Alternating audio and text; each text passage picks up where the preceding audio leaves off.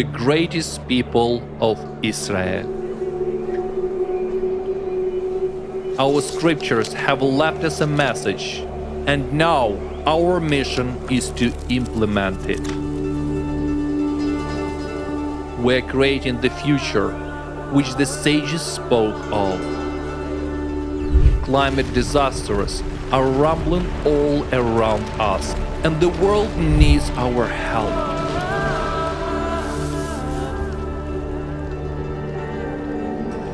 The time has come to open the doors to Mashiach and show him our love and respect. We invite you to join us at a landmark online conference, Global Crisis, the mission of the chosen people. The time has come. Together, we will illuminate with our presence and knowledge the path to the truth and prosperity. Let's come together to explore the depths of our scriptures, discuss key issues related to our unique role, and reveal the mysteries of the time in which we live. Our strength is in the unity of our nation. On June 4th at 6 p.m. Jerusalem time, on CreativeSociety.com website, join and watch the conference, and please invite your close ones and friends. Together, we will reveal the light of true wisdom and show that we, the people of Israel, are a source of hope and blessing to the whole world. Yashar Koach.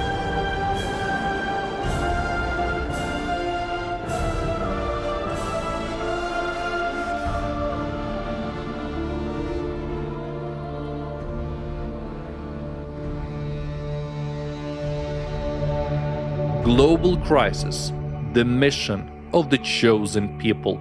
The time has come.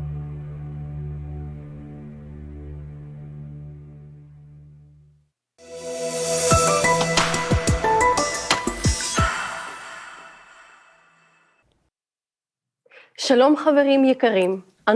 afternoon, dear friends. We welcome you at our conference, Global Crisis, the mission of the chosen people. The time has come. The idea to conduct this event came after watching the international online forum, Global Crisis, There is a Way Out, which was held on April 22, 2023, in more than 180 countries around the world. We were deeply impressed, if not shocked, by the information presented at the forum. Our world is indeed experiencing multiple crises which cannot be solved in a consumerist format of society. But the most important crisis for all mankind is the climate threat, which in the next few years could wipe out the entire human population on the planet. Since the people of Israel live on virtually every continent of the globe, we wondered how we could notify both our people and all the peoples of the earth of the global catastrophe as quickly as possible.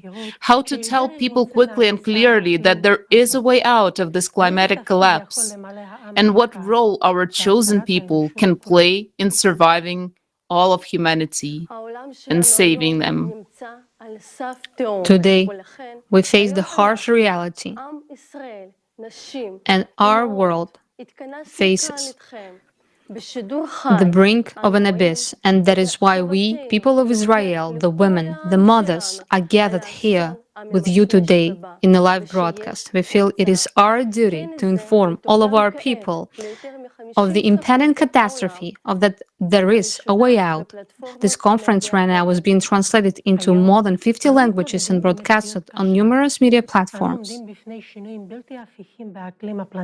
Today, we face the harsh reality of irreversible changes in our planet's climate.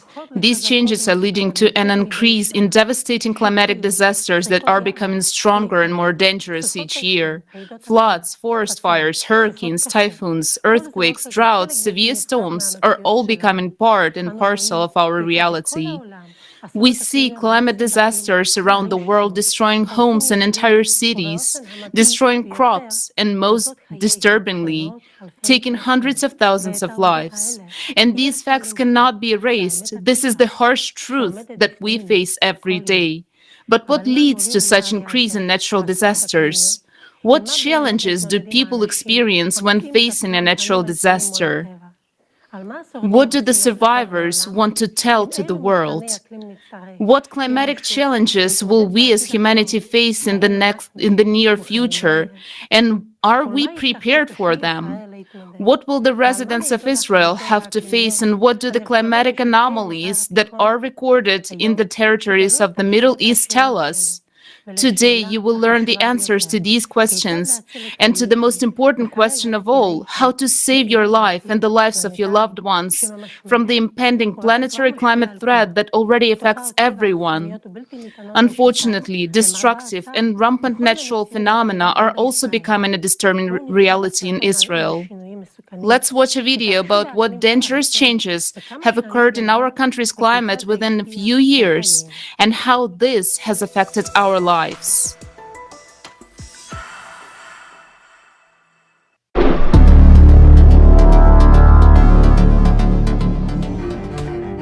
According to the Israel Meteorological Service, the number of extreme climate events in our country has increased dramatically since the 1990s. And in the last few years, the cataclysms have become even more anomalous and dangerous. Abnormal rainfall and flooding. Israel now sees an increase in the amount of intense rainfall when a lot of rain falls in a short period of time. According to Dr. Amir Gavati, the number of rainy days in Israel has decreased, but the rains themselves have intensified. With almost twice as much rain falling per minute, our country's drainage systems are not prepared for this, which results in floods. When such rains fall in desert areas, it can be a real disaster.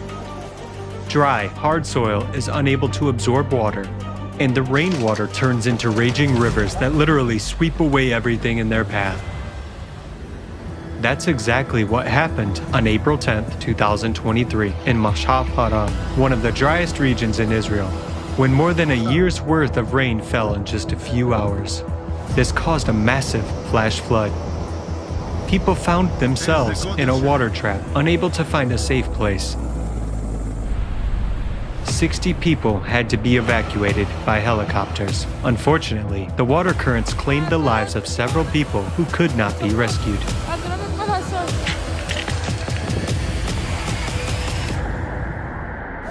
The frequency of intense rains is rapidly increasing, not only in Israel, but worldwide.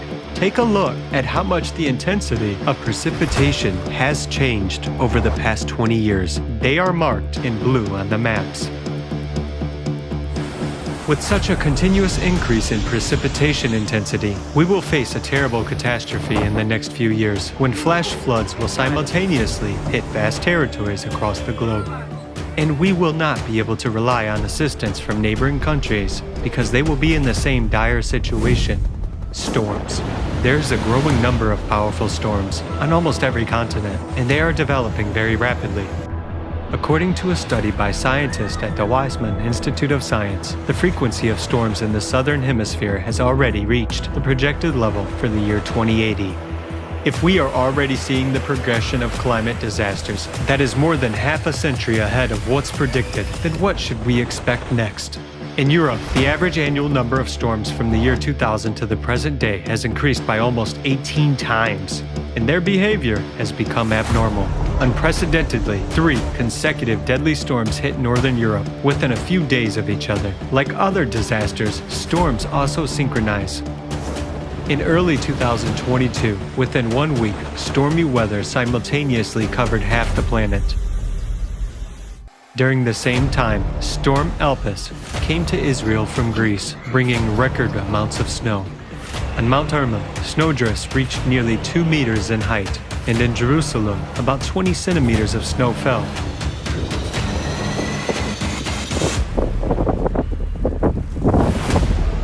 On February 6, 2023, the residents of Israel felt the echoes of the devastating earthquake that occurred in Turkey and Syria.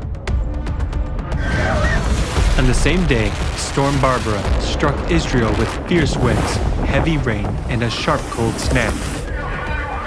According to eyewitnesses, torn down awnings flew down the street. The wind knocked people down and toppled trees, one after another, which fell on cars and electric wires.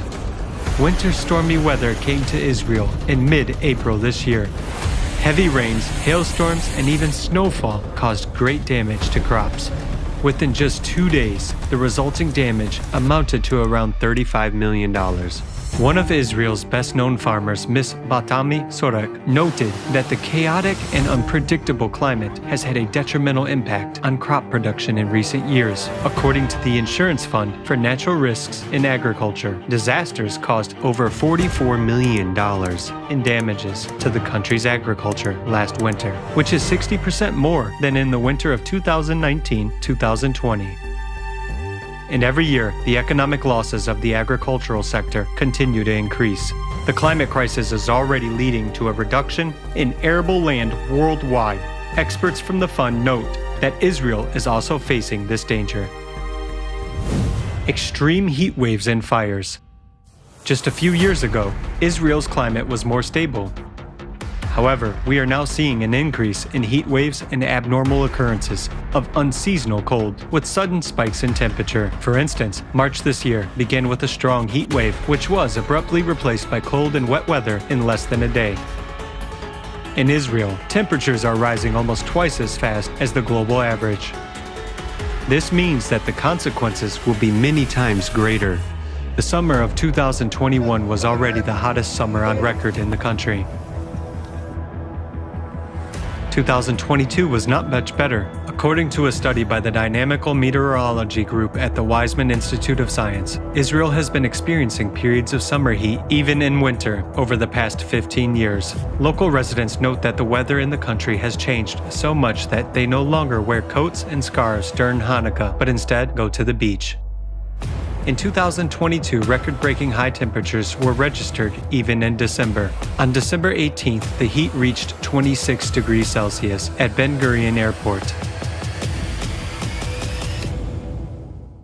The extreme heat, which is increasing year after year, has a significant impact on the economy, leading to strain on power grids, transportation issues, and causing severe damage to agriculture, which in turn results in rising food prices. Heat directly affects human health and lives.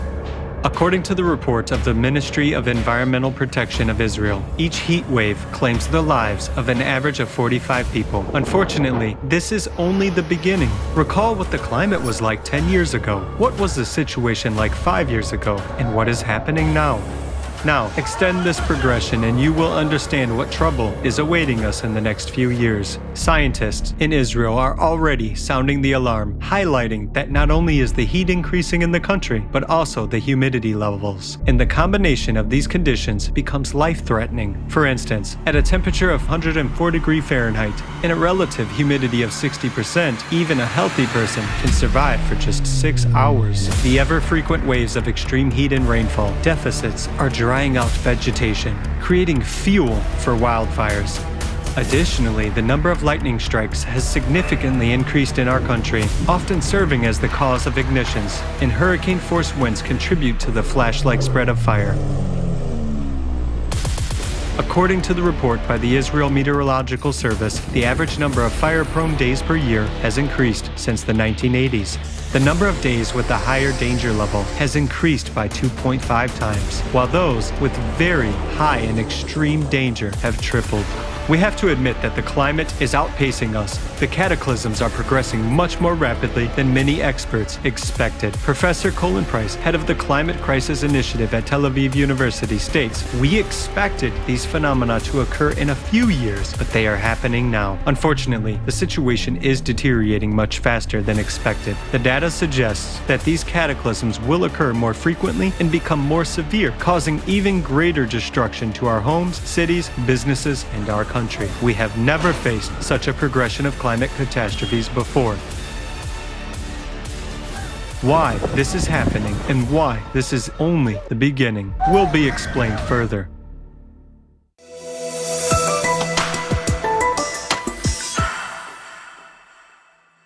We have now seen how the climate disasters are already destroying our country from inside, and we have to admit that this is just the beginning. This is just a hint of what we have yet to face, and unfortunately, we don't have to look for examples of large-scale disasters caused by the planet's climate change. Most recently, our neighbors, Turkey and Syria, were shaken by two terrible earthquakes. We, Israelis, have felt the bitterness and suffering of the people of these countries. So much destruction, so many deaths. This tragedy left a deep scar in our hearts. And it was a moment when something that unites us as human beings, our conscience, and our readiness to help one another, came to the fore. This tragedy made us rethink many things, and above all, realize the proximity and reality of danger. But of course, nothing compares to what the people who were there at the time of the earthquakes experienced, the survivors, the people who managed to get out and found the strength to live, although many of them lost many of their relatives and loved ones. Now, we would like to show you a documentary film about these terrible events in Turkey, in which the eyewitnesses describe what they have gone through. This film was created by volunteers of the Creative Society Project and presented at the international online forum Global Crisis. There is a Way Out, which has been translated into more than 150 languages.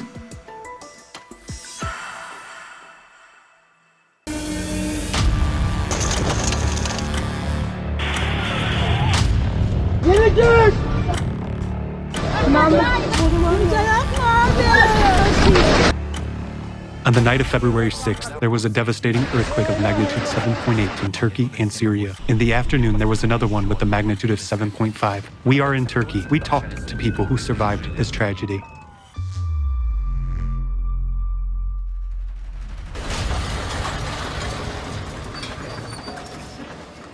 Everyone was living a normal life, making plans for tomorrow, getting the kids ready for school. None of them expected that, and in 2 minutes, everything was over. Total zero. You have to start your life all over again, and thank God if you're still alive, but for many people, life was over in an instant.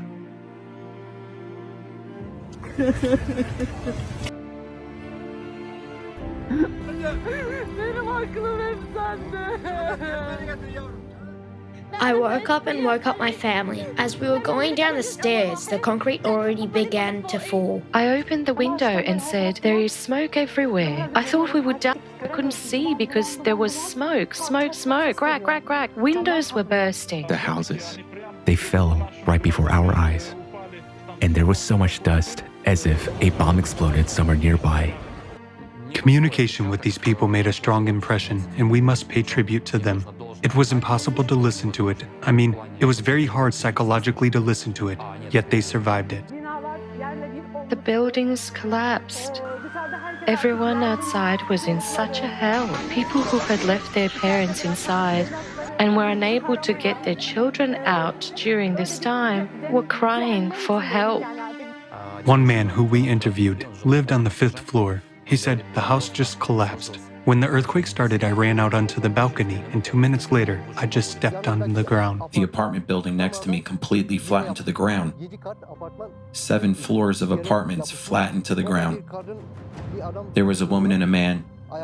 The woman was lying on the ground crying, "Give me my baby back." There was a girl. The girl was on the concrete on top of the ruins.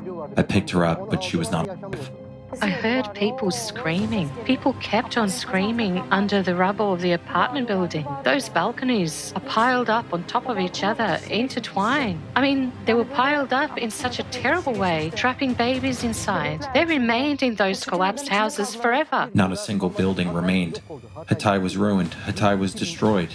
We had been searching everywhere for 2 days. There was no residents in any of the buildings. I've never seen such an earthquake in my life. I don't think there was a single person we talked to who didn't mention that someone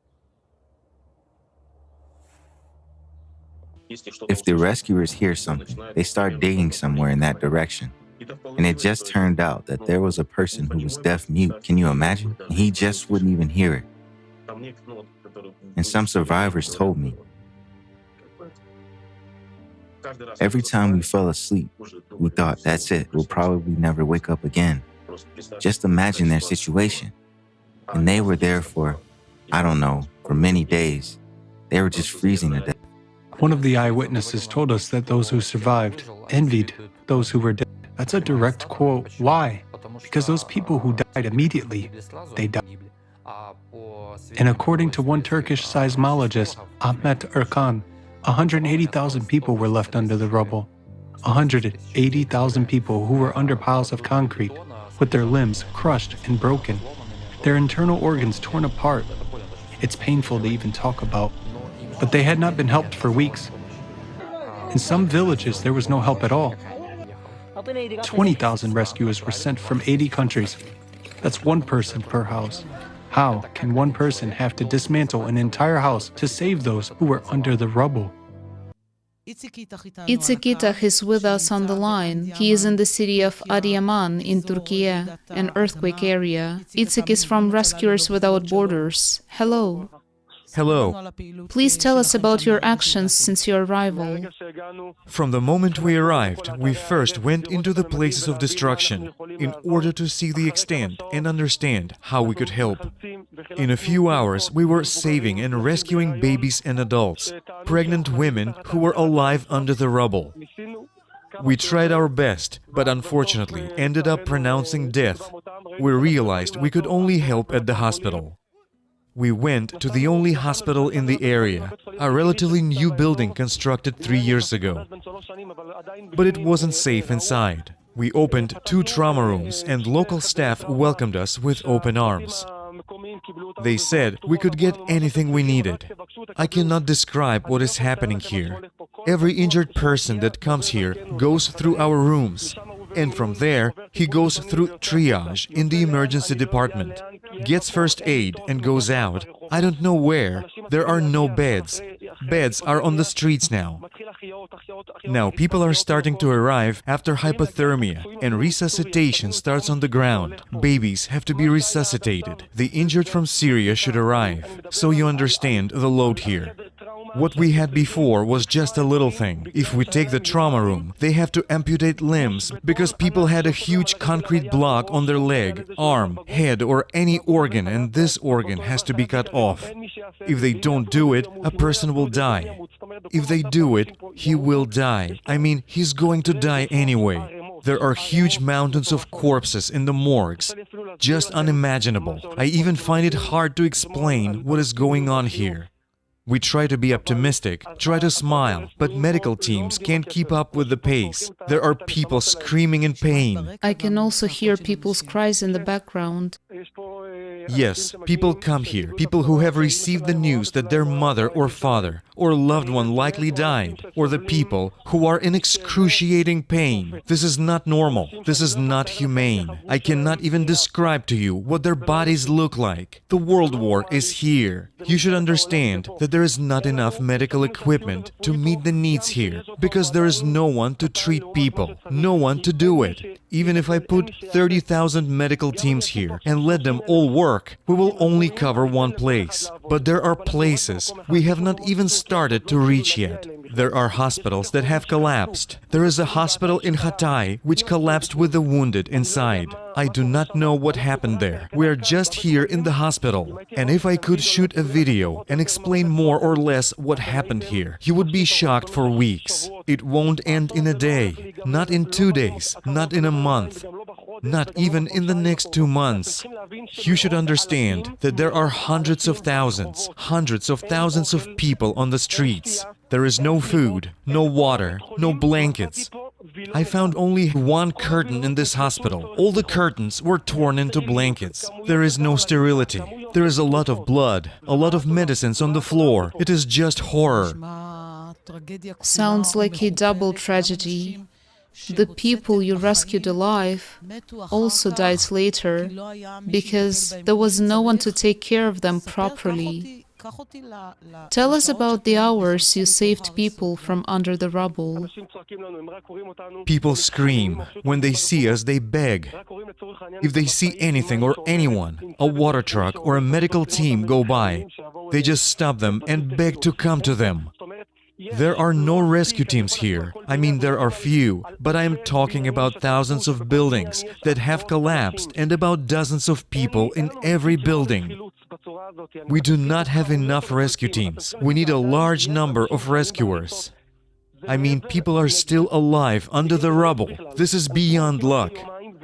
There are people who have been lying under the rubble for 2 or 3 days. We're trying to get in and rescue them. Every rescue doesn't take just 10 or 15 minutes, but it can last 2, 3, 4 hours, even a day or 2. And every rescuer is still managing to get people out alive.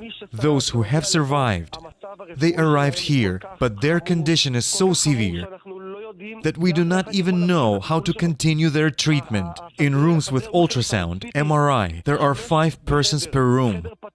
The room is open. We go in and out. I do a scan, but what to do with that scan? What should I do with a person who needs even a simple cast? There is no one who can do it. Little children that I hold in my arms and walk around the hospital with them, looking for beds, walking from bed to bed, just wandering around with them. It is the only first aid that we can actually provide. Try to imagine the biggest disaster that could happen. And this is just the beginning. There is a short circuit every half an hour, and the hospital stays without power for an hour. It's not normal. Itzik, I hear you, and I ask myself, how can we cope with this? How do you cope with this horror? How do you manage to help in these conditions? I'm a member of a rescue team. It's part of my job. Every day in Israel, we also train all the time. But all this training ends up, let's say, on the streets. There are tens of thousands injured. It's an insane number. We are talking about hundreds of thousands here. Just try to imagine Jerusalem. God forbid. Imagine that Jerusalem has collapsed. Take Jerusalem, multiplied by the number of people. And there is such a situation. The situation is so catastrophic that I cannot even describe it. We've just passed near one of the houses. There are 200 people still alive under those 2 buildings. They have been screaming for several days, but rescuers can't get to these people. There's not enough of them because several cities are in ruins. It took them 2 weeks to assess the needs.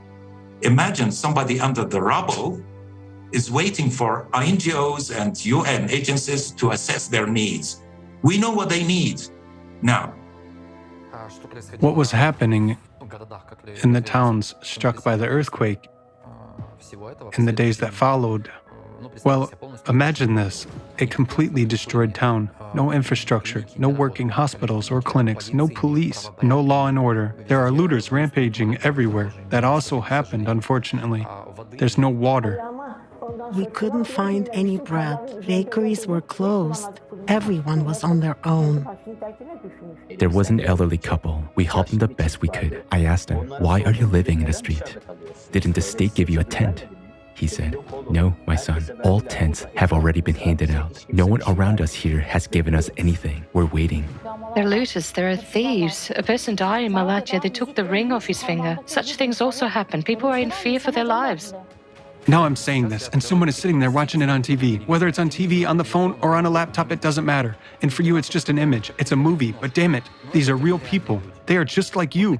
And if there are loved ones, relatives, friends near you, look to the left, look to the right, look them in the eyes. They are the same kind of people, and as long as you watch and think that this is just a YouTube video, just an image, it doesn't sink in. But when you talk to these people, you realize that every story you see on YouTube is a human life just like yours. That was simply abandoned to the mercy of fate. Abandoned by us. We, the survivors, abandoned them to the mercy of fate. Why? Because we don't build the creative society. Because we support the consumerist format. We don't do a damn thing. We're sitting and thinking that it won't affect us. They also sat and thought the same. Fires are burning everywhere.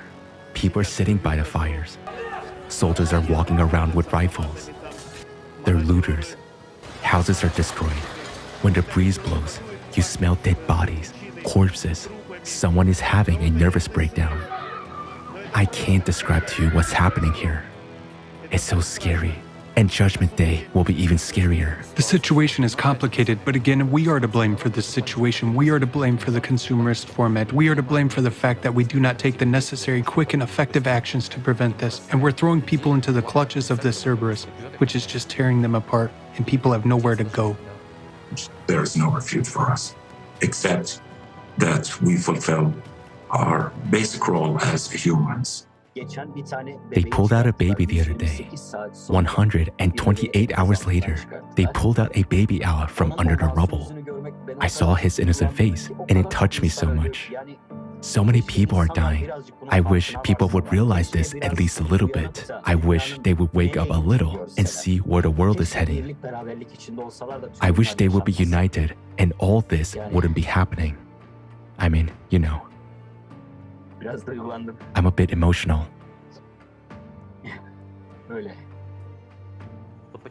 Why are people dying? Why are people dying from climate change? Because we don't know the truth. Because we don't know what affects the climate. And if we don't know what affects it, we don't know how catastrophic it is. And thus we can't oppose it with anything. Before the quake, I was working with Barry from the Creative Society.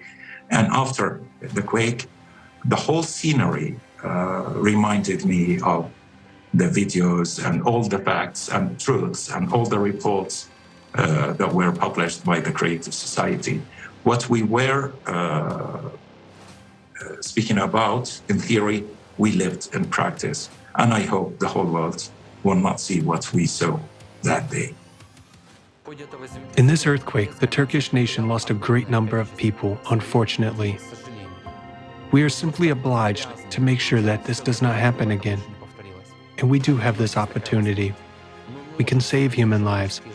But this is only possible in the Creative Society. Any person, if they are a human being, if they have at least an ounce of conscience and honor, they are obliged to join the participants of the Creative Society project and do everything in their power, make maximum efforts, maximum use of their capabilities in order to save the lives of those who are still alive and whom the Cerberus has not reached yet. And we must remember that his clutch is threatening each of us right this second, and where it will strike next time, we do not know.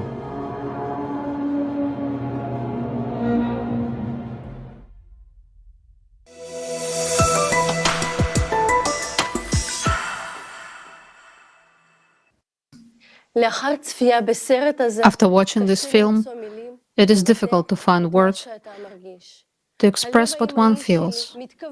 I'm a mother, and my heart shrinks with horror and grief, realizing that hundreds of thousands of lives were lost in this terrible catastrophe, and how many children's lives were lost, and the pain experienced by the people who lost their loved ones, their mothers, fathers, sisters, brothers, their children. What the survivors had to go through, escaping hunger, cold, looting, in fact surviving for the second time. It is simply unimaginable. It really begs the question, how do we, the civilized community, allow this to happen in our 21st century? Has the consumerist format turned us into animals? I want to believe that it hasn't. And thanks God that there are still rays of light that bring salvation and hope. The first rescuers to arrive on the scene of the tragedy in Turkey were the rescuers from Israel, because humanity knows no boundaries and conscience knows no prejudice. In the film about Turkey, you just heard an audio clip of an interview with a courageous Israeli rescuer from the scene. We were very impressed by his words, and the climate is scarier than war. We were able to contact him and record the interview specially for this conference. He was one of the first rescuers who immediately rushed to help people as soon as he heard about the disaster. It is an honor for us to introduce you to this man, Itzik Itach, Israel Rescue Commander at Rescuers Without Borders.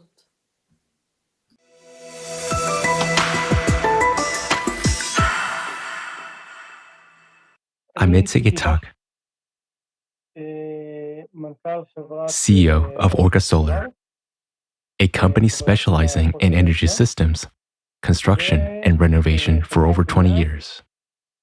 I'm also a volunteer of Rescuers Without Borders, which is part of Magen David Adom, ambulance service. I have a lot of experience in Israel because I'm actively engaged in all this every day.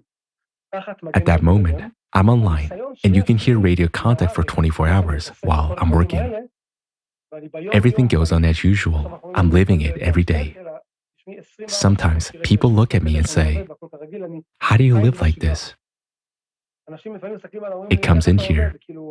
I can hear it well and continue talking to you, and then in the middle of it, I suddenly say, "Sorry, bye, I have to go."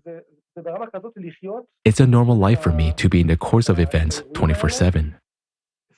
That morning, at 7 o'clock, I turned on my phone and got lots of messages. I said to myself, "What's wrong?" And then I saw, "Itzik, good morning, Turkey." I didn't understand at once what they wanted. Send a copy of your ID immediately, a copy of your passport. You're going to have a flight now. At that moment, I realized that a disaster had happened.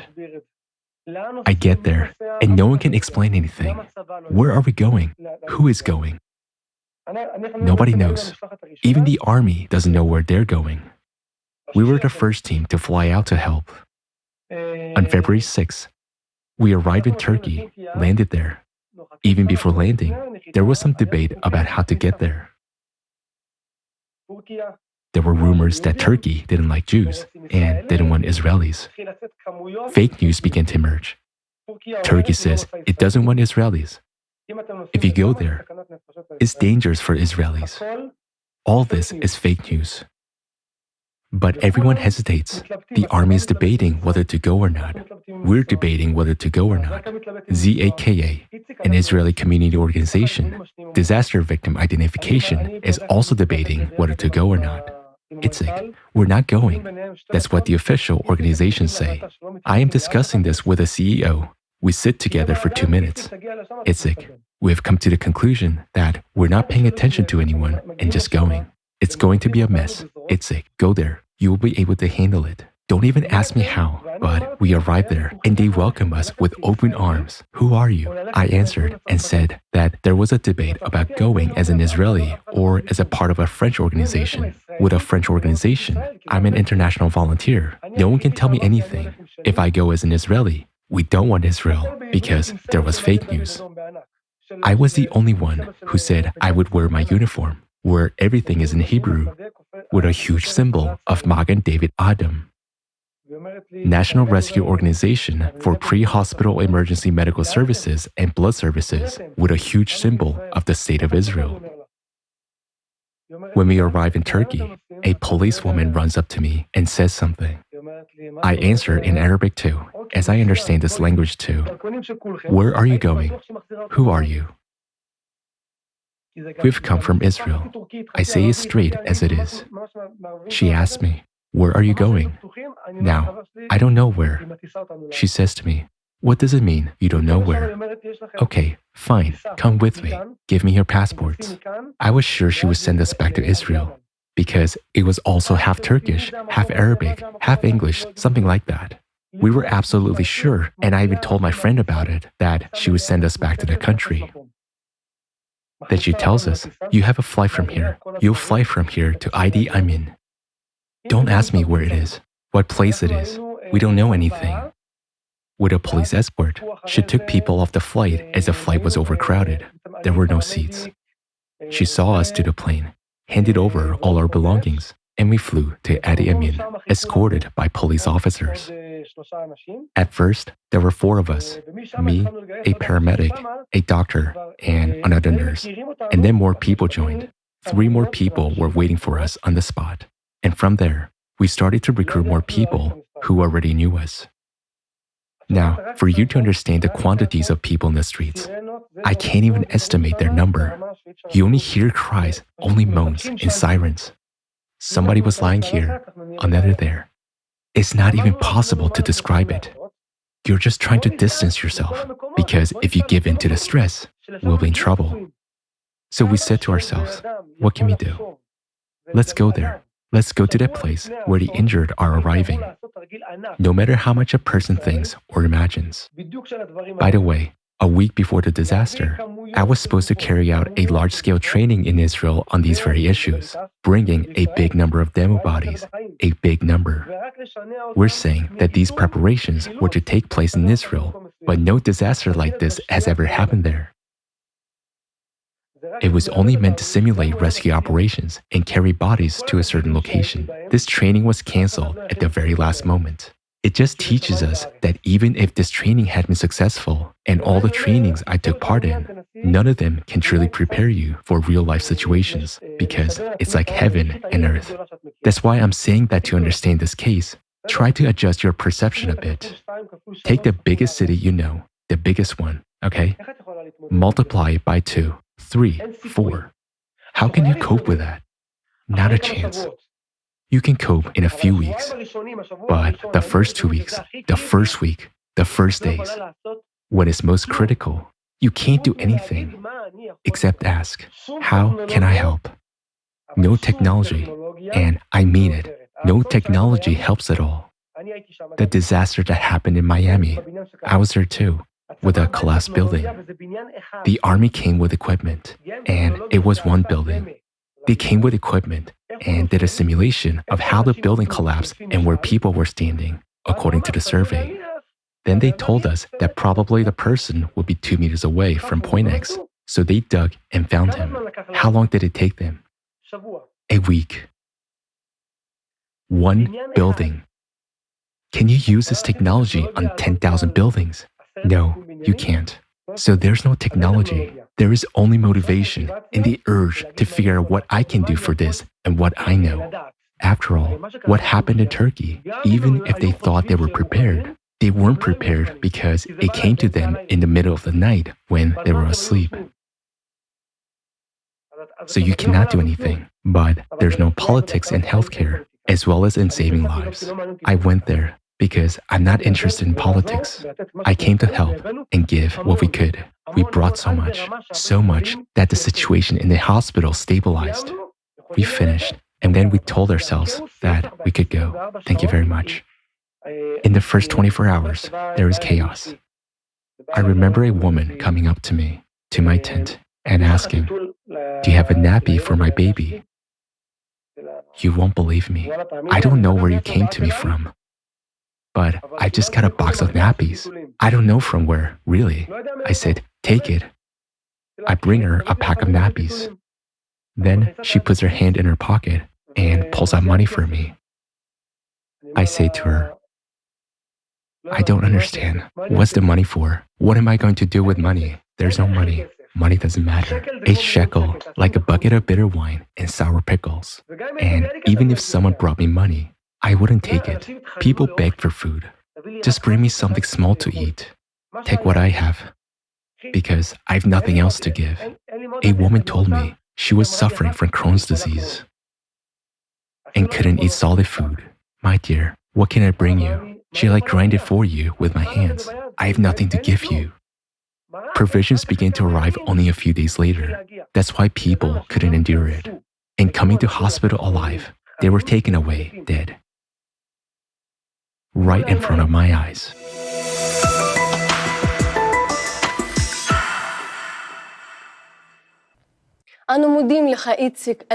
We thank the esteemed Mr. Itzik Itach for his sincerity, honesty, and courage.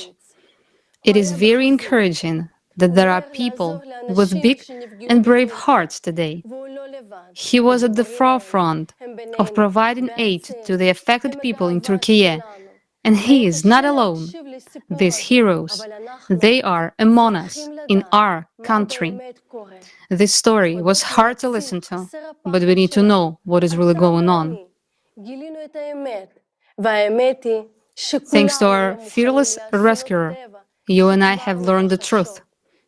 And the truth is that we are not prepared for the cataclysms that are already happening, let alone those that are coming. Here is the truth: one rescuer per destroyed house, medics who cry as they save lives, people dying under the rubble or starving to death in hospitals, and machinery that is not there. Here's the truth: We don't have the technical capacity or the manpower to save the most important thing, people's life, our lives. Our society is completely unprepared for disasters of this scale. And given that the force of catastrophe will only increase, what kind of preparedness can we talk about at all? But you know, what is terrifying is the fact that within just 2 minutes of the earthquake, thousands of people were killed and whole cities were instantly destroyed. And this can happen anywhere in the world at any moment, and unfortunately, in our country as well. Even now, you can see on the internet that our country is absolutely unprepared for climatic shocks. Our country is just not ready for such earthquakes. And the mass media don't talk about the real causes of these disasters. But knowing the cause, you can change the future and avoid the consequences. So today, we are going to study with you the truth about true causes of climate change on the planet. Let's find out the reasons for the current catastrophes. Isn't this all happening in our country too? We have now seen what monstrous phenomena climate disasters lead us to. There are hundreds of thousands of broken lives, and even worse, tens of thousands of deaths. And we hear people calling for telling the truth about climate, not to be silent, because people's lives depend on it. The sooner we know, firstly, the truth about the real climate threats on our planet, and then secondly, the ways to eliminate these threats, the more lives we can save. With great respect,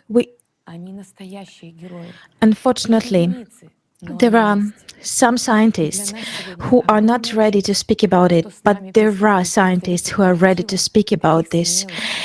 And we are presenting the scientists who are inspiring all the rest because they are ready to speak about the climatic situations. With great respect, we introduce to you Elizaveta Kromova. Ms. Kromova is a geologist and geophysicist. She received a master's degree in geology at Lomonosov Moscow State University.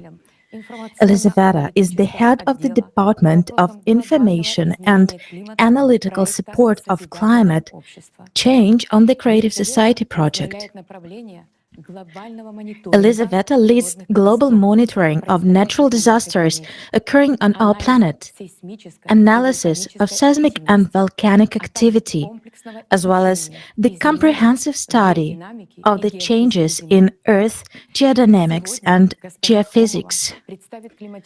Today, Ms. Kromova will present a climate report that sheds light on what is really happening on the Earth today. We will also learn what climate catastrophes threaten Israel and its inhabitants in the near future. Good afternoon, dear organizers and participants of the conference. First of all, I would like to thank you for the invitation.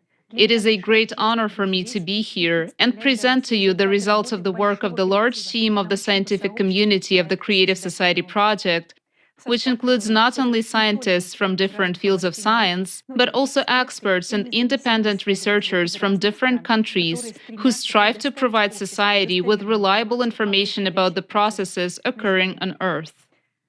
I will now bring to your attention brief summaries of the climate reports presented at the international forums Global Crisis, Our Survival is in Unity, and Global Crisis, There is a Way Out, which have been interpreted into 150 languages. If you would like more detailed information from the reports, we recommend that you watch the forums.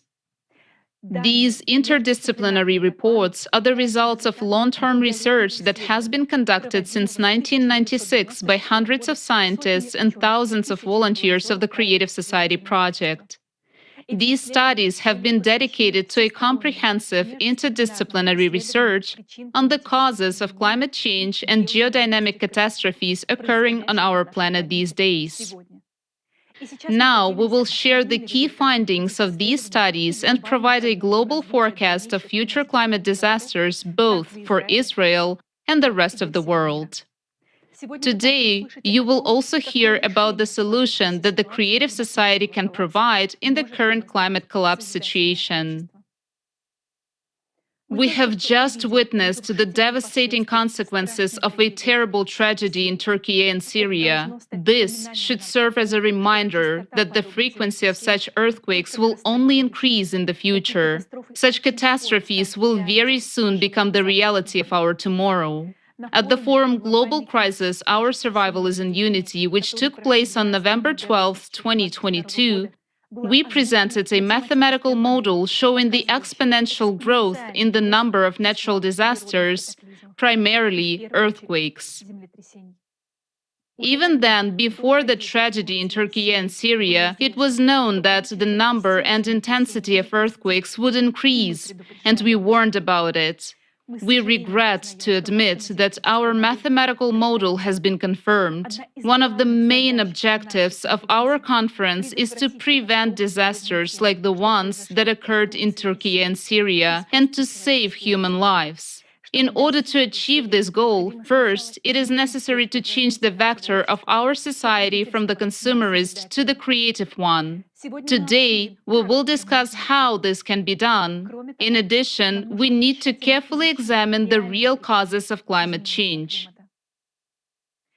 Now, you will hear unique and exclusive information that we will announce for the first time regarding the abnormal phenomena that have started to occur in the territory of Israel and the entire Middle East, which have received little attention, and the danger posed by these phenomena to the people living in this territory and the world as a whole. We are deeply concerned about the fact that the number of karst sinkholes in the Dead Sea region in Israel has been rapidly increasing over the past decades. You might have heard opinions suggesting that the growth of these sinkholes is due to improper construction or agricultural activities. However, to our great regret, the causes are completely different. Let's take a closer look at the data regarding the increase in the number of sinkholes. Dr. Gideon Bayer of the Geological Survey of Israel notes that in the 1990s, several dozen karst sinkholes would appear in the Dead Sea region each year, but now they are forming in the hundreds. Moreover, some of these sinkholes are so huge that even two-story buildings could fit in there. While in the past, the term sinkhole was associated only with the territory of the Judean Desert and the Dead Sea, in recent years, karst sinkholes have begun to appear in the central regions of the country as well. However, just 50 years ago, not a single sinkhole was discovered, whereas today, Israel is witnessing an exponential increase in their number, which already exceeds 8,000 sinkholes in total. Look at this graph and note its exponential growth. You will now understand why we are so concerned about this fact. Over the last decade, huge sinkholes and cavities have been suddenly appearing in many regions of the world. Sinkholes and cavities have also been forming in Turkey long before the catastrophic earthquakes that occurred earlier this year. The largest number of new sinkholes in Turkey was recorded in 2021, just a year before the tragic earthquakes. But why did it happen precisely in 2021, and why do we consider it terrible news for all people living in the Middle East region, including Israel? The mathematical model presented at the forum Global Crisis, Our Survival is in Unity demonstrated that just like the number of karst sinkholes in Israel, the number of earthquakes worldwide is also increasing exponentially. This is not a mere coincidence. These phenomena share a common nature. Look at these two graphs. Pay attention to the fact that the increase in the number of karst sinkholes was documented after 1995. This is a very significant date, and we will talk about it more than once today. Take a look. Since 1995, the number of earthquakes along the boundaries of tectonic plates on the ocean floor, specifically along mid-ocean ridges, also started to increase. These zones are marked in red on the map. In 1995, an unprecedented increase in the number of deep focus earthquakes began as well. These are very specific types of earthquakes. They occur in the mantle at depths ranging from 300 to 700 kilometers, whereas regular earthquakes usually occur at depths of 5 to 80 kilometers, where the Earth's crust is more brittle and fractured. When deep focus earthquakes were first discovered, researchers were puzzled because the mantle is a ductile medium and there is nothing that could break in it. However, since 1995, the number of earthquakes at depths exceeding 500 kilometers has increased dramatically and is now also increasing exponentially. According to the ISC database, the number of deep focus earthquakes has increased fivefold over the past 28 years, as you can see in the graph. An alarming observation is that the majority of the deep focus earthquakes in 2021 occurred beneath the Middle East. According to the ISC data, as of April 3, 2023, there occurred 190 earthquakes at depths of 700 kilometers and greater in this region in 2021, compared to only 70 in the rest of the world. In our opinion, it was these deep focus earthquakes in 2021 that served as a catalyst for a series of tragic earthquakes that occurred in Turkey and Syria on February 6, 2023. The series of deep focus earthquakes in 2021 caused the Anatolian plate to break apart, which is why over 2,000 sinkholes emerged in Turkey in 2021. Currently, such sinkholes and collapses are appearing not only in Turkey, but throughout the entire Middle Eastern region. The entire region, including Israel, is now in great danger. A bit later, you will learn why deep focus earthquakes became the cause of the formation of karst sinkholes. The increase in seismic activity and in the number of karst sinkholes is not the only sign of an impending catastrophe. We will discuss the others shortly. Some people think that there are records of increased seismic activity is related to the number of seismic sensors. Elizabeth, could you comment on that? Indeed, this is a very common misconception. Contrary to this belief, the observed increase in seismic activity worldwide over the past 30 years cannot be explained by the increase in the number of seismic sensors on the planet. Take a look at the graph. The black dots, which form almost continuous lines, indicate the continuous recording of seismic events across the entire planet. This indicates a high density of the observation network. Since 1973, a sufficient number of seismic stations have been installed worldwide to record all earthquakes of magnitude 4 or higher anywhere on the planet. Another significant factor is that the increase in seismic activity, both inland and on the ocean floor, and even in the Earth's interior at a depth of more than 500 kilometers, began in 1995. These data were obtained through different methods from various sources, but independently. They indicate the same process. In 1995, there were also global changes in other processes on Earth. For example, in 1995, there began a drastic acceleration in the drift of the North Magnetic Pole, which increased its speed by 3.5 times. Its drifting accelerated from 15 kilometers per year to 55 kilometers per year. Changes in the Earth's magnetic field indicate changes in its core, as the magnetic field is generated by a dynamo mechanism within the planet's core. Along with the shift of the magnetic pole in 1995, the planet's rotation axis sharply changed its direction and started moving 17 times faster than before. These changes resulted in a shift in the trajectory of the Earth's axis of rotation, as shown in the graph on the right.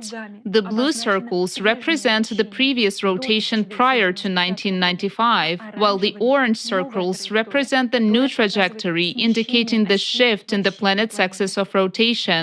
This indicates a complete imbalance in the entire system. Since 1995, we have been witnessing one of the stages of an unprecedented acceleration of our planet's rotation. This acceleration occurs in a leap-like manner. The planet accelerates rapidly, then slows down slightly, and each subsequent leap brings even greater acceleration.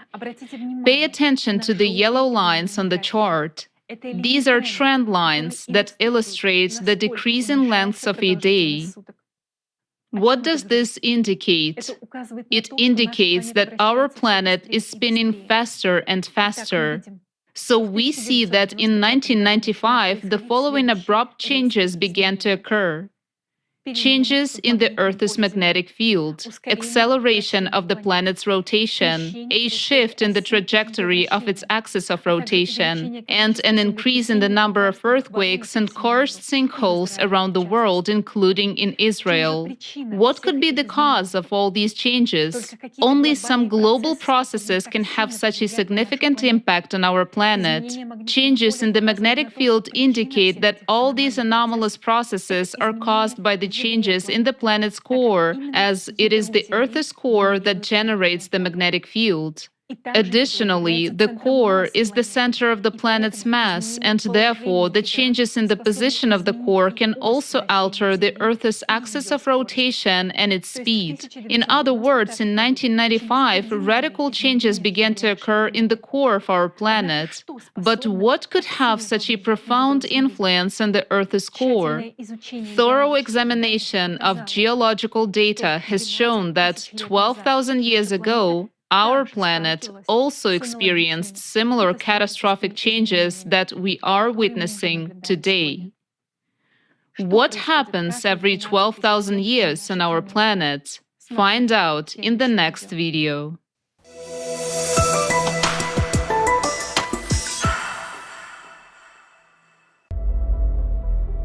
Changes similar to what we now see occurred before the peak of the crushing disaster just about 12,000 years ago. Those events are called the Alared Oscillation and the Younger Dryas glaciation that followed. 12,800 years ago, global temperatures rose as much as 15 degrees Celsius within just a few years. Most of the ice sheets suddenly melted, and the Earth emerged from a full ice age. At that time, there were extreme floods and other natural disasters, along with an intense sea level rise. The Gulf Stream stopped at that time, just as it is happening nowadays. Scientists from the University of Kansas have proven that about 12,800 years ago, there was a giant fire on Earth that covered a tenth of the entire planet's surface. Other researchers have also found that large fires raged in Siberia 12,000 years ago. Similarly, nowadays there are more and more large-scale fires that cannot be extinguished. Based on an analysis of satellite images, scientists have discovered that 10 to 13,000 years ago, the largest known dunes formed in the Sahara Desert and other regions, indicating the enormous strength of winds during the Younger Dryas. A short-term intensification of winds during that period has also been documented from Greenland ice cores data and research in Alaska. Nowadays, the same phenomena are happening on Earth as during the Younger Dryas. We see winds, hurricanes, typhoons, and tornadoes intensifying and destroying entire cities, razing them to the ground. Right at the cycle change 12,000 years ago, there was a very intensive seismic activity.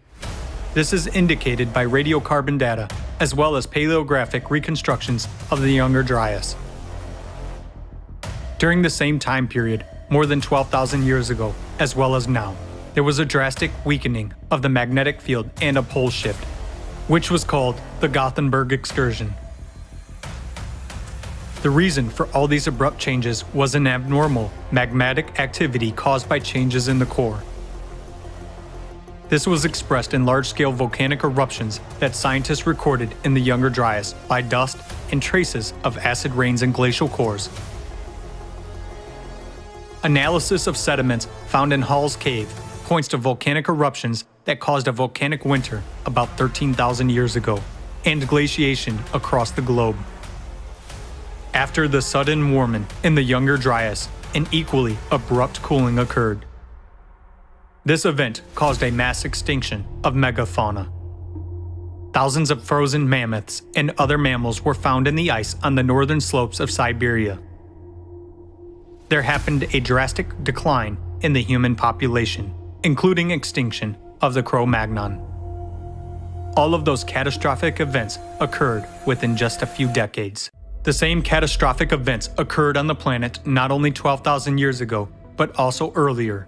Taking into account errors in dating, this cycle is very well traced in the geological data. Catastrophists among scientists wrote about it independently of each other in their books and works. Vladimir Bubnenkov, Vitaly Bushyev, Alexander Baturin, Igor Kopolov, Nikolai Petrov, Maynard White, Douglas Vogt, and many other scientists have come to understand the cyclicity of global cataclysms on Earth with a period of approximately 12,000 years. In geology, paleontology, and archaeology, there is numerous evidence of past disasters of this cycle.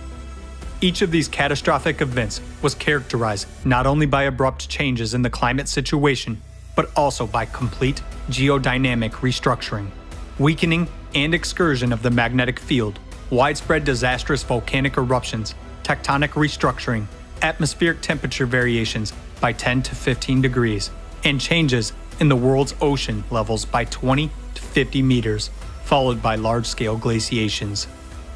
Since every cycle is accompanied by a change in the magnetic field and powerful volcanic eruptions, it clearly indicates that the cycle is associated with changes in the planet's core, just as it is happening now. We are entering the active phase of the cataclysmic cycle.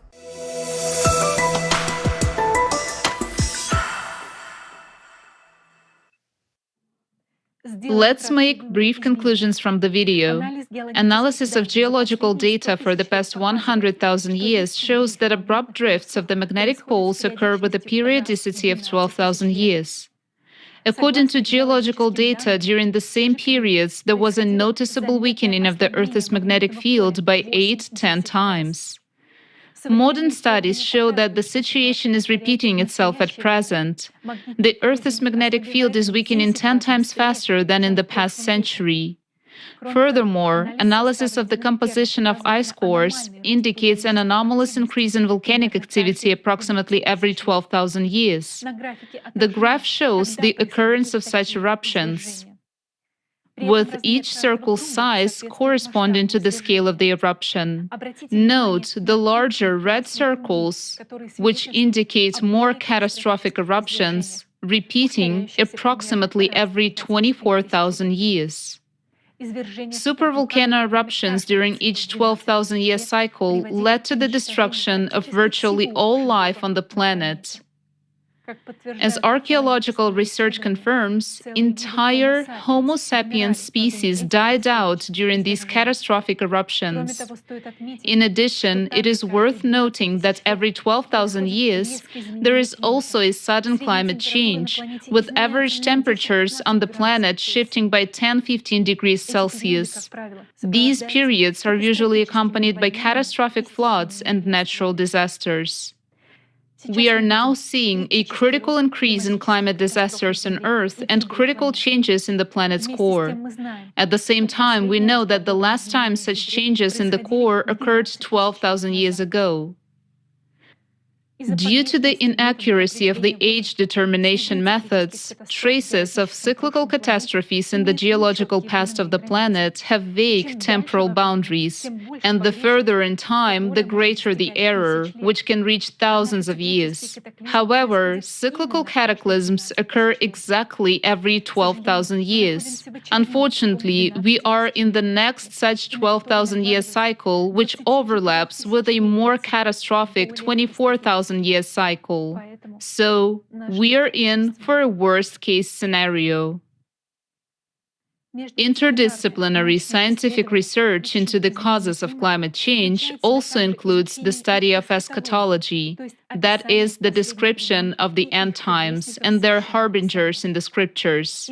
And our research team discovered that the Bible contains the prophecies of the prophet Ezra, who, according to the translations of the second book of Esdras of the Old Testament, spoke of a cycle equal to 12,000 years. These words of the prophet Ezra state, "The world is no longer young, it is rapidly approaching old age. The whole history of the world is divided into 12 periods, and the 10th period has already arrived, and it is half over. Only 2.5 parts remain. So set your house in order, warn your people. You have seen many evil things already, but far worse things are about to happen. As the world grows older and weaker, the evils that will come upon its people will multiply. Truth will depart and falsehood will draw ever nearer. The eagle you saw in your vision is just about to arrive." Here, Ezra clearly says that the age is divided into 12 parts, and by his time, 9,500 years had already passed, after which the most severe cataclysms would follow. Ezra lived about 500 years before the birth of Jesus Christ, that is 2,500 years ago, and according to his prophecy, that is exactly how much time remained until the age would grow old. In other words, in this prophecy preserved in the second book of Esdras of the Old Testament, it is specifically mentioned that the end of the 12,000-year cycle will fall on our times, and terrible calamities await us. According to the tradition of Judaism, the fact that cyclical cataclysms occur exactly once every 12,000 years is by no means a coincidence. The knowledge that the number 12 is associated with cycle of renewal is deeply preserved in Jewish lore.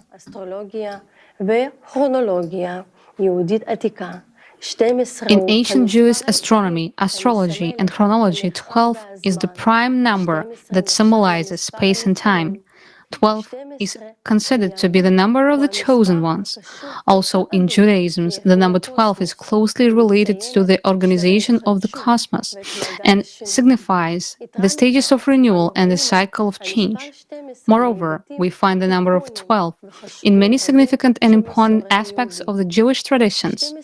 The 12 knees of Israel, from which all the Jewish people descended, the 12 fruits of the tree of life, the 12 gates of the heavenly city, the 12 chapters of each book of the Torah, the 12 jewels in the chestplates of Aaron, the high priest, and therefore, in the traditional garment of the Kohen, the Star of David with 12 corners.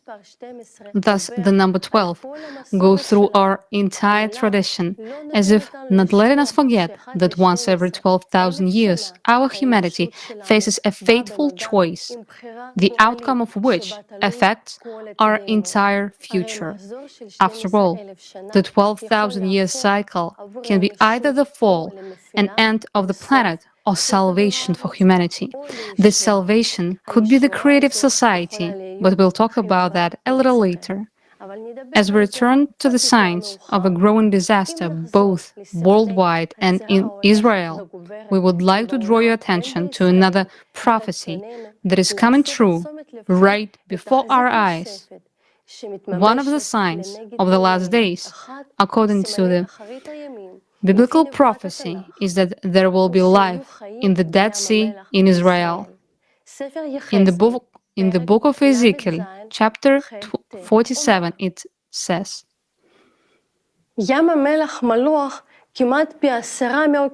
"The Dead Sea is nearly 10 times saltier than the ocean. Nothing survives in such a hyper-salting environment, and yet in 2016, Breaking Israel News reported that for the first time, freshwater ponds teeming with fish and wildlife appears on the shores of the Dead Sea.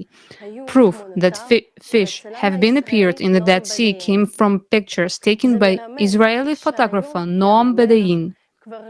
This suggests that today the Dead Sea is no longer completely dead, confirming Ezekiel's biblical prophecy of the last days. Many interpret that this prediction came true. This is a good sign, but is it? Elizabeth, how can appearance of life in the Dead Sea can be explained scientifically? As for the causes for these freshwater bodies to appear, there is nothing positive about them, and now you will understand why. Fresh water has started to erode and, in a very short time, to form new karst sinkholes in the salt deposits on the shores of the Dead Sea due to changes in the groundwater level. In 2011, a team of researchers from Ben Gurion University of the Negev sent divers to the bottom of the Dead Sea. The researchers have discovered huge craters on the seabed from which fresh water is flowing. These sources of fresh water are causing erosion and the formation of sinkholes, but why did they appear? Global temperatures are rising across the planet, but what is alarming for Israel is the fact that the temperatures there are increasing at a rate almost twice the global average. Deserts cover 2/3 of its territory, and the amount of rainfall in the region has been declining in recent decades.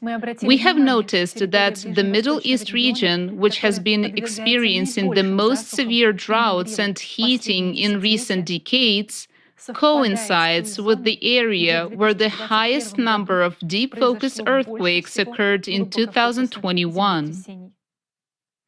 Take a look at the precipitation and heat map.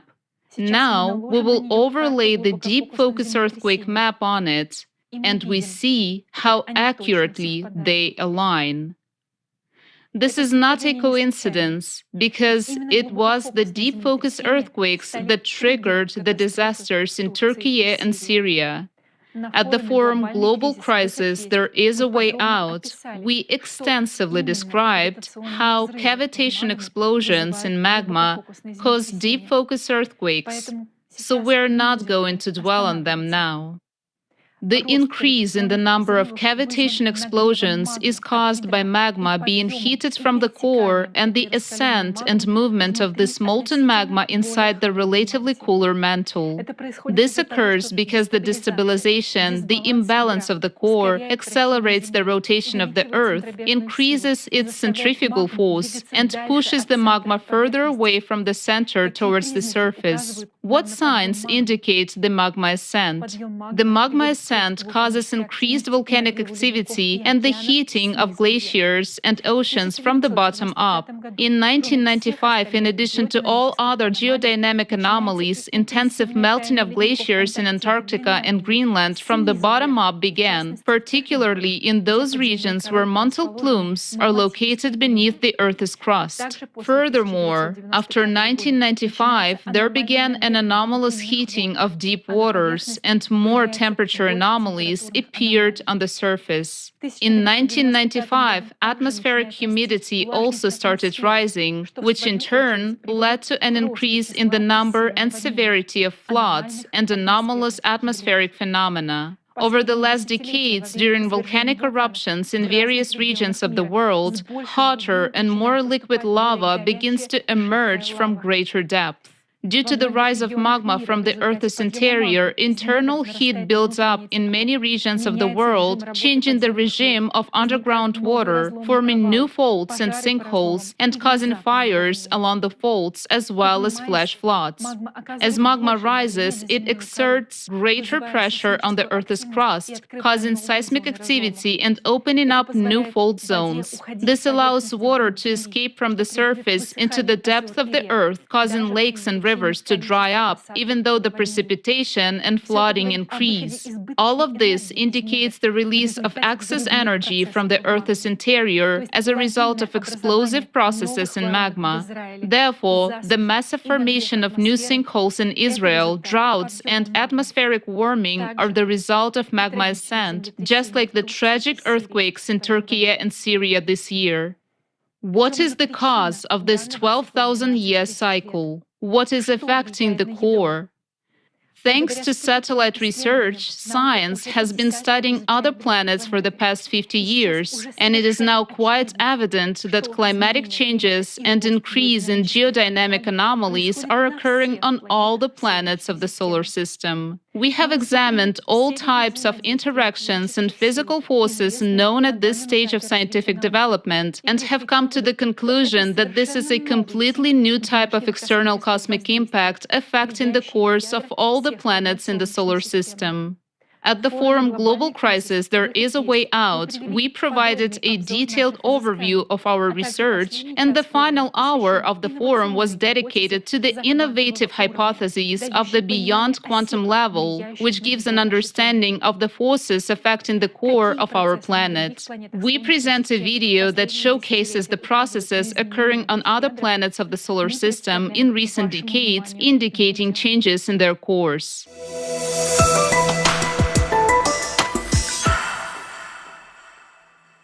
During the 12,000-year cycle, an external cosmic impact reaches the cores of all planets in the solar system. On Earth, this leads to abnormal heating of magma and its rise, resulting in increased volcanic and seismic activity, abnormal heating of the Earth's crust, as well as glaciers and permafrost melting from below. Is it currently possible to detect any increase in internal heat and tectonic activity on other planets, provided external cosmic impact is spreading to all planets? Mercury. Satellite data from the MESSENGER probe has shown that 19 tectonic-related terrain changes formed on Mercury between 2011 and 2015. The planet's core is responsible for internal activity. Previously, Mercury's core was believed to be inactive. The new tectonic changes are concentrated predominantly in the northern hemisphere.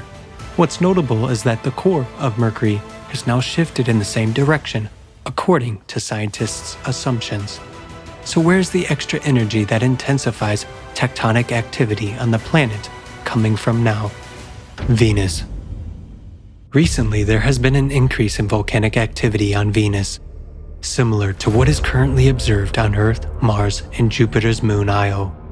37 volcanic structures have been discovered on the planet's surface, with plumes observed within them. Their activity was detected in 2020.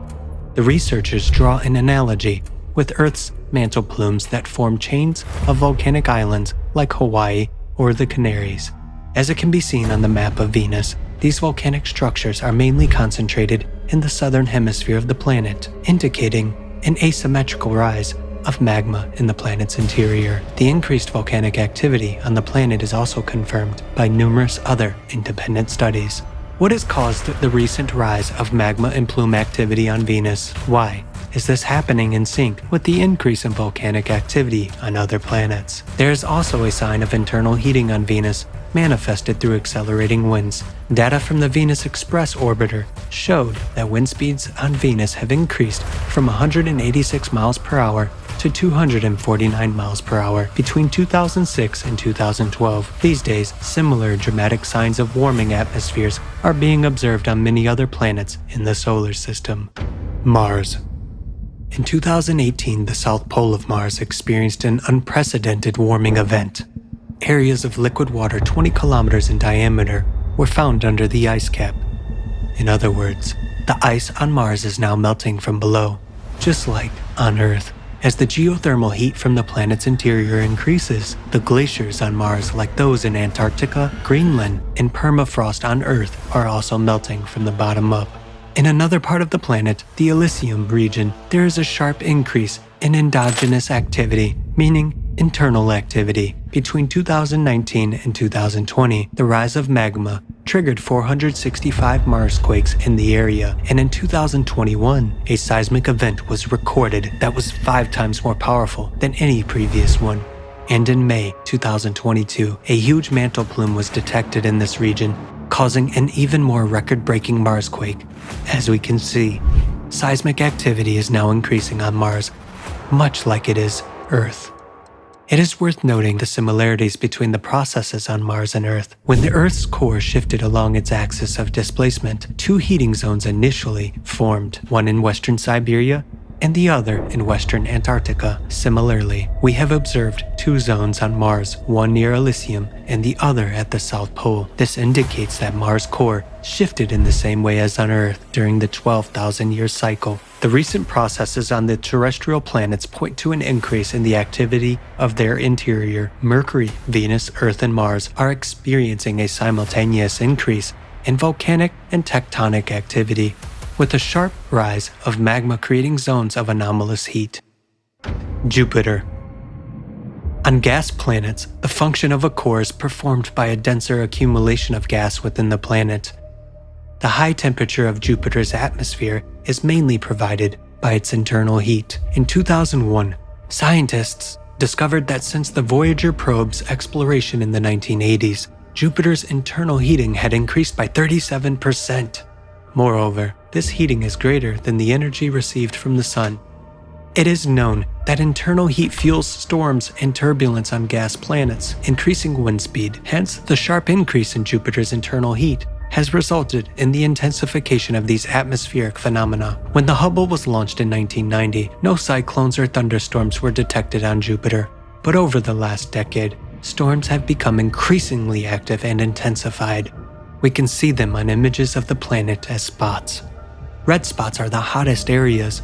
Since they started appearing, it means that there is more internal heat. Between 2005 and 2006, another massive red spot was formed on Jupiter for the first time.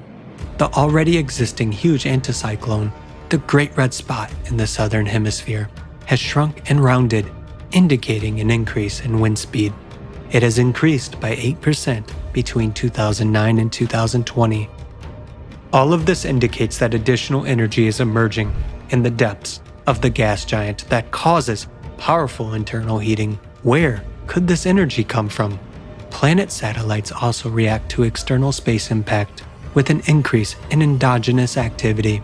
On Jupiter's moon Io, in the northern hemisphere, the most powerful volcanic eruptions have been occurring over the past 5 years. On another of Jupiter's moons, Europa, in 2013, scientists discovered that the ocean at the equator was warming from below. Subsequently, the satellite's interior heated up so much that in November 2019, NASA's research group detected water vapor above Europa's surface. It is noteworthy that the moon Europa started heating up on the side that does not receive heat from the sun. Conversely, the coldest area was found on the sunny side. In other words, the appearance of zones of anomalous heating on Europa cannot be attributed to solar energy. They can only be explained by an increase in internal heat. Saturn. Internal heating on Saturn is known to be the main driver of storms, as it is on Jupiter. Between 2007 and 2010, a chain of 23 to 26 dark spots was discovered, which were interpreted as areas with high heat emission. In 2010, the so-called Great White Storm formed abnormally early in the northern latitudes of Saturn.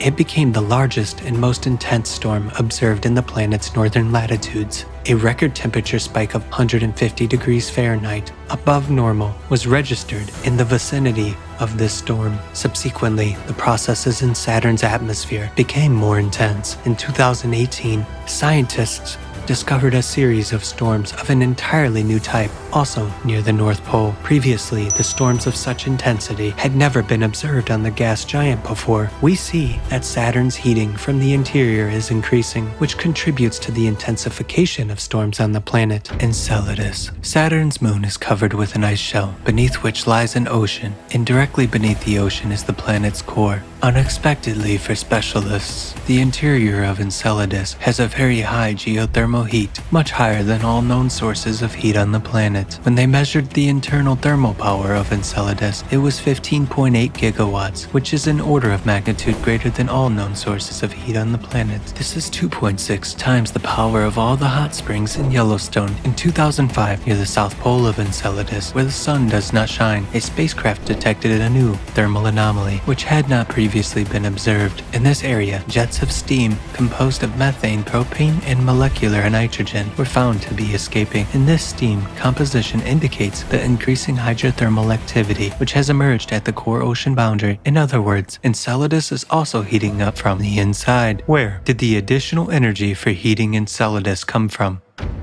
Uranus. It is believed that Uranus is warmed by solar energy only, which determines the planet's weather patterns. However, in 2014, when Uranus began to move away from the Sun, solar energy was almost non-existent in its northern hemisphere, and extreme storm activity was detected in that region. This means this activity on Uranus must have been triggered by recent internal warming processes. Neptune. Neptune is experiencing dramatic temperature anomalies. Although it has been summer on Neptune since 2005, data showed that most of the planet had been gradually cooling into 2018. However, between 2018 and 2020, stratospheric temperatures at the South Pole have risen sharply by 11 degrees. Such a rapid pole warming vortex surprised astronomers since it had never been seen before. They could not determine the cause of these fluctuations. However, it is apparent that additional energy appeared in the system which may have caused such temperature anomalies. Pluto.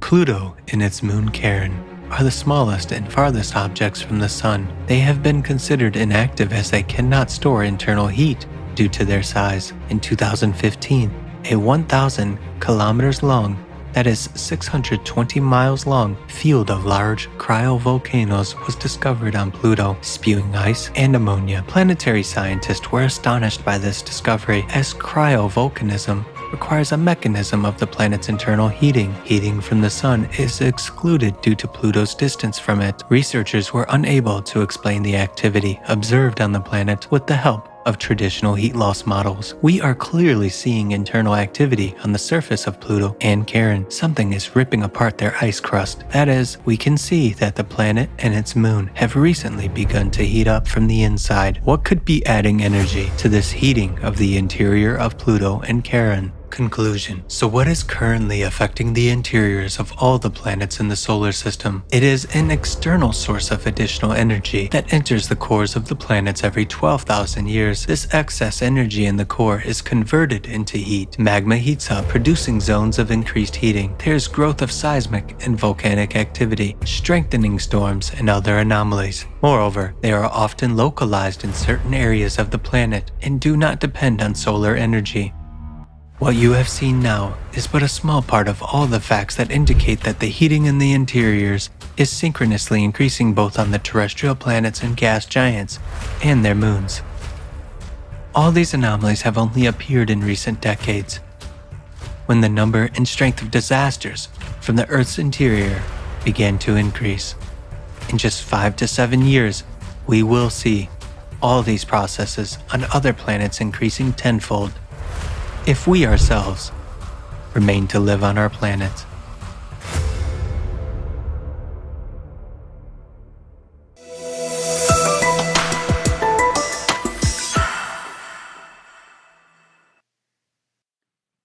Since similar anomalies are observed on other planets, it can be assumed that our solar system is affected by some external energy factor. Let's call it external cosmic impact. It increases the energy in the cores, causing the planet's interior to heat up, thereby provoking climate change. I would also like to note that even though it may seem that changes in the core of the planet do not yet lead to a huge tragedy, unfortunately, we have to admit that this is already happening. And here's why. Just as in past cycles of 12,000 years, nowadays the Earth's magnetic field has weakened as well. By 2015, the magnetic field had weakened by 15% of normal and continues to weaken ever since. This makes us more vulnerable to cosmic radiation. It leads to an increase in cancer, viral, and other diseases.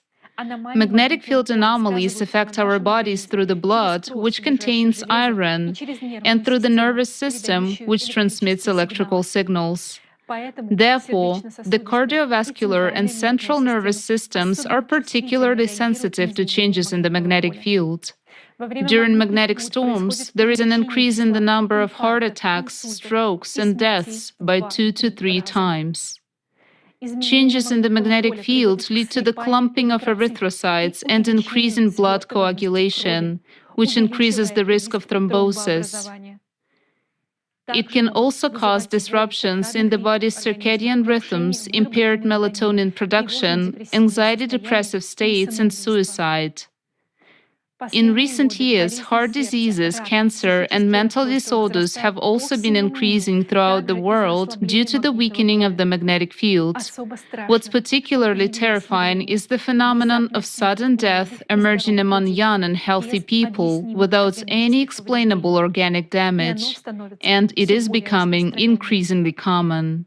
Sudden death appeared due to changes in the Earth's core, accompanied by the emergence of local magnetic field anomalies that may cause the human body to abruptly cease functioning, much like electric appliances that burn out when exposed to a powerful magnetic field.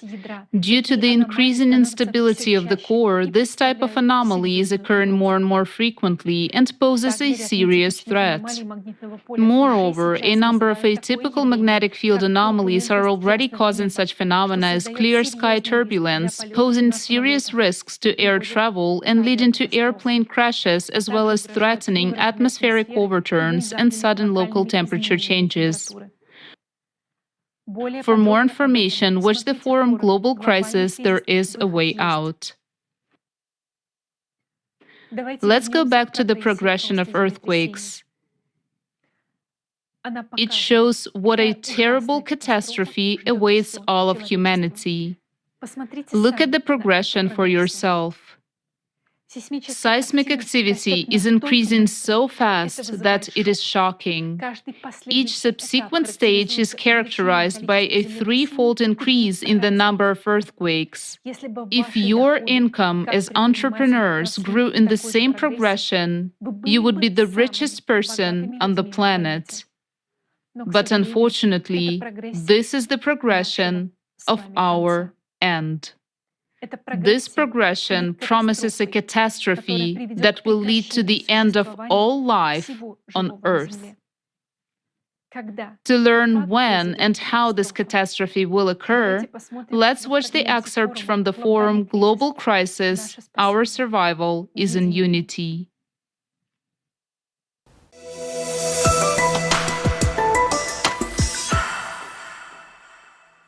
Our economists from various countries have calculated how this progression of cataclysm will affect the world economy. You see the graph of that progression here. The dynamics are obvious. It suggests that the collapse of the world economic system will happen as early as 2030. Already in 2030 the world's GDP will not be able to cover all the losses from the climate. In fact, the entire businesses worldwide has no more than 6-7 years left. And from here on, the processes will worsen even more critically. Why? We now arrive at a very sad conclusion.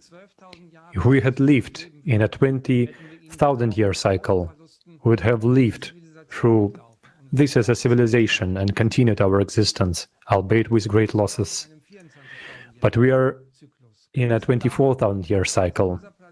Considering how our planet endured it before, it was complete devastation. Supervolcanoes exploded and most of the life was simply swept away. Ignoring these facts is suicide. What awaits the divided humanity in the near future if we do nothing? The damage will increase exponentially and irreversibly on a massive scale. The hotbeds of catastrophes will break out and escalate until they envelop the entire planet, turning it into another dead planet like Mars. Inversion of magnetic poles will lead to critical weakening of magnetic field by 8 to 10 times, which will render all living beings unprotected against rays of ruthless cosmic radiation. suddenly awoken stratovolcanoes all over the Earth will start to spew magma. Eruptions of ashes and lava will destroy all life on their way. The atmosphere filled with volcanic ash will shield the surface of the Earth from sunlight for many years, plunging it into darkness and cold. Volcanic ash will be shed with torrents of deadly acid rains. Groundwater heated by magma chambers will evaporate and fall in endless showers. There will be a rapid rise of the level of the ocean and rivers. Ice caps will start to crumble and disappear due to the activity of the volcanoes awakening under them. The whole coastal megalopolises and states will vanish underwater within few hours. The Earth will be overwhelmed by the mightiest earthquakes with the magnitudes over 10, the ones humankind has never faced before. Giant waves of tsunamis, dismissing any obstacles, will go around the planet many times, wiping cities from the face of the Earth. Winds and hurricanes will gain power of unprecedented strength and will become chaotic. The burning gases escaping from the bowels of the Earth will lead to a large-scale natural fires in the remaining regions that have not been flooded. Abrasive radioactive particles at enormous speeds will grind cities into dust. Billions of people will die from natural disasters in their first few months. Imagine what it will look like in our consumerist, immoral world when disasters of this magnitude only begins to mount. Food, economic, energy, and social crises would grow until civilization collapses completely. The usual life will no longer be available to any of the inhabitants of the Earth. Lack of portable water and food would turn people into packs of embittered armed gangs killing each other for a piece of bread. Unsanitary conditions, outbreaks of epidemics, pestilence, looting, and devastation would engulf the cities. Survivors would roam around lifeless lands in search of food and shelter. Those living will envy the dead. Such is the cycle of 12,000-year cataclysm in its apogee. And this time it will be stronger than usual because it falls on a difficult period of time when a very sick planet, which we ecologically tormented, is added to a 24,000-year cycle. What is this, if not our end? Already in 2028, life will be almost unbearable. That's literally in 6 years. Just think, your comfortable family life, your business, your plans will be over in 6 years. We have calculated different variants of events development and came to the conclusion that in any, even the mildest variant of the current cycle, all humanity will die. And according to our mathematical model, this will happen no later than 2036. Further development of these events leads to the internal cracking of the Earth's crust. There will be microfractures in the crust in some places, which will increase magmatic activity. And it will keep increasing even more until it provokes a large-scale rupture in the thinnest part of the crust, which is in the ocean. This is inevitable. There is a 99.9% probability that this rupture will occur in the area of the Mariana Trench. A gigantic volume of magma from the magma plume will rip the Mariana Trench in an instant, and billions of cubic meters of water will meet billions of cubic meters of magma. There will be a huge explosion. This explosion will be equivalent to thousands of times of the entire stockpile of nuclear weapons available on Earth. Under extreme pressure, the ocean won't just boil, it will explode. This will raise a huge column of steam mixed with dust. Under tremendous pressure, this gigantic column of steam will rush so high up that it will tear through our atmosphere. The atmosphere will curl up like a blanket and be blown away by the solar wind. Meaning, our atmosphere will literally be swept away along with the entire water cover.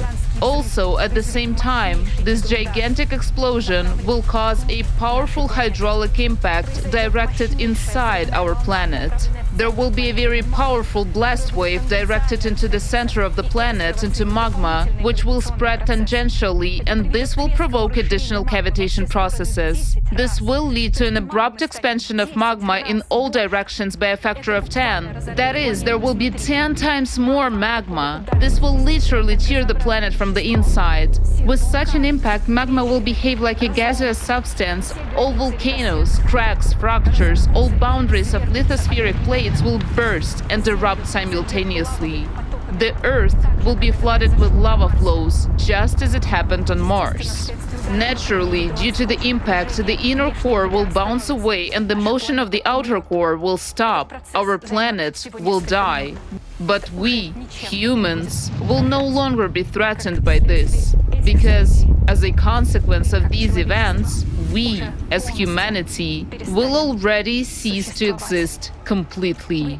Before your eyes, you see a timer that counts down to the time when the planet, as a living planet inhabited by life, will no longer be able to exist. This is the fact that we have been living with for more than 10 years, and as of today, you will also have to live with it.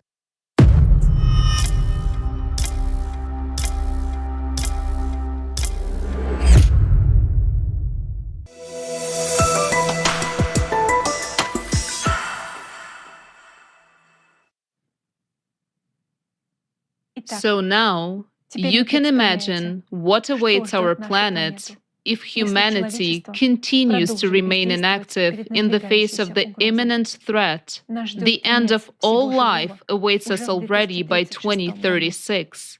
This prediction is based on a reliable mathematical model, and unfortunately today, we can clearly see its confirmation in the form of a rapid growth of destructive cataclysms worldwide. What we have now seen in the video is really scary. In fact, you and I, our loved ones, our families, our children have no more than 5 years to live a relatively peaceful life. And what will happen next? It's hard to describe. And what is even more frightening is that this scientific prediction of climate events is also confirmed precisely by the words of our prophets. Many centuries ago, they warned us about the end times, and the picture described by our ancient prophets exactly coincide with the model of climate cataclysms which we have just seen. For example, in Tanakh, the prophet Isaiah said,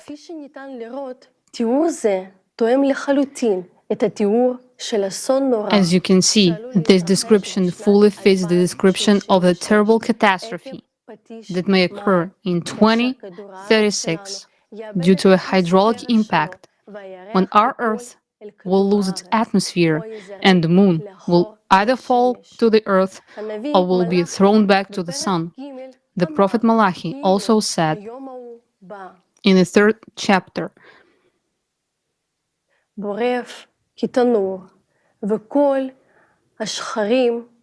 "For lo, the sun comes, glowing like a furnace, and all of the audacious sinners and all of the perpetrators of weakness will be subtle, and the sun that comes shall burn them up, so that will leave them neither root nor branch, says the Lord of hosts."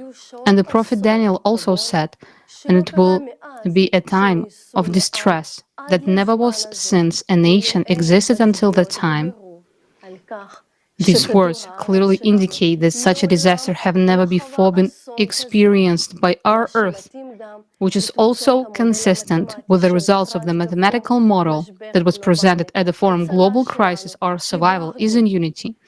How could our prophets have known what would happen several millennia later, if not from God Himself?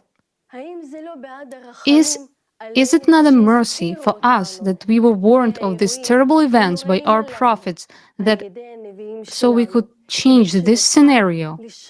Elizabeth, in your opinion, as a scientist, how it is possible to change this catastrophic scenario?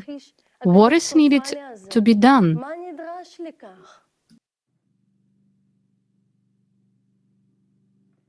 Thank you very much for this question. It is very timely, especially since temperature anomalies show that Israel is warming twice as fast as the rest of the world, which suggests that living there will soon become impossible, not only due to drought, but also due to the risk of earthquakes. This problem must be solved, but it can only be solved in the creative society. To solve such a serious problem as changes in the Earth's core and to be able to save people's lives, we must change the format of society from the consumerist to the creative one, where human life will be the highest value. Only in this format will it be possible to unite the smartest people on the planet and provide unlimited funding to science for solving these issues. Although external cosmic impact affecting the planet's core has not yet been studied by modern science, research in this direction is already being conducted in many classified laboratories. Unfortunately, these efforts are not aimed at stabilizing the Earth's core, but rather for military purposes. Scientists already possess the necessary skills, experience, and understanding, but they cannot share their research and knowledge with the rest of the world. Their talents cannot be used in this search for a solution to ensure the survival of our civilization, because no country in the consumerist format of society will reveal its best minds to the world. This is because the world is still engaged in a race for dominance, influence, and power. Scientists cannot come together under a common goal to overcome the climate crisis in the current consumerist format of society. In order to survive, we need to change the model of our society. We must create a format of society that does not contribute to unleashing wars and is not ruled by a minority. It's a format that values human life and which we call the creative society. In the creative society, we can find solutions to protect us against cosmic impacts, prevent climate disasters, and stabilize the Earth's core. This society gives humanity a chance not only to survive, but also to build a united civilization which guarantees that we will no longer face such challenges in the future. The creative society is our real chance for life. Elizabeth, we thank you for this comprehensive climate report, for your courage to voice the truth about climate to the world, and for your example. We would also like to thank the enormous team of volunteer scientists from around the world who work tirelessly to give humanity a complete picture of how critical the situation is today, with the disruption of the planet's core, the rise of magma, the increase in the number and strength of earthquakes, and what it all leads to. And most importantly, why we, humanity, need to act urgently now. We are very happy that people today have the opportunity to hear this vital information in 50 languages. We thank all the volunteer simultaneous interpreters who are doing their best right now, each in their place, to bring this valuable knowledge and understanding to their people. We, as a global community, can no longer ignore what is happening to our planet's climate. We can already see how much volcanic and seismic activity has increased on Earth, and this is an undeniable fact. In recent months alone, we have witnessed dangerous volcanoes awaken one after another. Nevada del Ruiz in Colombia, which is considered one of the most dangerous in the world, is showing signs of increased activity. In different continents, almost simultaneously, two volcanoes began erupting, Etna in Italy and Popocatépetl in Mexico. In Kamchatka, Shevelich, a nameless volcano woke up. Ebica in Kuril Islands, Java in Indonesia, Indonesia, Kilauea in Hawaii, and many, many others. And today, scientists are concerned about an even more serious problem, namely the possibility of activation of supervolcanoes such as Yellowstone in the United States and Ira in Japan.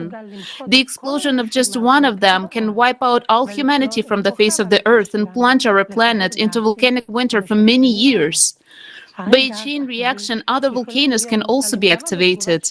The consequences will affect everyone. Earthquakes, poisoned air, ash, hunger, and cold over the planet. What is the likelihood of such an event happening in the near future, and is there any way that we can prevent such an eruption today? An international expert in the field of elementary particle physics, member of the CERN Laboratories Future Circular Collider project team, and Lawrence Livermore National Laboratories National Ignition Facility user team, educator member, International Association of Intelligence Educators will talk about this. Dr. Egan Chalakan. Good day to everyone. My name is Egan Chalakian. I am a retired international tax law professional who was also a qualified particle physicist. For the most part, I reside in Cambridge, Massachusetts, USA, home to both MIT and Harvard University, where I have academic roots. Equipped with a combined legal and physical science background, I developed a professional career within the national security, legislative affairs, and academic communities, commencing very early on. Today, I shall be speaking on the interface between climate change, Earth's geophysical disruption, legislative affairs, and national security. Because the character of my chosen topic requires a cultivated expertise typically obtained only on the job, particularly with respect to legislative affairs and national security, I'm also going to give you a bit of my professional background in these same domains as well. In this regard, very early in my career, I served as a legislative tax analyst attached to the President's Commission on International Trade and Investment Policy, the White House, under President Nixon and President Ford. And while affiliated with the Harvard Legislative Research Bureau, and while serving on the board of editors of the Harvard Journal of Legislation, I simultaneously served as a legislative tax analyst with the Joint Taxation Committee of the Committee on Ways and Means and Finance, U.S. House of Representatives and Senate, 92nd and 93rd sessions of Congress. Thereafter, I worked with the Reagan Kitchen Cabinet and Reagan White House, where I was intimately involved with President Reagan's Strategic Defense Initiative project. In total, I have worked with 4 U.S. presidents.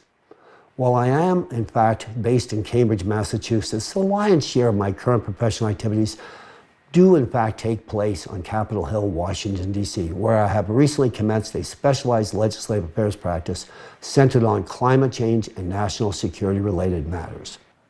Incidentally, if you're wondering whether or not I still keep my hand in the physical sciences, well, yes, I do. In fact, I am duly cited in all 4 volumes of CERN Laboratories' Future Circular Collider Conceptual Design Report, and I retain a very active role in the FCC's development. Additionally, I am likewise actively involved in NASA's NISAR mission as well, with a 2024 launch date rapidly approaching. CERN is the preeminent particle physics laboratory worldwide, and the FCC project is deemed to be one of the world's most sophisticated engineering challenges. And with regard to NASA's NISAR mission, which is a partnership between NASA and the Indian Space Research Organization, it is the first satellite mission to collect data in 2 microwave bandwidths, called the L-band and the S-band. In fact, it measures changes of our planet's surface, including movements as small as a centimeter, thus allowing the mission to observe a wide range of Earth processes, from the flow rates of glaciers and ice sheets to the dynamics of earthquakes and volcanoes. The tools provided by NASA's NISAR mission will likely be available to many of you within this audience within the very near future. Now I will turn my attention to the interface between volcanoes, the oceans, human anthropogenic behavior, and legislative affairs and national security. Starting with the oceans and human interaction, The anthropogenic factor has indeed destabilized our ocean's ability to mitigate Earth's ever-increasing volcanic activity. Historically, we as humans could place reliance on Earth's oceans to provide a natural cooling system for the plates and magma beneath Earth's crust, which in turn prevented magma from achieving critical temperatures. By simply cooling the plates and the magma through the release of excess heat into the atmosphere, the oceans routinely prevented the prospect of potentially catastrophic consequences of magma breaching through Earth's crust. Now, unfortunately, it would appear that humans have seen fit to handicap our oceans from performing this vital service. Growing evidence would suggest that the thermal conductivity of ocean water has been decreasing at a molecular level as a direct result of microplastic pollution. Microplastic pollution has decreased the ability of the ocean to release heat into the atmosphere, consequently causing the ocean to heat up and the magma beneath the plates to receive insufficient cooling. As a direct result of this activity, the opportunity for enhanced seismic and volcanic activity has dramatically increased. Routine results reveal that magma flows that are currently being released reflect higher temperatures and significantly different chemical compositions than those observed in the past. And magma that was previously retained at greater depths is now freely evacuating to the surface, further supporting the validity of this statement. Now let's talk about volcanoes. This portion of my presentation will be centered on the cataclysmic volcano activity, both historical and forthcoming, and on the impact likely to be visited upon mankind. Whether viewed through the national security or national disaster lens, the threat warrants immediate global attention. Accordingly, from the introductory presentation, it is hoped that a blueprint to address this issue at hand may ultimately be born, and to the same end, a 12,000-year evolutionary volcanic cycle will be embraced, from which we shall examine the factors which give rise to my assertions.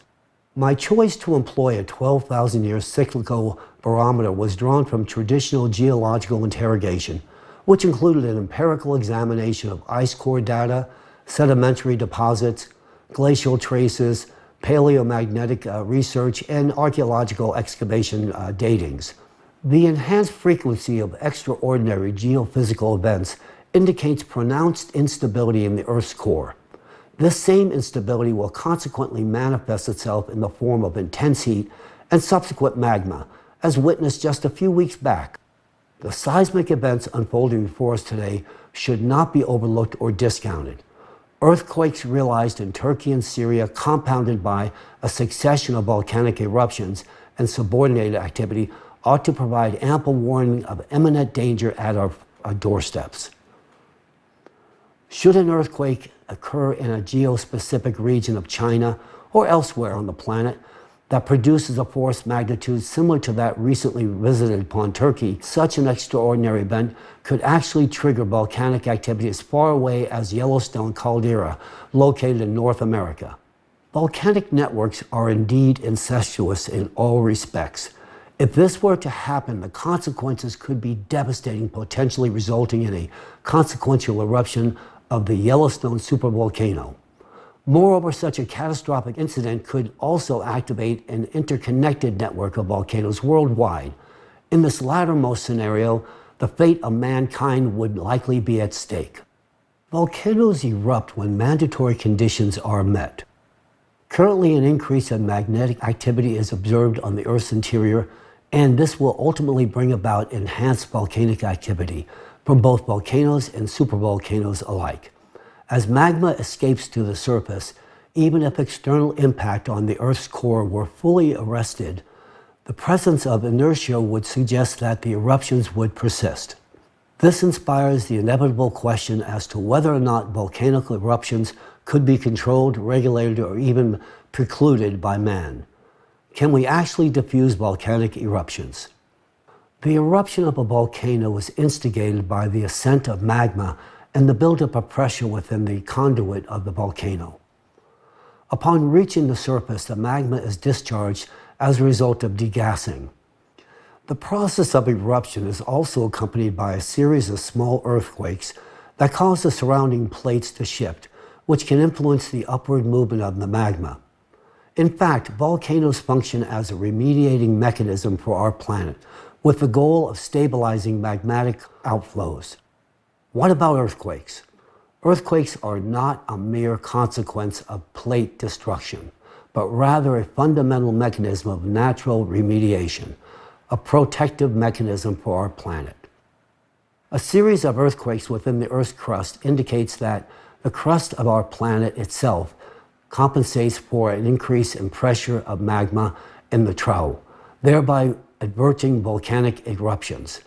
During the eruption, only a portion of the accumulated magma is spent, with the remaining balance falling subject to the natural remediation process. This same process manifests in an integral series of stabilizing earthquakes of varying magnitudes, which further serves to stay magma escape. Such a mechanism of natural compensation does not, however, apply in the case of supervolcanoes. A supervolcano possesses a massive magma chamber embedded in the Earth's crust, where magma can ascend and penetrate through the tectonic plate, resulting in a volcanic eruption. Unlike regular volcanoes, Earth's crust is unable to manipulate and restrain the powerful supervolcano eruption through the movement of its plates. Instead, the tectonic plate succumbs to its elimination through a process of melting, which allows magma to flow less impaired directly from the magma chamber under enormous pressure. In the present moment, we have an unprecedented opportunity to avert such catastrophes.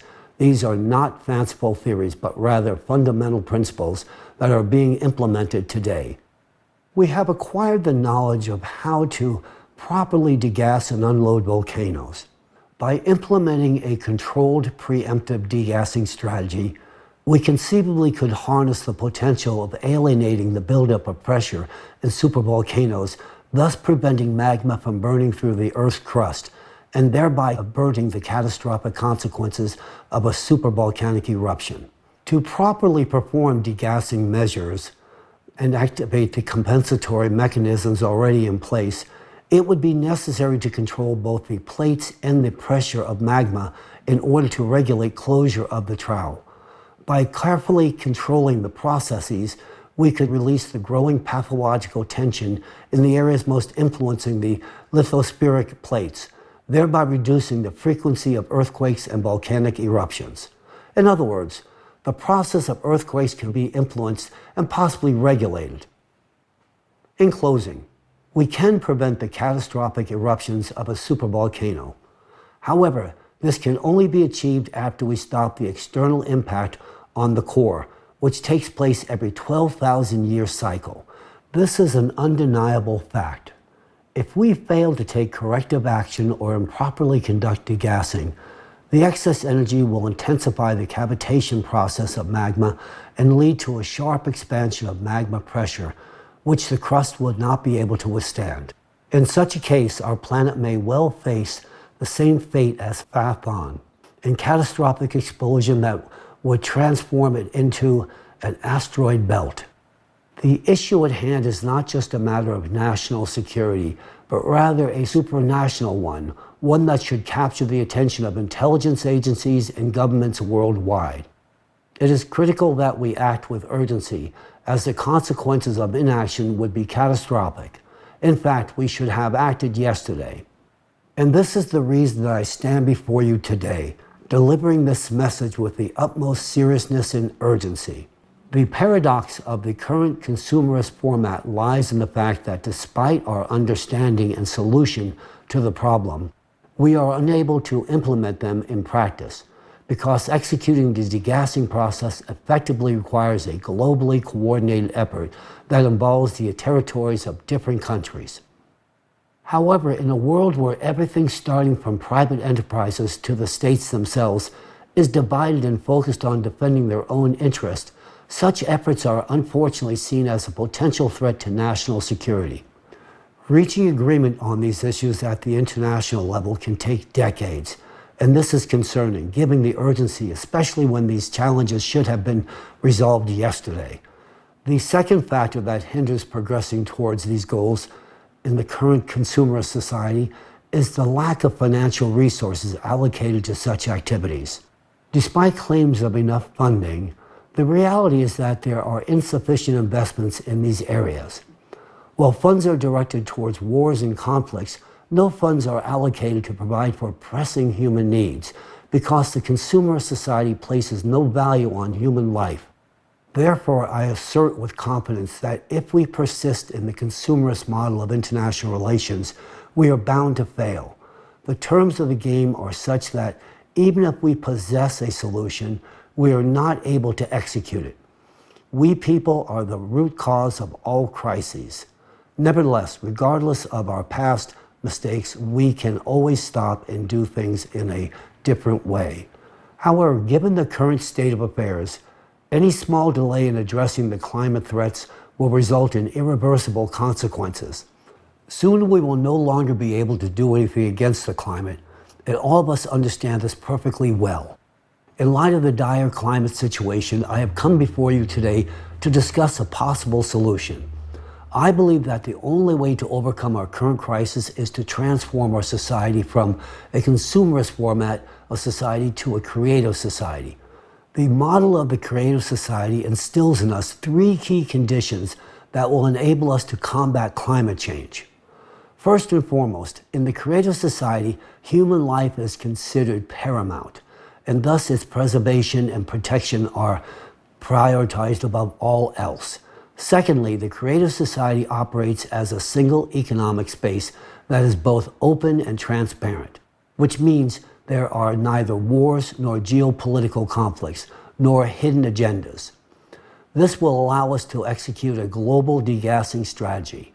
Finally, it is of the utmost importance that the transition to the creative society provides unlimited funding for scientists to quickly solve the climate issue. This will ensure that scientists have unlimited funding and enough resources to expedite the resolution of the climate issue. In the creative society, sufficient resources will be directed towards the control of volcanic eruptions, thereby enabling us to alleviate the pathological load and pressure from the tectonic plates. With such proactive measures in place, we could even prevent the impending eruption of Yellowstone and corresponding earthquakes.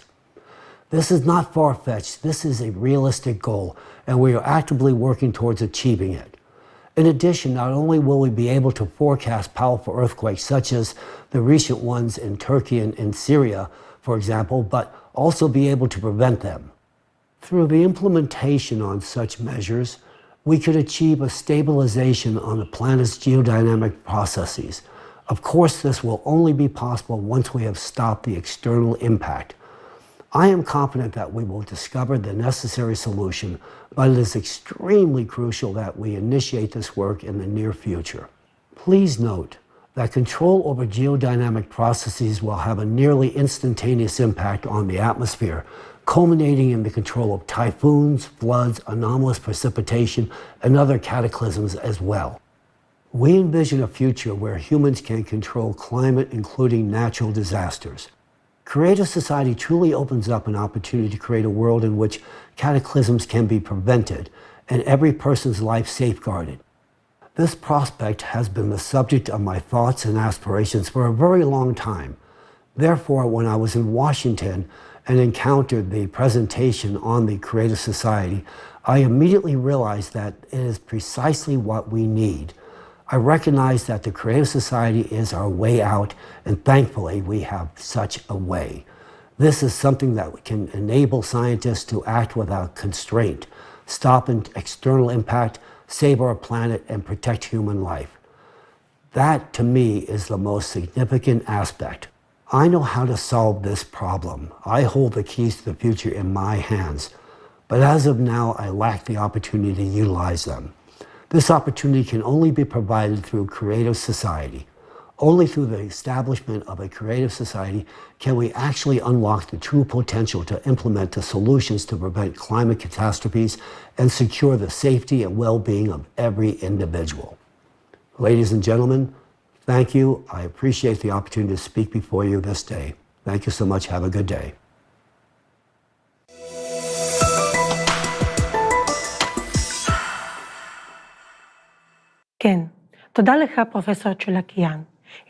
Yes, Thank you, Professor Cholakan. You have voiced the fact that the Creative Society will enable us to implement a proper degazing strategy on a global scale, that is, throughout the planet.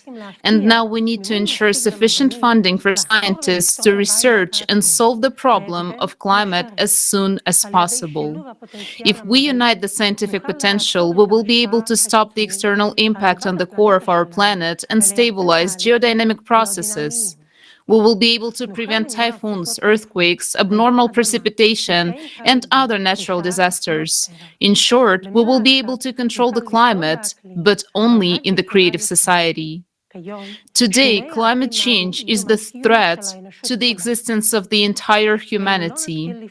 If we do not start taking action now, we may not have enough time to prevent this threat. The situation is very acute.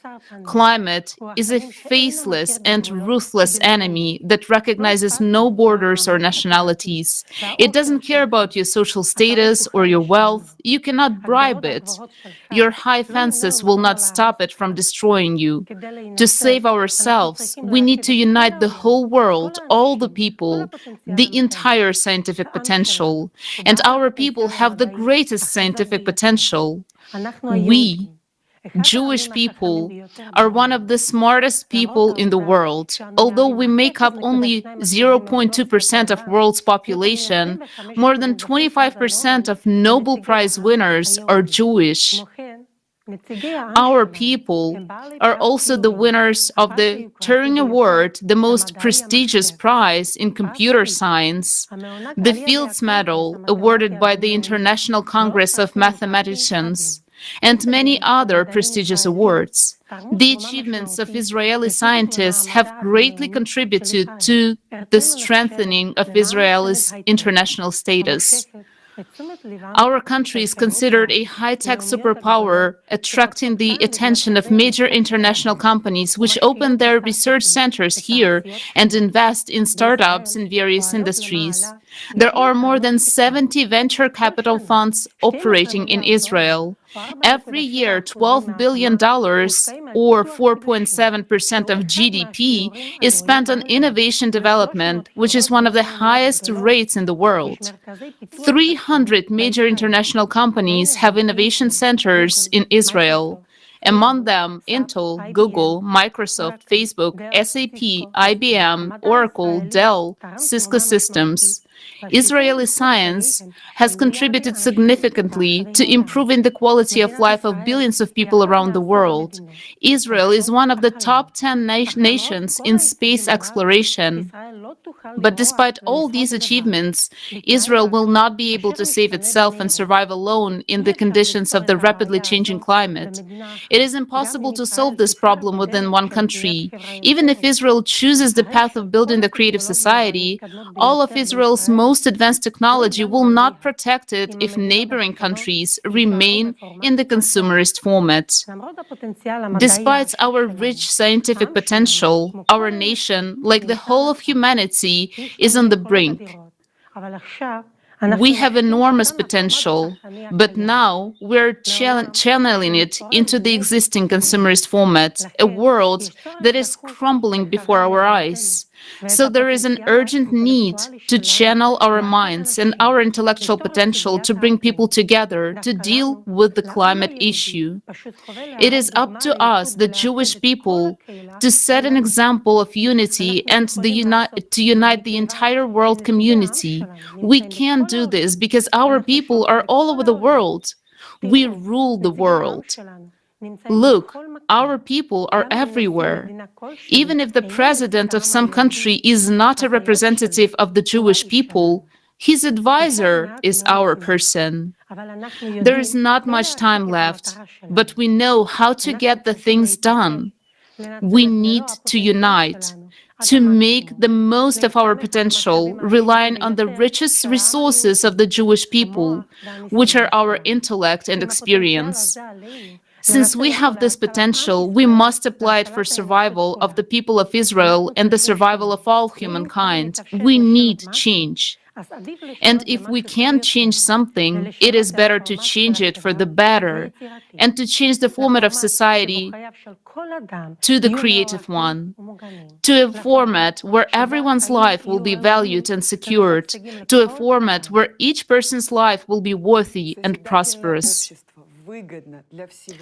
Creative society is beneficial for all the Jewish people. It is the best future we can build for ourselves. It is a society that guarantees us prosperity, security, and unlimited development for our great people.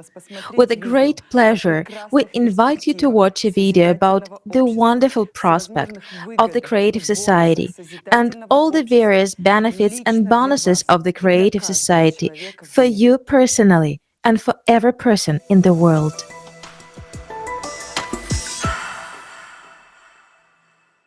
Worldwide survey of the Creative Society Project.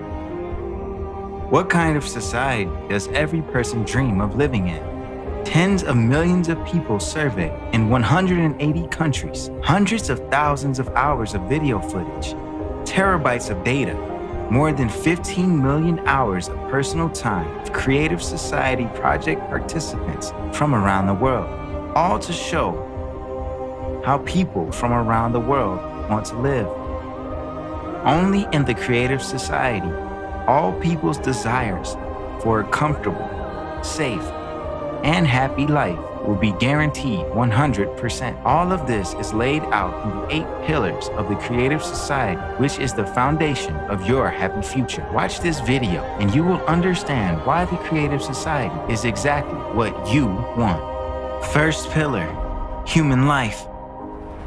The highest value in the Creative Society will be human life, that is, your life, as well as the life of any other person. All of humanity will become a unified civilization, and this guarantees the absence of wars, various conflicts, and crises. You will finally gain confidence that you are truly protected. Second pillar, human freedom. In the Creative Society, you will be free and protected. No one will be able to violate your rights and freedoms. You are a citizen of the world, and you will be able to travel freely. And if you want, you will be able to easily change your place of residence. The Creative Society is true freedom and equality.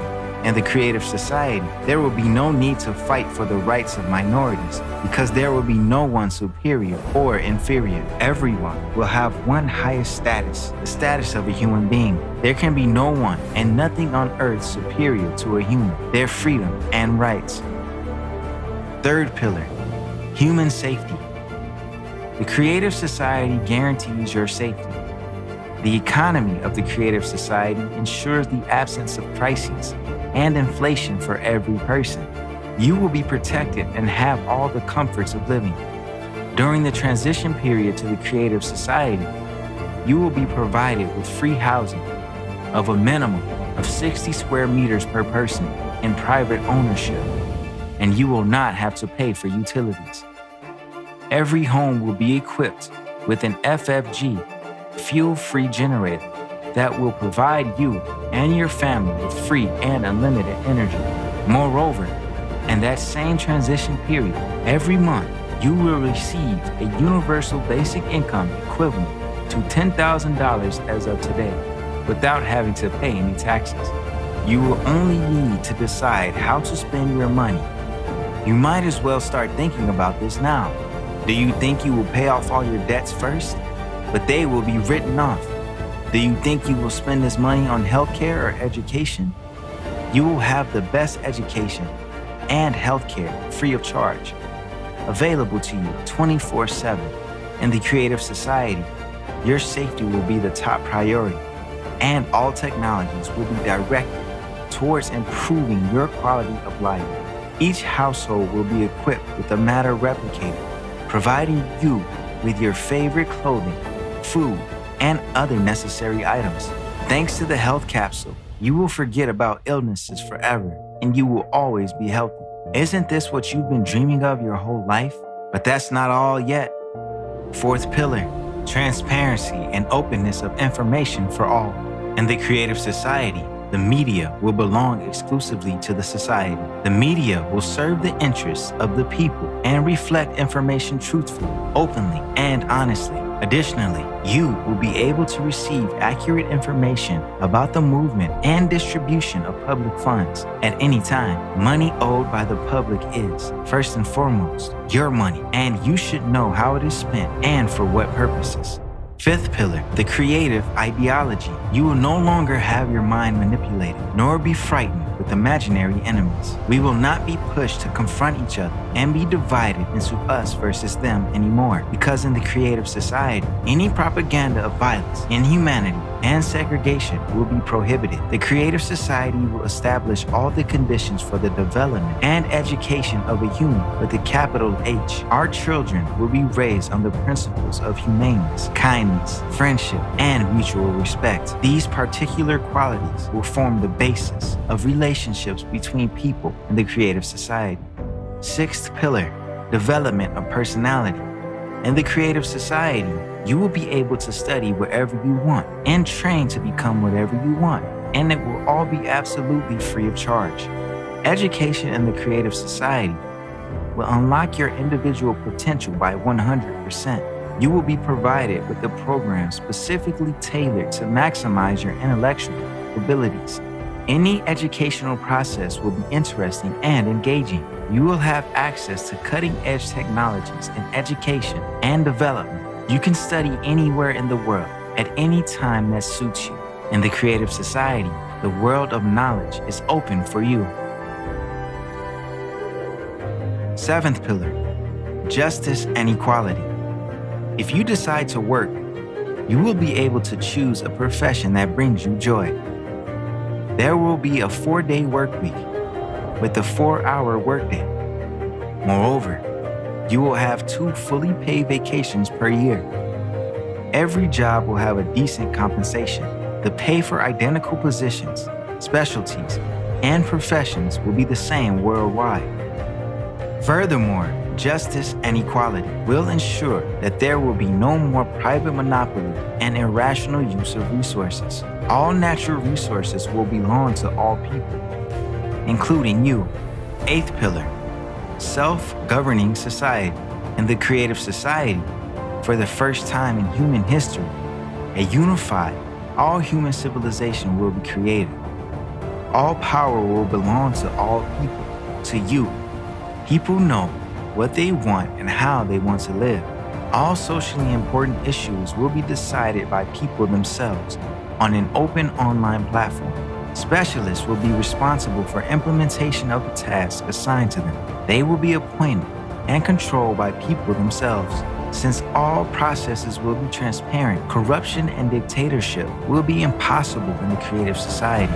In the creative society, you will decide for yourself how to live. For the first time in human history, your future will be in your hands. The 8 pillars of the creative society are formed from our desire to live as human beings. Everyone wants to live in a world without wars, without violence, without tyranny, without poverty, without inflation or any crisis, without absurd and total consumption.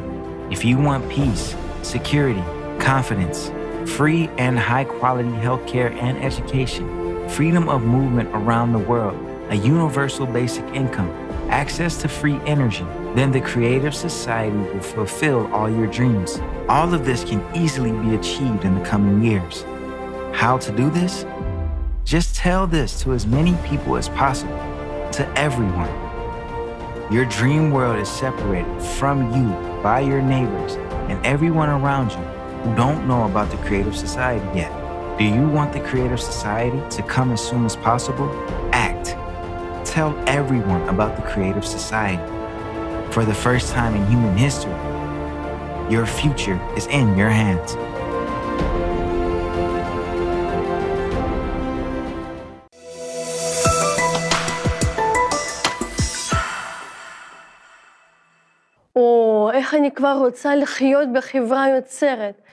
How I want to live in a creative society already, in the world without wars.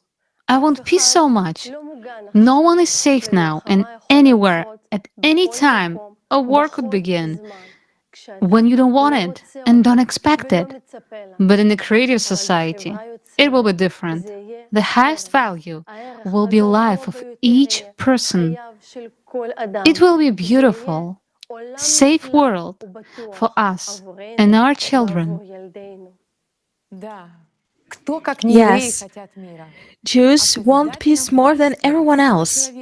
And in the creative society, not only will all of humanity live in peace, but all of our problems will be solved, even such everyday and pressing ones as mortgages. As soon as I imagine that I don't have to pay this money, I feel so relieved.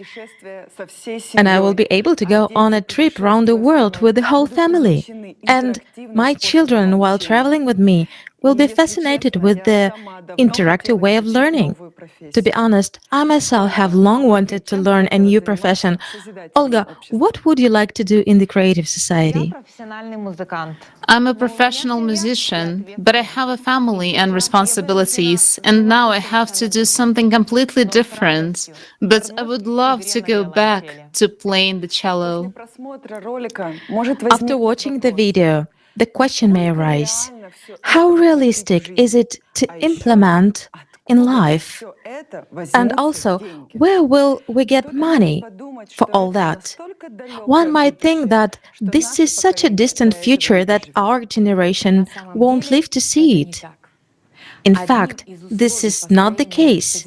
One of the conditions for building the creative society is a transition to a new economic model. Let's see a presentation of this new economic model.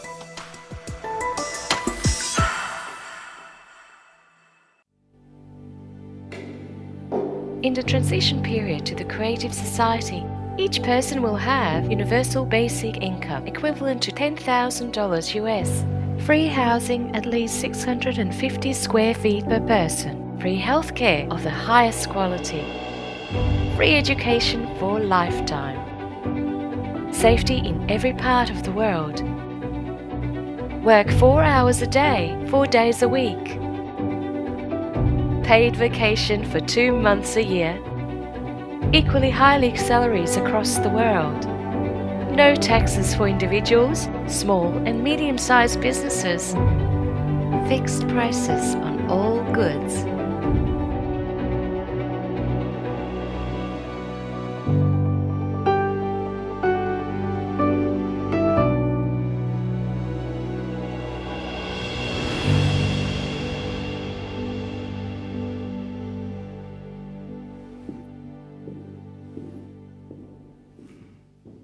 When I look at the picture of this kind of the world, a thought comes to my mind.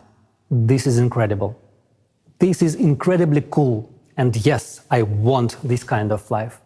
But just like in any person, a skeptic inside me begins to rant and says, first of all, it is impossible to implement. And even if it is possible, it certainly won't happen in my lifetime. And goes on to affirm, no one will let you do this. And you know what I reply to him? You're right. And indeed, he is right in today's economy of the consumerist format in which we exist nowadays. This cannot be implemented. This requires a different economic model. We need to look beyond the confines of the current system. And I invite you to learn about a new model of economy that will provide a high standard of living for every human being. This model has been developed and proposed by experts from around the world. It takes into account the economic needs of each person, technological advances, and the need for our civilization to develop and evolve. This innovative model will change our lives from the first day of its implementation. I want to draw your attention to the fact that its implementation is possible only if the format of society is changed from consumerist to creative. And further, I will explain why. Unlike the current economic model, the new model will have a different goal: to provide the high standard of living for every human on the planet. There are two key requirements for the new economic model to function and achieve this goal. The first requirement: the new economic model can only work on a planetary scale. It cannot work in a single country. The second requirement is the self-governing society. all power must belong to the people. The economy, along with other strategic spheres, will also be managed and controlled directly by society, represented by every person, each of us, via the electoral platform. So, we have formulated the goal of the new economic model and outlined the necessary requirements for its implementation. These requirements can only be met in the creative format of society. I now invite you to model the near future. After we have successfully completed all three stages of building the creative society, informational, political, and the global referendum, the world community legally and peacefully transitions to the creative format of society that we all have chosen together and become one civilization. From that moment on, it will take a small amount of time to launch the new economic model. 6 months, according to preliminary calculations. After that, we will enter the transitional period to the creative society, which will last 5 to 6 years. As soon as we enter the transitional period, everyone will be provided with the monthly unconditional basic income in the amount equivalent to $10,000, with their own housing of at least 60 square meters per person. Education and healthcare will be of high quality and free, as well as resources, electricity, water, heating. All debts will be written off. Loans will be interest-free, and there will be no more taxes for individuals, small and medium-sized businesses. Of course, this raises a lot of questions. Will people work? What will the prices be? Will there be inflation? And the most common and important question, where will the money come from? So let's take it in order. Where will we get the money from in the transitional period to the creative society? In the new economic model, money will be created by a single fund for global financing, which belongs to society and serves its interests. The single fund for global financing will only serve the function of creating and redistributing funds. It will not accumulate money like the funds do today, nor will it make money as the banks do in the consumer model of the economy. There will be no banks in the transitional period to the creative society because there will be no need to keep money, because money will be exclusively digital. In fact, there will be no money in the conventional sense of the word. These are just numbers and equivalent for exchange. That's your assets. You can exchange them for something, a product, a service, and so on. The more the economy grows, the more means of exchange, what we now call money, are created. In contrast to the consumerist format, all financial transactions will be open and transparent to everyone. The task of the single fund for global financing is to supply the right amount of means of exchange at society's request. How will this work? Society decides what needs to be improved, created, and what projects and initiatives to implement. Experts will use the artificial intelligence to calculate how much money is needed to achieve those goals. And the single fund for global financing will create the necessary amount of money. If there is a request for the implementation of a project in a village, city, or country, an application is submitted to the electoral platform. For example, if a city decides to replace its asphalt pavement, it submits a request, and funds are allocated for this from the single fund for global financing. It's just like in the family. You know what everyone needs, and you allocate money from the family budget to buy the necessary goods, pants, sneakers, a piano. It's the same at the city and global levels. The only difference is that our budget as a society is not limited. We can spend as much as we want if there is something to spend on, and we need it. This approach does not limit the development of the economy. The economy develops and our opportunities increase. In the new economic model, there will be no budgets of cities and countries. There will be no such thing as state money either. The only place where money can accumulate is your personal account. and you yourself dispose of it as you please. If a country, city or village has a budget, there will inevitably be those who will try to make a profit from that budget, local officials and others. And when there is no budget, it cannot be taken away. And this is the answer to the question of why there will be no corruption, theft and bureaucracy. There won't be a situation where the asphalt pavement was changed last year and this year it is changed again, and someone makes money on it. It will not happen because the monitoring system will guarantee the transparency of all operations. Monitoring that the money allocated has been used as intended will be done with the help of technologies that already exist, such as the multipurpose complex Voskhod. You won't be able to buy building materials for a higher price than those that are sold everywhere, and everyone can see their price. How is it possible to steal if what you buy and sell can be seen immediately? Money flows are transparent. Anyone can see what every penny is spent on.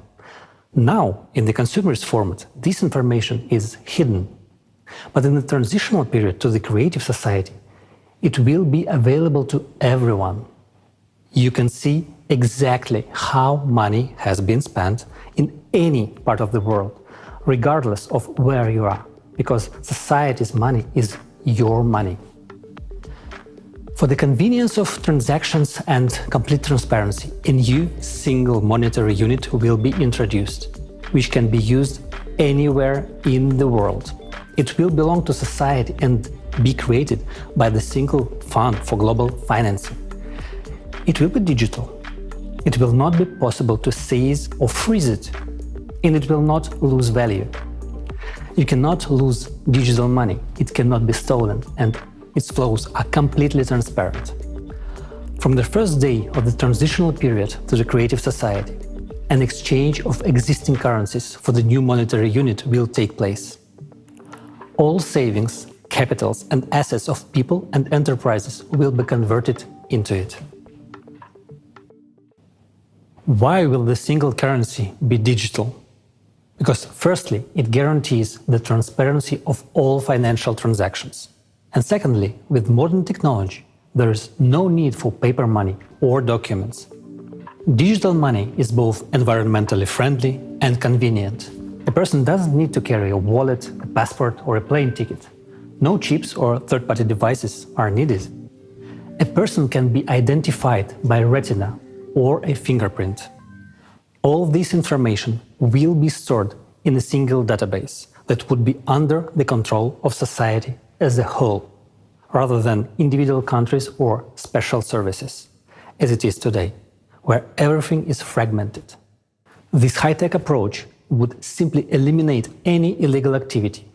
It will be impossible to engage in stealing or money laundering. It will all stop.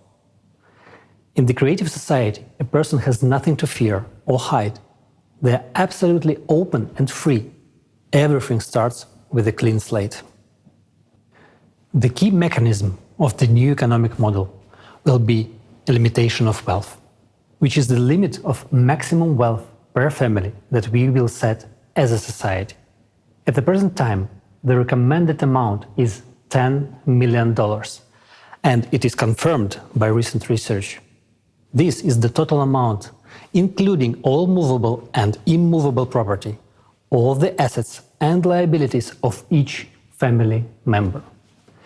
This amount is more than enough for a comfortable, prosperous life, but not enough to gain unlimited power.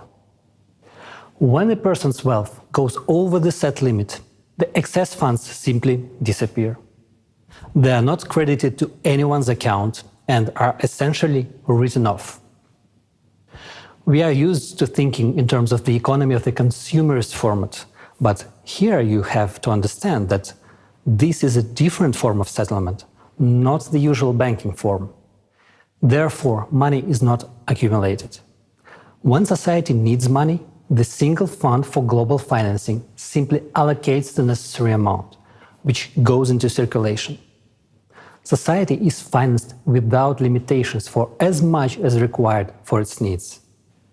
In the transitional period, money is needed as an exchange fund to limit the wealth so that humanity or a group of people would not build empires and usurp power again. This would create a high standard of living for all people. Let's summarize. In the consumerist format, money is a means to retain power. People try to accumulate it, hide it, take it away, while in the transitional period to the creative society, money is a tool to achieve society's goals. And money is needed only during the transitional period to the creative society, as a temporary measure for 5 to 6 years, and it will not be needed in the future. And later we will explain why. Nowadays, they say that the problem is not money, but its quantity. As we have already understood, in the new economic model, there will be no such problem. But the question is different. Will it lead to inflation? The answer is simple. There will be no inflation at all. It is impossible. In the current economic model, this would indeed lead to skyrocketing prices, hyperinflation. But in the economic model of the transitional period to the creative society, this simply could not happen. Why? Because prices would be fixed worldwide by law for all resources, goods and services. They simply cannot be raised, and this means that inflation cannot be created. But it raises another question. At what level will the prices be fixed? Will the bread cost $1,000? Well, if you make that decision, of course it will, because we will decide as a society anyway. The optimal prices will be calculated using artificial intelligence, considering all the costs and profitability, but the final decision on pricing will be made by people. Therefore, you surely understand we are unlikely to want the bread to cost $1,000. We would rather want it to cost less than it does today. And it will. All prices will be less than they are today. And thanks to what? Because there will be no interest on loans and taxes for medium and small-sized businesses included in the prices. Electricity, water and gas will be free. There will be a single economic environment in the creative society. And the absence of borders means no taxes on exports and imports, no duties, no excise taxes and no customs duties. The introduction of robotics, fuel-free generators and smart logistics will contribute to lower prices for goods. At the same time, quality standards will be equally high for the same goods all over the world. For example, the same hamburger that today costs $6 in America and $1 in Romania will cost, for example, 40 cents worldwide and will be equally delicious and juicy and healthy. Tasty and healthy food will be available to everyone. Right now, in the consumerist economy, 8 billion people is a lot. And in the creative society, 50 billion won't be enough. But even in the transitional period, we will not need to add worms, bugs and other insects to our food, because the production of organic and quality food will increase many times as new technologies are introduced, such as vertical farms, which we already have now, but it is not profitable to introduce them in the farming in the consumer's format. And in the new model of the economy, it will become completely natural. Today, despite the addition of insects to our food, 2 billion people are starving. And in the transitional period to the creative society, there will be neither hungry nor poor. I'm already anticipating your next question. Such a rapid improvement in people's living standards and purchasing power, including an unconditional basic income of $10,000, lower prices and free utility services, won't all this lead to a shortage of products? It won't, but friends, the truth is, not everything is going to be so easy. You will have a new headache, where to spend the $10,000, because the selection of goods and services will be huge. In the transitional period to the creative society, almost immediately you will see a huge increase in economic growth, because people will have enough money and there will be an unconditional basic income, which means that the purchasing power will increase many times over. And this is a massive boost for trade turnover. Moreover, ideal conditions will be created for manufacturers and business. These include interest-free loans, no taxes for small and medium-sized businesses, free water, gas, and electricity, access to the latest technology, and most importantly, a great demand for their goods and services. This will be a huge stimulus for them to create more goods, develop and expand. The new economic model is a real paradise for consumers and entrepreneurs. First of all, the absence of taxes for small and medium-sized businesses means not only a reduction in prices, it also means economic freedom. All the money you earn is yours and you are free to spend it as you like. No one will be able to take them away as it is done today through taxation. Taxes will be simply not necessary because there is a wealth cap and funds above a certain amount are already directed towards the needs of society. And this money will anyway be exchanged for goods and services which will make manufacturers themselves richer. This is much more beneficial than taxes. Secondly, loans for small and medium-sized businesses will be interest-free. You can take out a loan and develop your business, but this does not mean that you can borrow without limit and not pay it back. Obviously, there will be a mechanism for control. Of course, you have an obligation to repay the loan. No one will allow anyone to live off their back. It is not good for someone to live off the president's back. And considering that each person is the president, you cannot get a free ride on anyone. But on the plus side, no one can get a free ride on you. And thirdly, another key benefit for business is the economic model itself. It will be structured in such a way that any entrepreneur will always know what is in demand. This will be possible because we will use a planned economy model, which will be calculated using artificial intelligence on a global level. This means that any businessman can always visit the electoral platform and, with the help of artificial intelligence, find out what will be the demand for their goods and services in a particular location. Artificial intelligence will help them process the data and make the right choice so that their business becomes profitable and successful. For example, you have decided to open a coffee shop.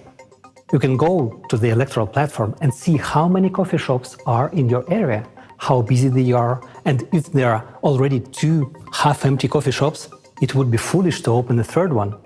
Such a business will fail on its own and harm others. At the same time, the artificial intelligence will prompt you that there is no bakery in this area. Therefore, opening a bakery will be profitable. This way, you get to understand which profitable business you can open for the benefit of yourself and society.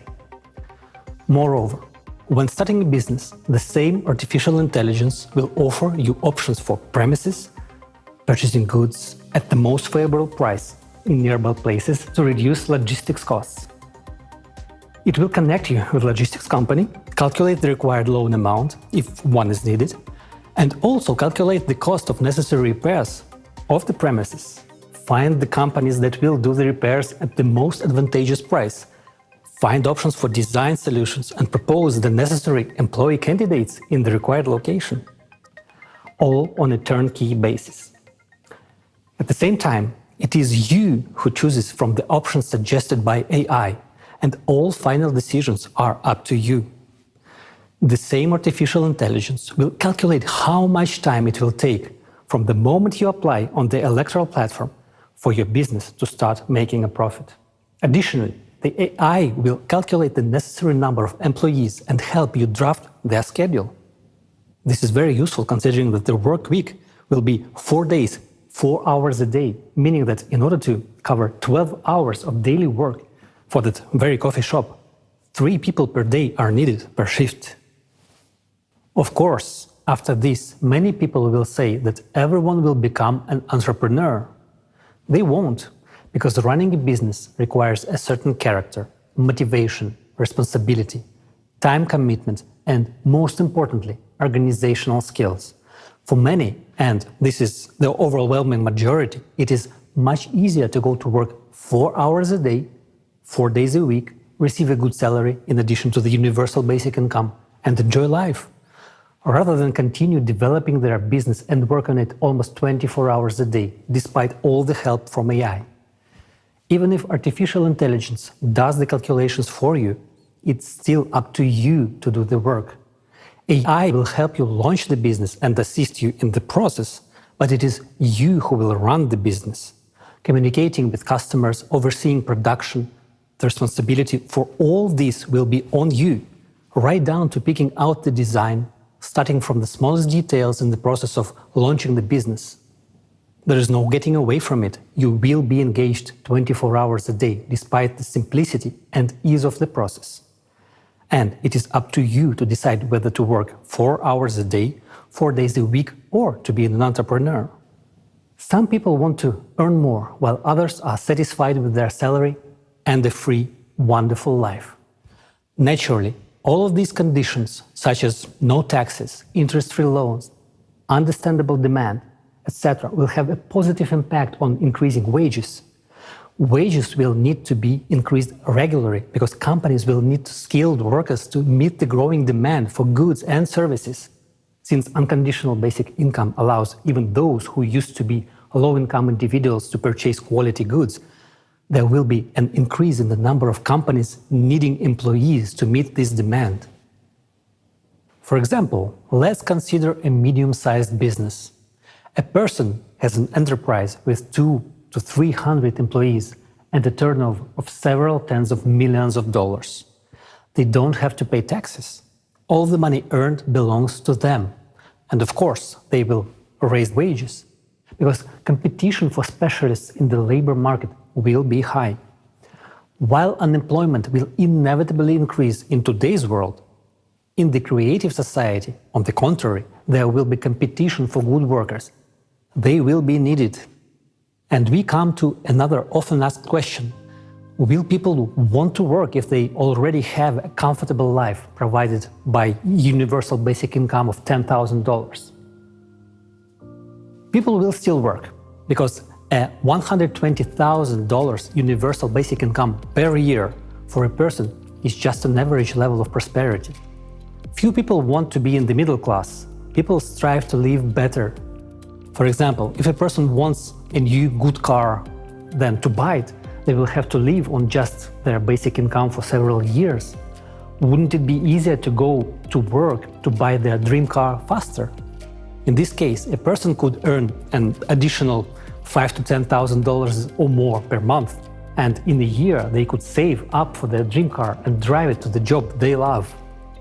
You will also want good watches, a good phone, and a new laptop. Why? Because you have the opportunity to buy them. You will want to go to a good restaurant. You will be too lazy to cook, and you will go to a restaurant near your home to eat there. This requires money, and this is a good incentive to work. Not to mention that the transitional period to a creative society implies working for 4 hours a day, 4 days a week, and having 2 months of paid vacation and high salaries worldwide.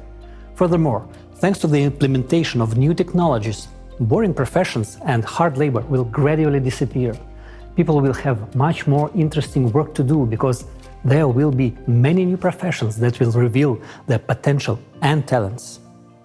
Everyone will be able to easily and freely learn a new trade or train for a new profession. Thus, we understand that people will have all the conditions to earn themselves a good house and even more than one, any car or real estate. And then this question arises, what about private property? Everything a person earns, up to the wealth cap, belongs to them, their house, their yard, their car, and so on. An entrepreneur's private property may include a store, service areas, manufacturing, restaurants, cafes, and the like. But all minerals and resources of the earth will belong to the entire society. It is thanks to this that electricity, water, and gas will be free for people and small and medium-sized businesses. Thus, the new economic model creates all the conditions for the maximum development of both businesses and entrepreneurship, as well as the development of every individual and society as a whole. One more reason why the world economy will become many times more efficient in the transitional period to the creative society is the use of a planned economy at the global level. Just think how much unnecessary money and resources are now spent on overproduction, as well as on liquidation of finished products in order to increase the value of the remaining products. And yet, at a time when a third of the ready-to-eat products are being destroyed, there are countries where people have never ever tried these products. Meanwhile, those countries have things that are needed in other countries. The new model of the economy will solve this problem with smart planning and smart logistics.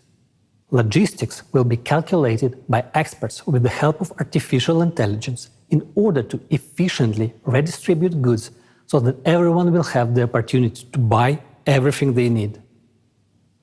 In the model of the transitional period to the creative society, there is no limit to improving human life.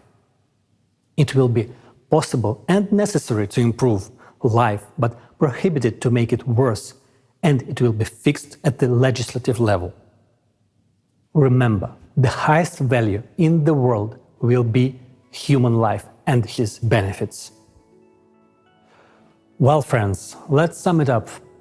Now you understand how the economic model of the transitional period to the creative society works. It provides everyone with a high standard of living. This includes a monthly unconditional basic income equivalent to $10,000, fixed prices for all goods, high level of wages, free and high quality healthcare, education, and excellent conditions for business development. What's more, there's only a part of its advantages over the current consumerist format of economy. The absence of wars, inflation, crisis, and stable income, all of this makes society healthier, and this is extremely important. There's no need to commit crimes, no reason to risk a happy life. The simple question is, what for? When human life comes first, the world changes drastically. Your happy life is what you will treasure. These are your opportunities, and these are the opportunities for the entire civilization. Today, humanity stands at the threshold of controlling matter. This is the reality of today. Only minor gaps in understanding separate us from controlling matter. The only thing we really lack to fill these gaps and make a scientific breakthrough is scientists from around the world working together in this direction with unlimited funding. And this will be possible from the very first days of the transitional period to the creative society. And most importantly, unlimited funding for science is the only chance to eliminate the climate threat. Because this is the top priority vital issue today. As early as this stage, we will be able to save the planet from climate collapse and launch the processes to solve environmental problems. The transitional period will take about 5 to 6 years. After its completion, we will enter the creative society. And the creative society is a world of incredible possibilities where the latest technologies will be available.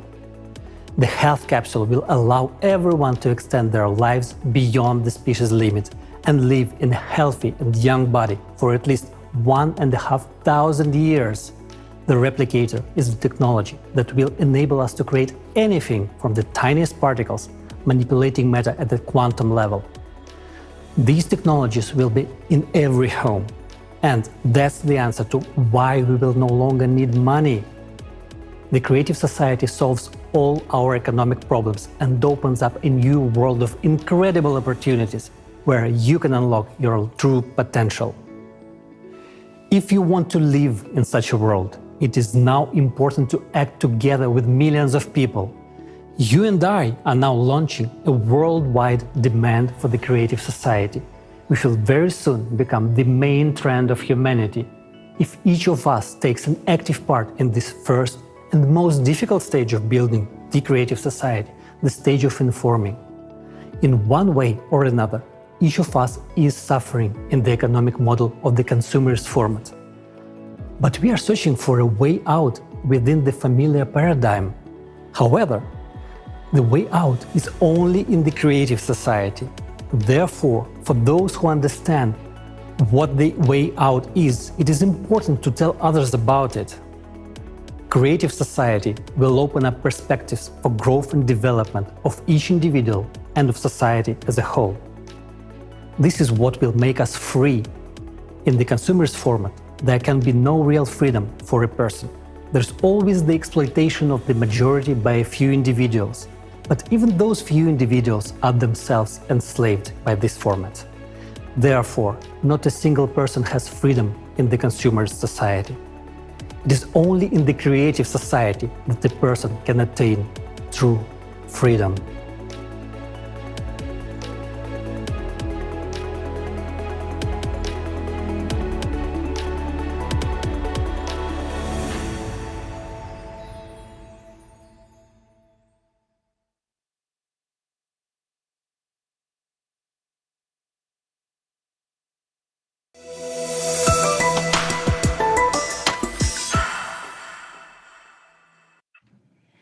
מדהים. כסף תמיד יהיה כמה שכולנו צריכים. Amazing. There will always be as much money as we all need. I'm sure that's what everyone dreams of. Yes, everything is in our hands. We can live in such a beautiful world. Moreover, we still have to think about where to spend the money. I've already started making a list. I did know about this. As a child, my mother told me that there will be times of salvation, times of unification of our people. When being united, we will revive all of the highest human values in the world. And it will be the time of true happiness. The first pillar of the creative society is the value of human life. Everyone's life should be valued as one's own. In Talmud of the Torah contains the following words: anyone who saved one soul life from the Jewish people is as if he saved an entire world. In Torah Vayikra, 19th chapter, it said, "You shall not stand by the shedding of your fellow's blood. You shall not go around as a gossip monger amidst your people. You shall not stand by the shedding of your fellow's blood. You shall choose life, so that you and your offspring will live, to love the Lord your God, to listen to his voice, and to cleave to him, for that is your life and the length of your days." Our scriptures teach us to cherish our life and the life of others as one's own. We are instructed to choose life, and in our times, to choose life means to choose the creative society. And when I saw the regeneration capsule technology of the creative society, I understood in a new way the meaning of what is said in the scriptures, that everyone will be cured. There will be no such thing for a person as incurable disease. Then the eyes of the blind shall be opened, and the ears of the deaf shall be unstopped.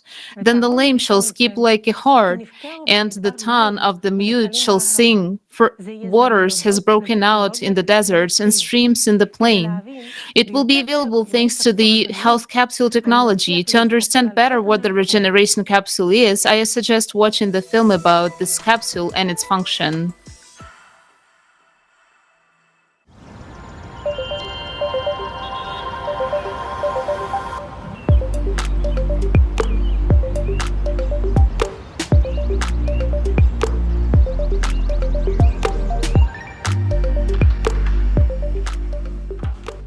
Cody, any news for me? The regeneration capsule has been installed and configured. It's also synchronized to your personal medical assistant. Cool. Cody, I want chocolate milkshake. The recipe from Gabby Kozak? Yeah, that milkshake is amazing. Done.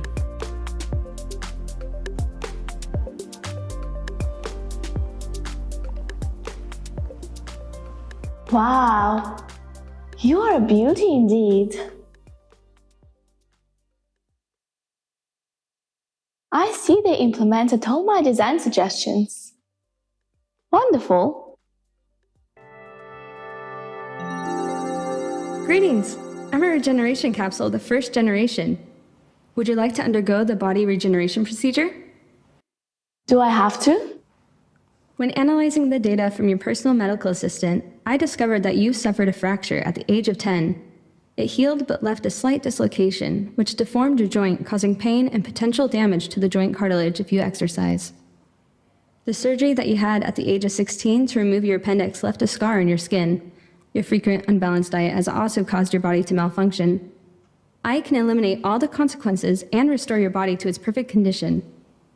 Would you like to start the treatment? Yeah, I guess so. But first, I'd like to know more about you. Shall I start the presentation video? Yes, go ahead. The regeneration capsule of the first generation 1.0. The regeneration capsule is a unique daily comprehensive care for your body that includes diagnosis of your body, prevention and treatment of any diseases except mental disorders, restoration of lost body parts and organs, body shaping according to your wishes, hygienic procedures, and cosmetic body care. Thanks to this innovative method, you will be able not only to revitalize your body, but also to extend your life up to 1,500 years. The regeneration capsule works at the information and physical levels. At the physical level, the regeneration capsule will detect any parasites, viruses, bacteria, or toxins in your body, extract energy from them, and transform it into useful elements for you. It can urgently remove any pathological changes, such as blood clots, hemorrhages, or stones, eliminate inflammation, and restore damaged organs and tissues in the body. Thanks to this technology, there is no longer a need for hygienic procedures such as taking a shower or brushing your teeth. Epithelial particles or any dirt will be broken down into elementary particles and used as useful building material to transform your body. At the information level, the health capsule restores all the functions of the body and rejuvenates your body at the DNA level, as it contains all the information about how the body should function. The capsule only changes the program inside the DNA and corrects just one pixel at the beyond quantum level. The rest is done by organism itself according to the new information.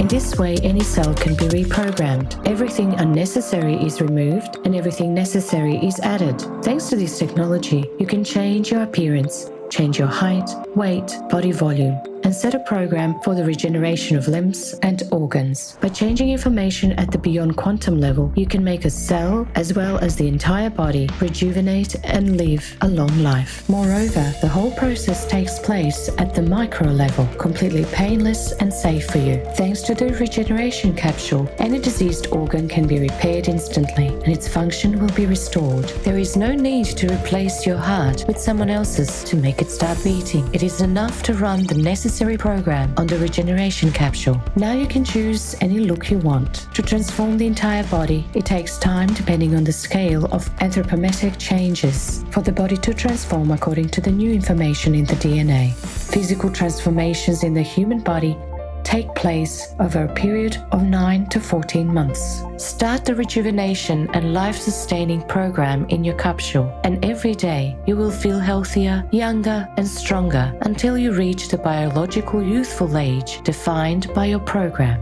It is possible to extend human life by an average of up to 1,500 years in a young and healthy body. You can also change the characteristics of your body according to your preferences.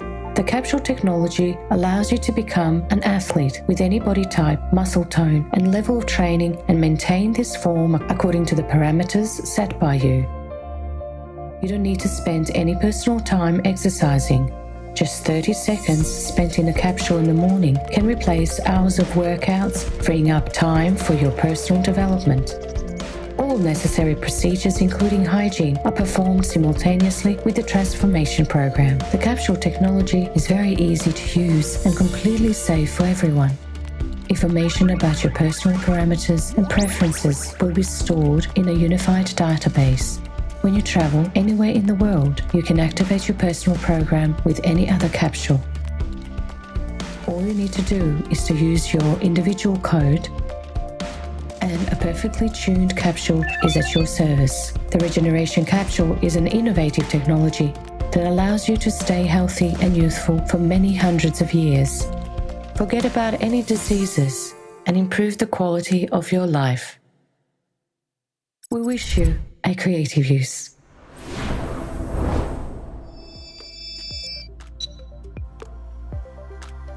Wow, that's awesome. So you can really cure all diseases? Yes, in fact, most diseases are caused by infections. I can eliminate them very quickly. For example, Alzheimer's disease is caused by a parasitic infection. These microparasites generate a calcium casing around themselves, resulting in excess calcium on the axons, and that in turn leads to neuron connection breakdown and brain cell death. On the other hand, these are living microorganisms, so I can extract the energy from them, remove the excess calcium from the axons, and relocate it to where it's needed. The excess calcium is then removed from the body. All relevant neurons will be restored based on your individual DNA program. If you want to increase brain functionality, I can also create active neurons and increase their number. As time passes, you will gradually adapt to the increased brain functionality. The complete program to cure a person takes 30 seconds, and they will leave the capsule completely healthy. Oh, it's good to know I won't have to worry about Alzheimer's. But can you make me look pretty? You have very beautiful facial features and body shape. What changes would you like to make? Well, I'm not really happy with my nose, and I wish my hips were smaller. No problem, just choose a program.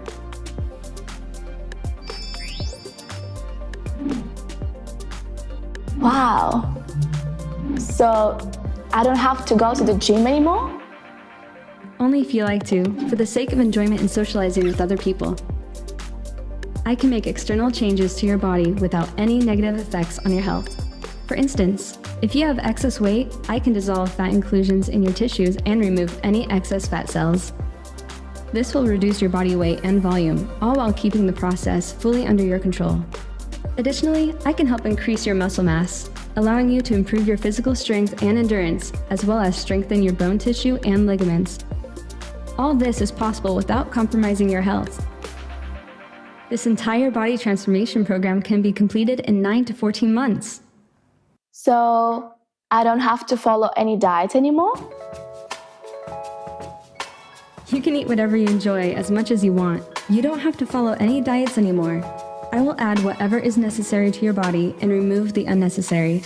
This is covered in the daily care function and will take 30 seconds. Are there any restrictions on use of the capsule? Age restrictions, for example? There are no restrictions. So wait, even newborns can be placed in the capsule? Yes. In fact, it's even necessary. And moreover, the capsule completely controls the fetal development from the moment of conception until the birth of the child. Starting with the first cell division, there will be complete control over the development of the fetus. After all, it is already an organism with an organism. As the baby is born, it is under complete monitoring and care. It will have a perfect body, with a perfect program, and a perfect immune system. The capsule can accompany the pregnancy and be used during the delivery. It monitors the fetus and the mother. It can create an absolutely comfortable and proper state during the delivery. Also, I'm a bit confused. What do you mean that we don't have to wash ourselves anymore? So we don't have to wash our hands either? This is no longer necessary. All the more, a conventional shower cannot cleanse your body as perfectly and safely as I can. After the daily care function, all excess epithelium, germs, earwax, and other bodily secretions will be cleansed from your skin. These, as a valuable construction material, will be converted into elements that are necessary and beneficial for your body. If you prefer, I can also remove all unwanted hair from your body. Now that sounds pretty good to me. It really sounds tempting. But I'm just a bit concerned. With all this manipulation with our DNA and body parts, would I become a mutant at some point? No, that's impossible. The first foundation of the creative society is the value of human life, which is why all my functions are set up only to improve and maintain your health and well-being. Oh, the first foundation. How could I forget? Now you convinced me. I'm ready.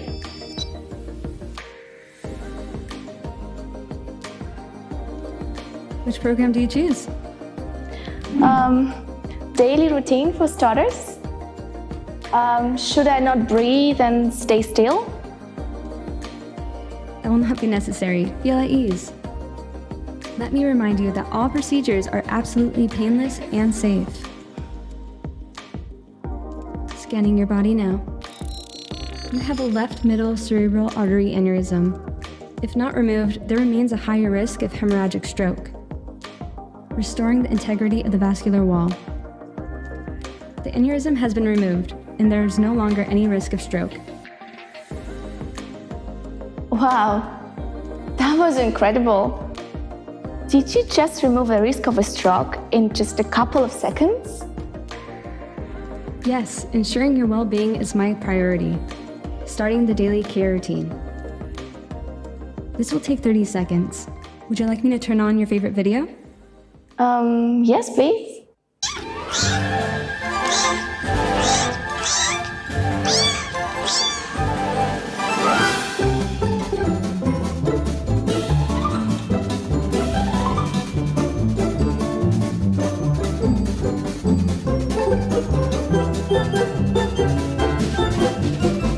The daily care routine of your body is complete.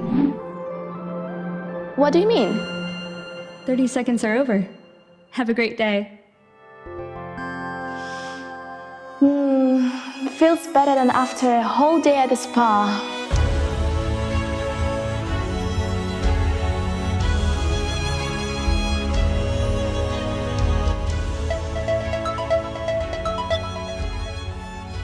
Mom, hi! Look what I've got! Looks gorgeous. Have you tried it just now? I've been testing mine for weeks. This is something incredible. My capsule just saved me from a stroke. It detected an aneurysm and removed it in a couple of seconds. Gosh, really? I'm so happy these capsules are available to everyone now. That's true. But what about you? Are you seeing any changes? Yeah, I ran mine right away under the Health and Rejuvenation Program, and my skin has already improved. The spots are gone, the wrinkles have already started decreasing. Look! And the best part is, my joints aren't aching anymore. The other day, I purposely walked up to my apartment without taking the elevator, just to check that. And to my surprise, I didn't experience any joint pain or shortness of breath. Look at you, Mom. You got a hang on a capsule way quicker than I did. Oh, it was so easy to use. It tells me everything. It told me I would take 9 months to fully rejuvenate. But I already feel like I'm 25. Oh, Mom, I'm so happy for you. Yes, my dear, me too. I am happy that we were able to build the creative society. And now all diseases and aging are a thing of the past. Definitely. Oh, I've got a call. I've got to run. Bye. Speak to you later, Mom.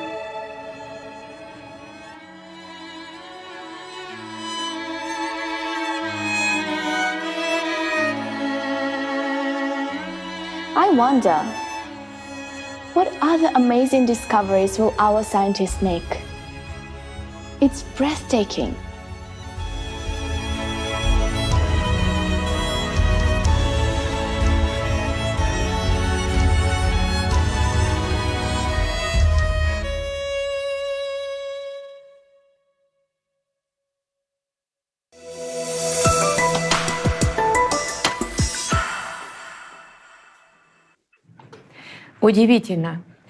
Amazing.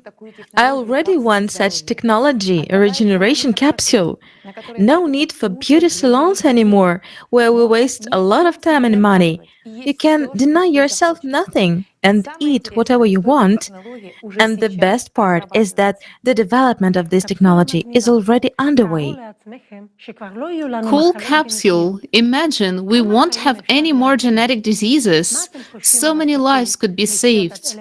And what about the prospect of living about up to 1,500 years old? It has now become clear that there are not fairy tales. These are the facts stated in the scriptures. These technologies really existed and were used, but they will only be possible in the creative society. Remember Sarah? Not only was she very beautiful and attractive at the age of 90, but she was also able to become pregnant and give birth. We can assume that she was using rejuvenation technology. And in those days, people's lifespan was exceeded that of a modern person. And this is described in the Tanakh. Adam lived 930 years, Noah lived 950 years, Marusa lived 969 years, Seth lived 912 years. That is, all these technologies of prolonging human life beyond the species limit were described to us. In Sephariah, it said, until the time of Abraham, there was no aging.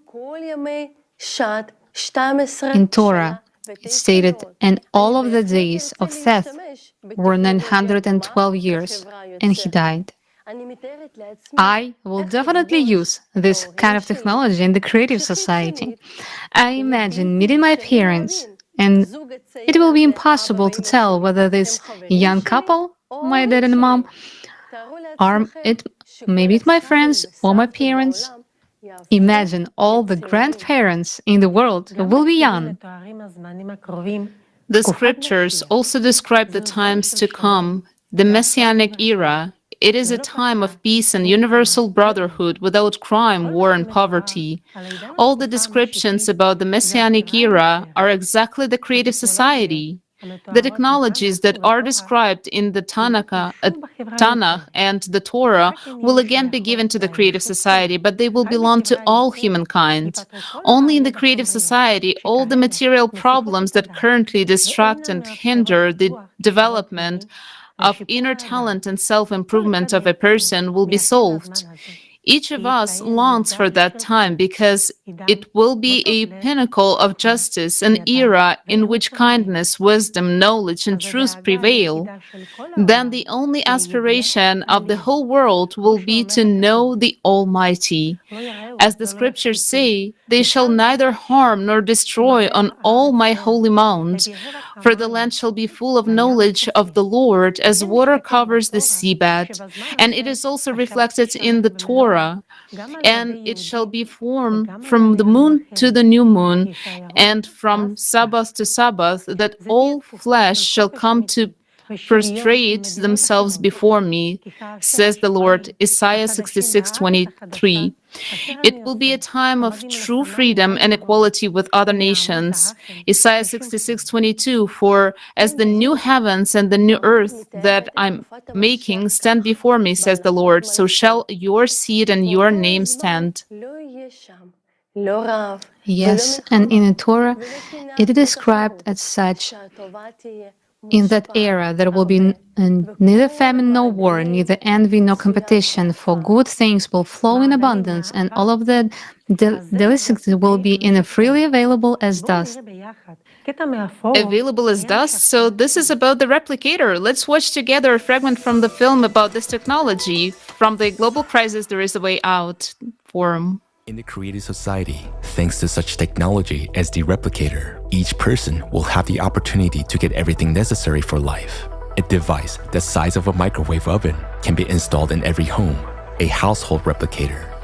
You can forget about the arduous chores, cooking, washing, dishwashing, and even buying many products, because with a replicator, it will be possible to create anything out of elementary particles. How will it work?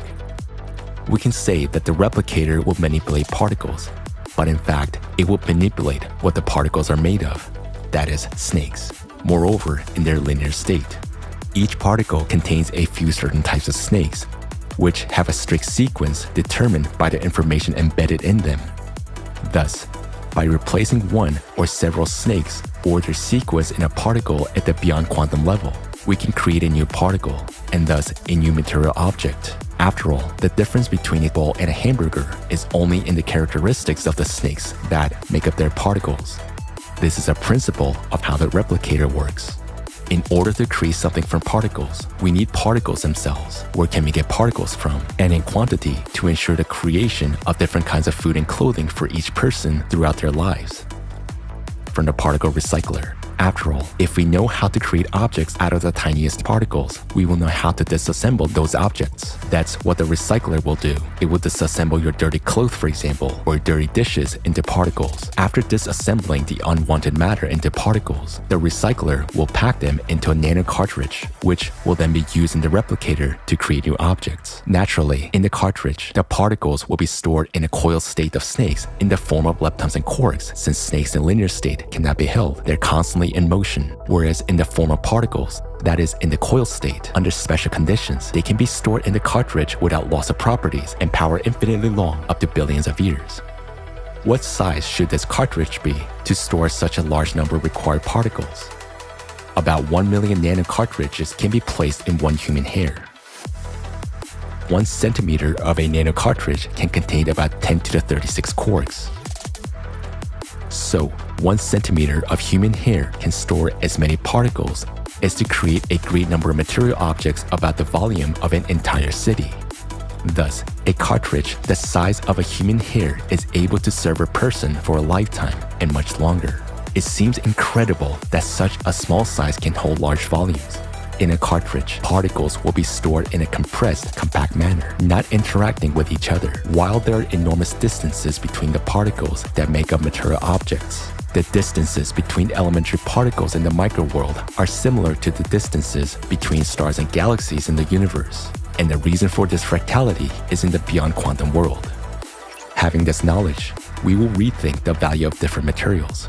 For example, the same plastic that we simply throw away today will become the most valuable material. Why? Because the tangles of hydrocarbons contain the largest number of different snakes, 33 types, from which you can create a lot of combinations, gold, hamburgers, and so on. For the same reason, cotton will also be valued because it is close in characteristics to plastic and many other particles can be created from it. To understand the process of replication better, we'll give you a figurative example. Imagine that we put a knitted jumper into a device similar to a microwave oven. At that time, a special device reads the shape of the jumper and the position of each hair in the threads of the jumper. A special device, like a crochet hook, is then used to pick up one thread and unravel the jumper all the way down to the hairs, and each hair is disassembled into its component parts. All these components are stored compactly and tightly packed. Thus, our seemingly large jumper fits into a small box. When we need to make a jumper again, the previously recorded program reconstructs the hair components in the right sequence and converts them into wool strands, which are then converted into the yarn that will knit the jumper anew. All this information gives the understanding that everything in this world has been programmed and created. It's a whole programming table, but there's nothing complicated about it. Now in programming, we only use zeros and ones, whereas in the beyond quantum world, we use several hundred combinations. By comparison, our alphabet has only about 30 letters, but over 1 million words are made up of them. It is not difficult for a human to manipulate letters and form words, nor is it difficult for an artificial intelligence to analyze all the possible combinations of snakes, which can be quite numerous, and to analyze the characteristics of any material object at the snake level, and thus recreate its exact copy according to this information matrix.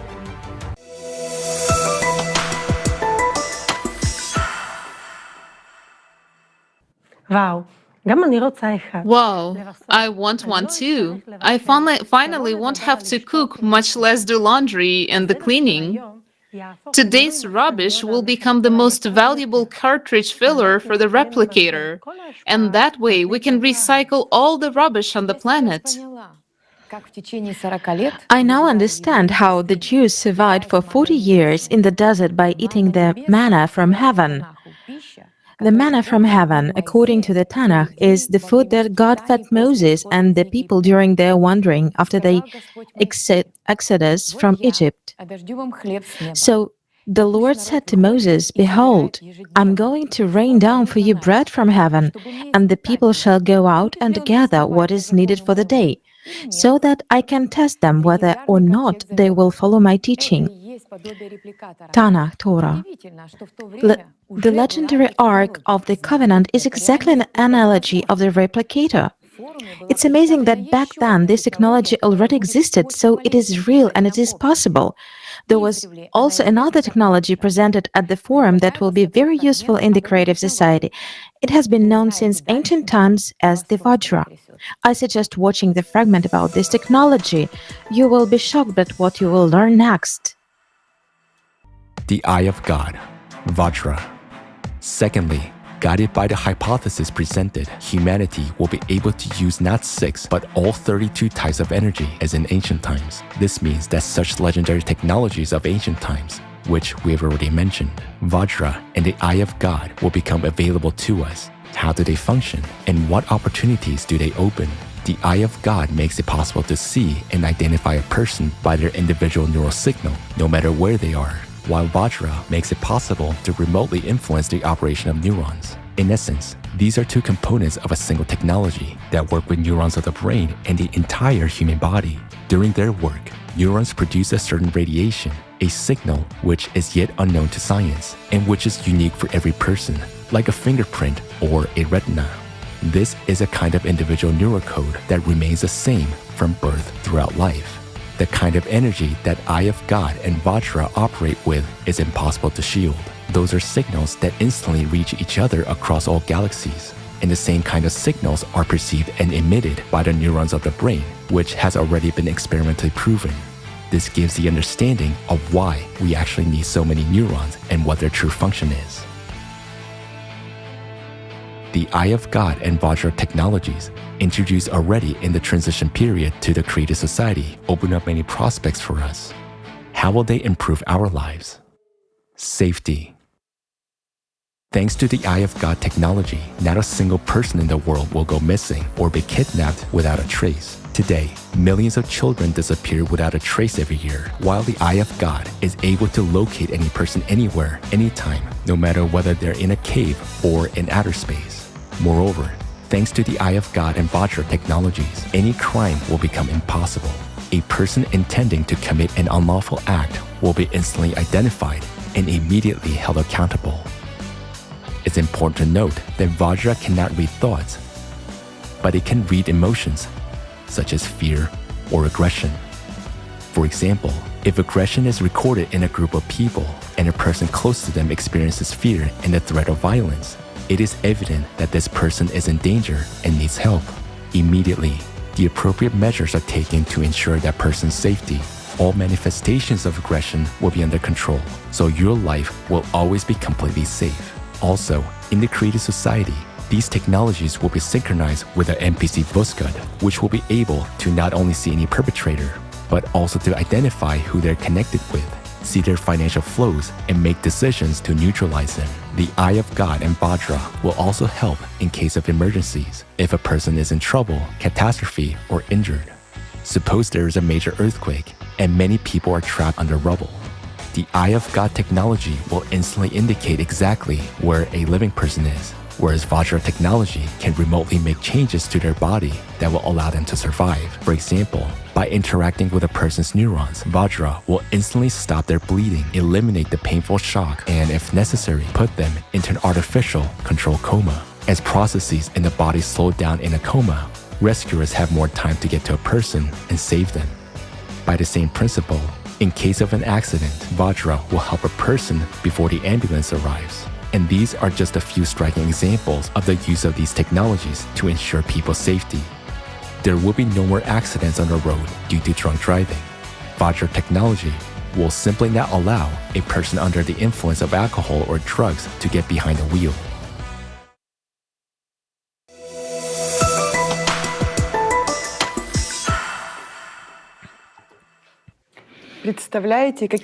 Can you imagine how safe our world will become without wars, without crime. A person can be saved in any part of the world. I just remembered the staff of Moses, also called Nehushtan. It was used to control a person's life. The technological capabilities of this staff are very similar to the functions of the Vajra. With this staff, it was possible to take a person's life, but it was also possible to help a person, as Moses did. The Lord said to Moses, "Make yourself a serpent and put it on a pole, and let whoever is bitten look at it and live." Tanakh, Torah, Bamidbar 21:8. Moses made a copper snake and put it on a pole, and whenever a snake bit a man, he would gaze upon the copper snake and live. Tanakh, Torah, Bamidbar 21:9. Moses raised his hand and struck the rock with his staff twice, when an abundance of water dashed forth, and the congregation and their livestock drank. Tanakh, Torah, Bamidbar 20:11. And take with you this rod with which you shall perform the signs. Tanakh, Torah, Shemot 4:17. When Pharaoh speaks to you and says, "Produce your marvel," you shall say to Aaron, "Take your rod and cast it down before Pharaoh. It shall turn into a serpent." Wow, now I realize that the scriptures reflect grains of truth. And what we'll learn now are merely crumbs of information. Imagine that all of humanity can study their scriptures. How many more interesting and inspiring facts we will find together. Earlier, when I was studying the Tanakh, I didn't understand why the staff transformed into a snake and how it was possible for people to stay alive after being bitten by snakes. It was at the forum that I saw a detailed explanation of how the Vajra and the snake technology works. It turns out that this technology is not new. It was used thousands of years ago. In the creative society, this technology will only serve for the good of humanity. It will help save people's lives and provide first medical aid. And most importantly, not a single person in the world will disappear without a trace. It will be impossible to commit any act of terrorism. The perpetrator will be identified and neutralized instantly. You don't have to worry about your children. They will be perfectly safe. What incredible prospects. Yes, indeed. With technology like this, the world will change. We will live in safety, and we will forget what hunger is. And we won't have to worry about overpopulation the planet due to a lack of natural resources, as we are being led to believe now. In the creative society, not just 8, but 50 billion people will not be enough. And you know, that is also written in the scriptures. "And your seed shall be as the dust of the earth, and you shall gain strength westward and eastward, and northward and southward, and through you shall be blessed all the families of the earth, and through your seed." I want it already. There will be many more of us, and that means more prospects for each of us. We will have a big family, all of humanity. Okay, that's all great. But the question might arise, where are we going to get enough energy to sustain technology and provide 50 billion people with everything they need? Don't you know about fuel-free generators? These technologies were invented a long time ago. They just can't be applied in our consumerist format. I suggest watching the video about FFGs from the forum. Global Crisis. Our survival is in unity.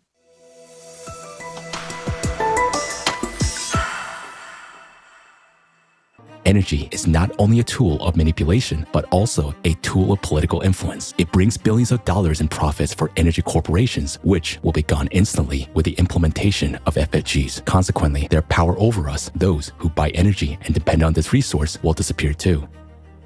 However, Despite all the obstacles, we have working devices from officially recognized inventors. Let's take a look at some of these developments. Magnetic generator. Its original inventor is considered to be John Searle, who used custom-made magnets in his machines. Since 2019, based on a similar technology by the inventor, Dennis Danzig, a US company has been supplying power to its customers using plants with a capacity of up to 25 kilowatts.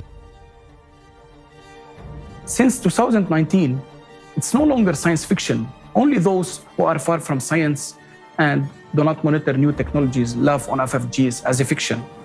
Therefore, those who make fun at FFGs themselves gave fun on others. Let's continue. A whole range of fuel-free generators was developed in Ukraine. The principle of operations of these generators was based on a looped electromagnetic gun, a pulse power system.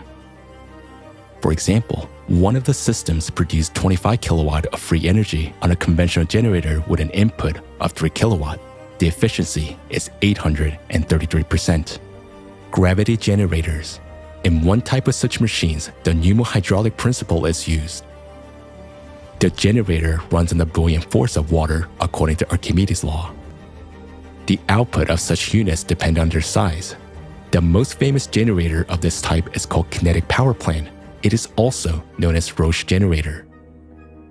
Such generators are produced by a German company which has branches in Mexico, Serbia, Switzerland, and Colombia. According to official expertise, the compressor of the generator of one of its units consumes 4.5 kilowatt, while a generator itself produces 11 kilowatt of electricity. That is, the efficiency is more than 200%. How much is that? Is a typical country home power consumption?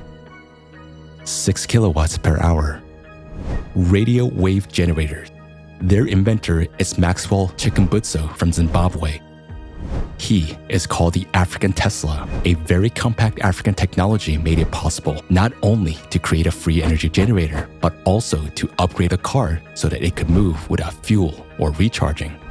As a result, even a helicopter was upgraded. Recently, the inventor presented a very small 500-watt power generator. Its output allows you to power a widescreen TV from free energy. And there are dozens of less-known inventions in different countries. In the USA, Malaysia, Georgia, India, Turkey, Japan, Uzbekistan, Mexico, New Zealand, and many other countries, there are research teams developing fuel-free generators. How is that, you may ask, and how it's possible to launch these technologies? How inventors are still alive and their generators are not yet been destroyed? That's because they get energy for free and sell it to consumers for money, while the generators themselves cost crazy money. The percentage of people currently receiving energy from these systems is negligible compared to all of humanity. Therefore, FFGs that are actually working now are in no way helping all people to become energy independent. So why isn't this amazing technology available for everyone in the world? Because we are living in a consumerist format of society. If FFGs are introduced all over the world without changing the format of society, then this will result in a big disaster. Millions of people will lose their jobs. Everyone who is involved in the power industry, from CEOs to janitors. This will inevitably lead to a collapse of the economic system, growth of unemployment, poverty, crime, and chaos. But when we gradually change the consumerist format to a creative one, then a new economic system will allow us to introduce FFGs everywhere. All power plants, factories, mines, dams, oil pipelines that harm the environment and pose a threat to people will be shut down. We will use hydrocarbons more efficiently instead of just burning them. While people working in the energy sector, just like every person on the planet, will be provided with a universal basic income, they will be able to easily shift into any other field of activity, being protected and well provided by the society. So let's see how the world will be like in the creative society after the introduction of the FFGs in all the spheres of life. Humanity will have a source of free, stable, safe, and environmentally friendly energy. We don't pay for it anymore. No more energy bills and utility bills. Each home will have its own compact autonomous generator of electricity and heating. This will make us independent from the centralized energy system, which is very important in the period of escalating climate disasters. Cars will no longer need to be refueled, and we will not be limited in traveling anywhere in the world. Fuel-free generators will be installed not only in houses and cars, but also in helicopters, airplanes, ships, and space stations. Robots and automatic systems that do all the hard work will be powered with an uninterrupted energy supply of the necessary capacity. Our planet will become free of the wires and pipelines that entangle it. Free energy is one of the conditions for the transition of a civilization for a new evolutionary stage. During this transition period of creative society, energy will be available and free for everyone, everywhere inside the world. If you want FFG to be installed in your house and in your car, support creative society and tell your friends about it.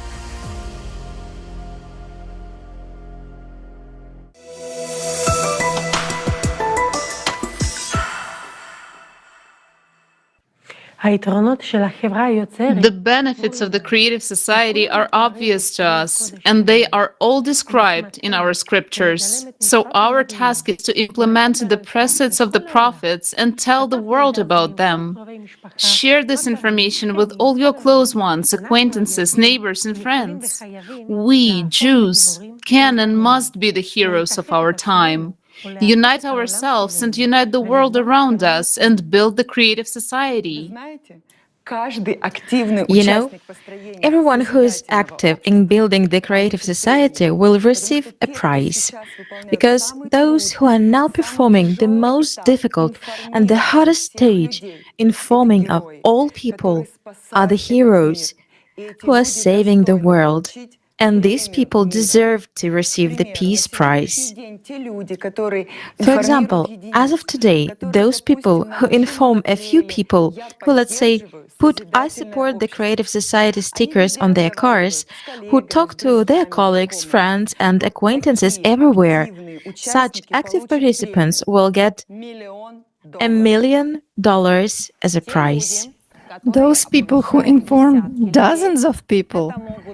It could be cafe owners, bloggers, in other words, those who drive, tell, talk, who are not shy to talk to people in buses or in other places, who are massively, actively informing dozens of people. They will get 2 million each. Those who inform hundreds of people will get 3 million each. And those who inform thousands of people will get 4 million.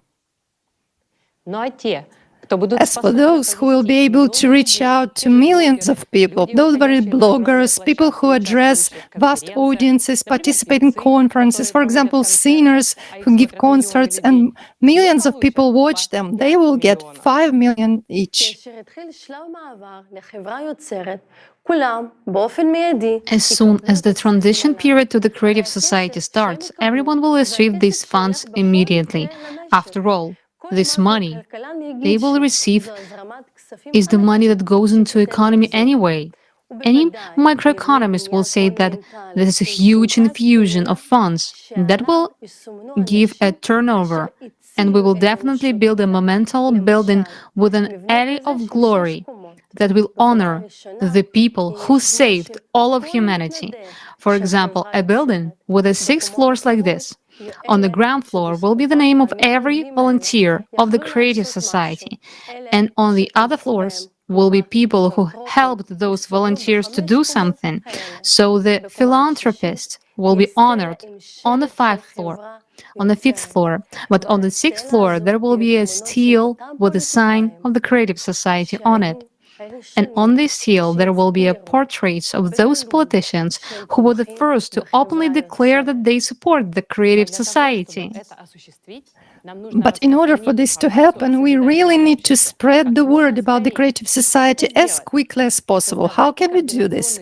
Establish coordination centers in your country, states, cities, and districts. The size of an area you can cover depends only on your willingness and proactive actions. Remember, remember that you have to do everything within the law. It is not difficult to create a nation center. If there are at least 2 people in your neighborhood or city who understand the importance of the creative society, do not wait. Open a coordination center. Start informing other people about the creative society. In a week, there will be 5 of you, once 25, and in 2 months, everyone will know about the creative society. We can do this only together. Therefore, the best, or one might say the only investment into your future, the future of your children, is investment in creative society.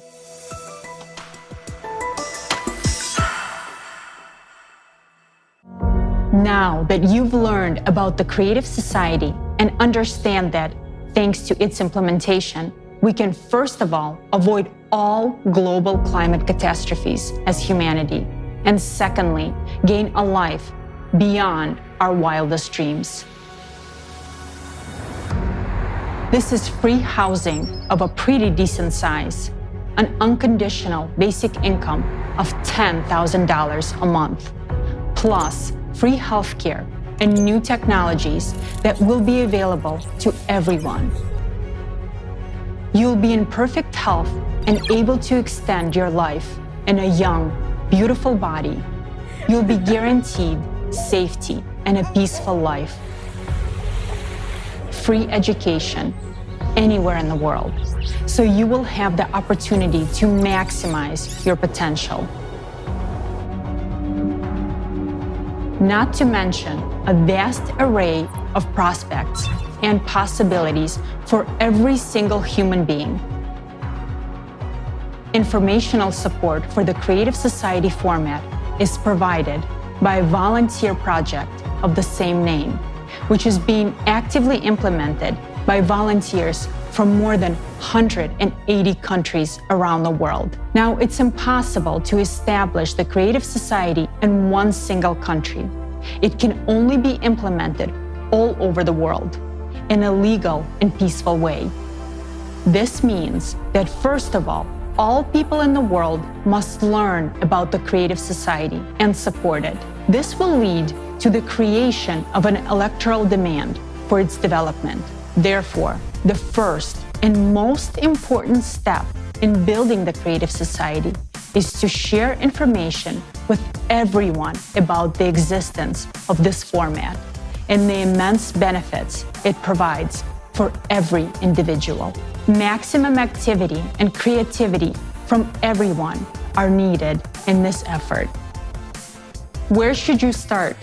You can tell about the Creative Society to your friends, family, and everyone around you. They, in turn, can inform everyone they know. The Creative Society should be known and discussed everywhere. If you want to learn more about the Creative Society, your primary resources will be the creativesociety.com website, especially such sections as international forums and questions and answers. In the Act Now tab, you can learn about the effective ways of informing others and start applying it in practice. Informing a single person about the Creative Society already makes you a participant. By doing this simple action, you have joined the first and most crucial stage of building the Creative Society, the informational stage. This is a step to your bright future. Yes, it's that simple. There are no fancy badges with titles, no lists of volunteers, no membership fees, and no exploitation of each other for personal gain. The Creative Society is not a commercial project. Nobody profits from it, and no one benefits at someone else's expense. People from all over the planet come together to build a society based on one simple principle. Only by improving life for the entire society can you improve it for yourself. This is the main principle of the Creative Society format, which guarantees benefits for everyone. The project's implementation relies solely on the goodwill and initiative of the people. Even one person can do a lot to build the Creative Society, and by uniting, more can be accomplished in less time. When we coordinate our actions, our abilities to inform others multiplies. Do you want to inform others about the Creative Society quickly and effectively so that it can be implemented sooner? Join forces with others around you, neighbors, friends, relatives, and co-workers, to establish Creative Society coordination centers. Your coordination center will be a community of like-minded individuals who also endorse the Creative Society. It will serve as a hub for people of your building, street, neighborhood, and city who take action on a volunteer basis, taking into account local legislation. If there is no coordination center in your vicinity, that needs to be fixed. Waste no time, inform your neighbors, find like-minded people, and create your own volunteer coordination centers. What do you need to create a coordination center? Opening one is simple, and anyone can do it. First, you should inform the main coordination center about your decision through the official email on the creativesociety.com website. Then, by joint efforts with others, do everything possible within the framework of the law to inform even more people about the Creative Society. You, the people, are the center of coordination. You can gather in person or virtually. You don't even need to be in the same place as other participants. You can organize your own communication through a chat on any convenient social network. Meetings and coordination can take place online using audio and video calls.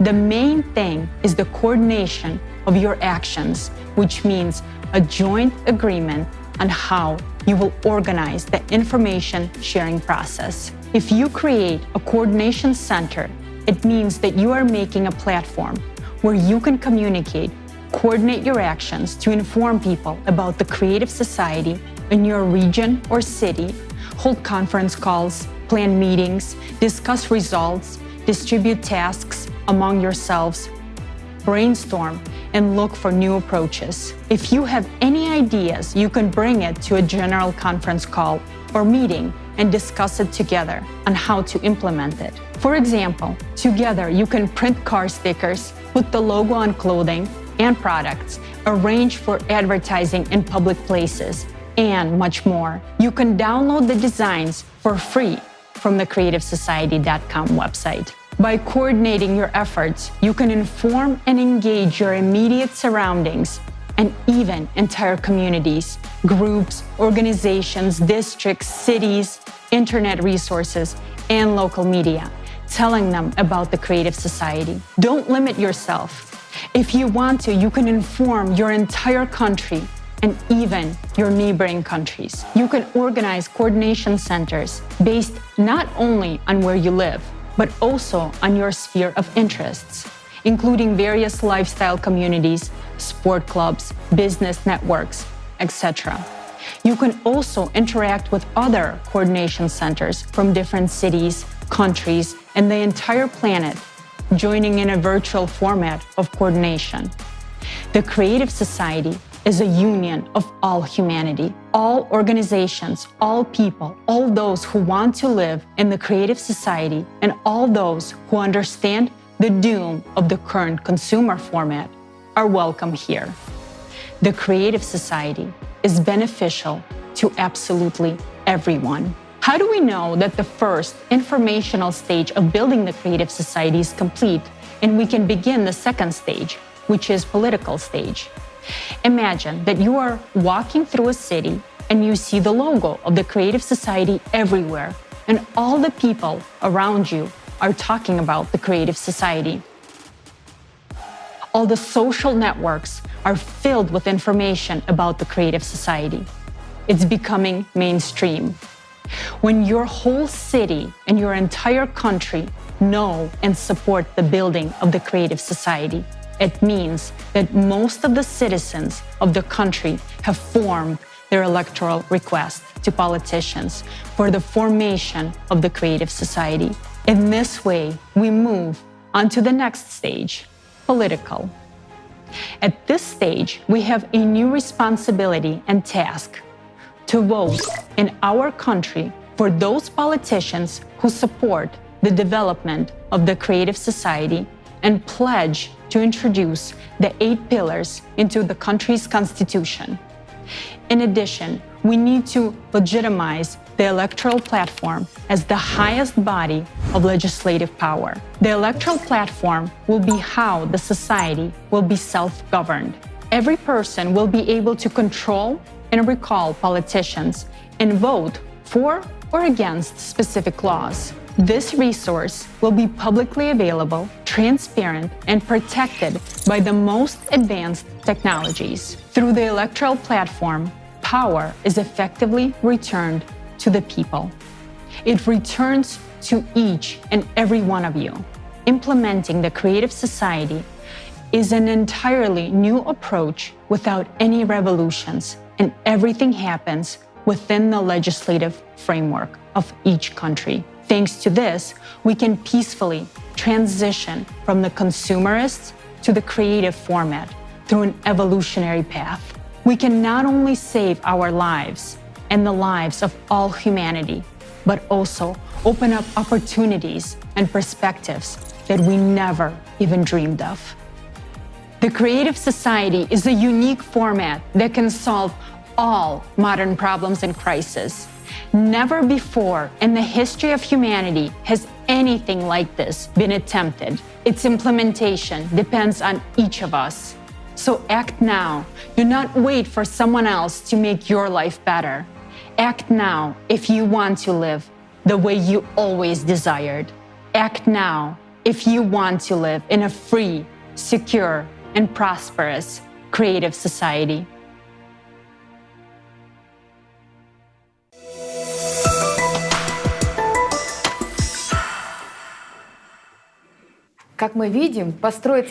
As we can see, it is easy to build a creative society if we act in an organized and cooperative manner. All of the more so for us Jews, who are famous for our organizational skills and unity.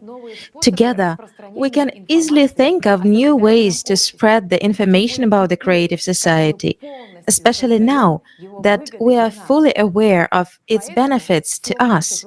Therefore, everything is in our hands. Yes, let's show the whole world that it is Jews who can achieve any goal if they know why. And now we know why.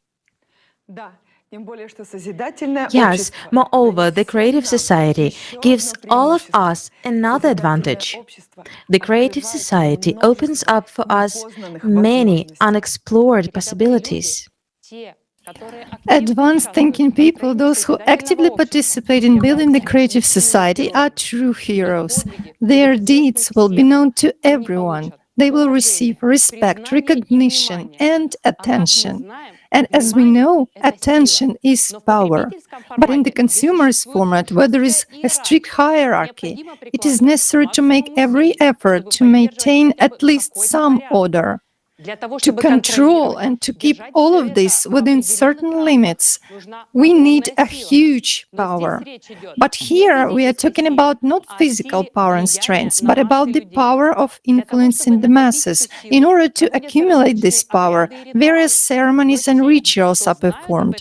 But those who know about this power cannot fully understand what it is. In the consumerist format, this power will always be in the hands of a narrow circle of initiated individuals and aim towards satisfying their needs. That is why we, as ordinary people, will not have access to that power. But as soon as we, as humanity, become a civilization, each of us will be able to possess this power, and it will be directed towards improving the life of every person.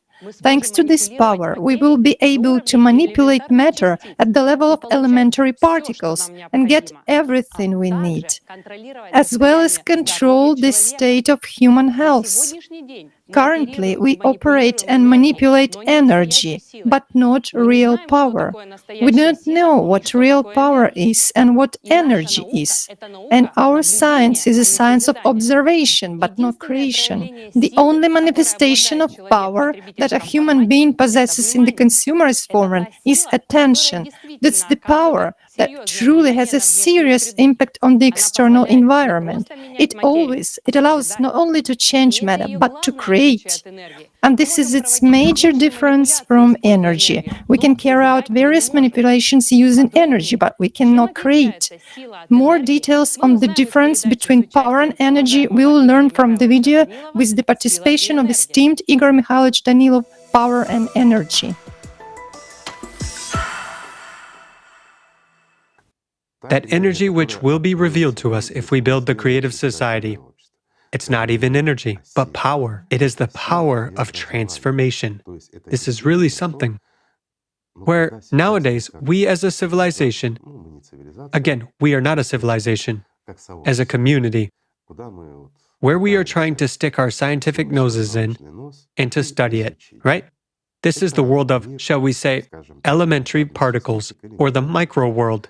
Yes, we observe. Yes, we do not understand anything yet, but we see certain laws that are absolutely different from the macro world, from that world where energy exists. And look, there's power there, and all these connections are more related to power, while the energy which we use in this world moves bigger objects. Well, or let's put it this way for a greater or better understanding. Let's compare. For example, this energy controls the movement of elephants. Such a coarse matter. Yes, a coarse one. Meanwhile, for instance, our elephants are made up of ants. So a mass of ants gets together and builds up an elephant. It's clear, isn't it? Yes. There is such an elephant made of ants. So the power controls ants. It makes them assume one or another shape, live, and release energy by processing power. And it turns out that certain forms of life or existence, by processing power, so to say, they manifest energy. In other words, we have learned to manipulate elephants, and now we are trying to observe the life of ants. Meanwhile, do you know what puts all of this in order? Information. That's the most mysterious thing as of today. And it is nearly inaccessible to us at our level of development. Why? Yes, when we get to the first level of civilization development, we will be able to possess this power. But what is the power in? A simple question. What do you think? In information. In the ability to manipulate information. In the literal sense of the word, while possessing information is much more important than possessing power. Why? Even if we possess power, but cannot control information, power is meaningless. It's like nowadays, we do possess power, friends. We have a lot. We have prana. Our attention has a tremendous power. Indeed. And it is very important for those who know how to accumulate it, collect it, and what to do with it. But without information, we simply dissipate the power of our attention, not understanding or realizing how valuable it is. We cannot invest it in something that will bring us really positive results in the future, something that will make our life and the life of the entire civilization more wonderful. Just look, it is simply a lack of understanding of the value of information. And not knowing that our attention is valuable, we dissipate it everywhere and anywhere. You can see how simple everything is when there is a mass of people who support that. However, we can all together invest attention in the creative society, right? So that not just one person feels good, but all people. But all feel good, and then... To direct attention to this common. Of course, then everything becomes balanced, and then we get tremendous opportunities and access to power, and not only to power, but to the ability to control information. That's the most important thing of all.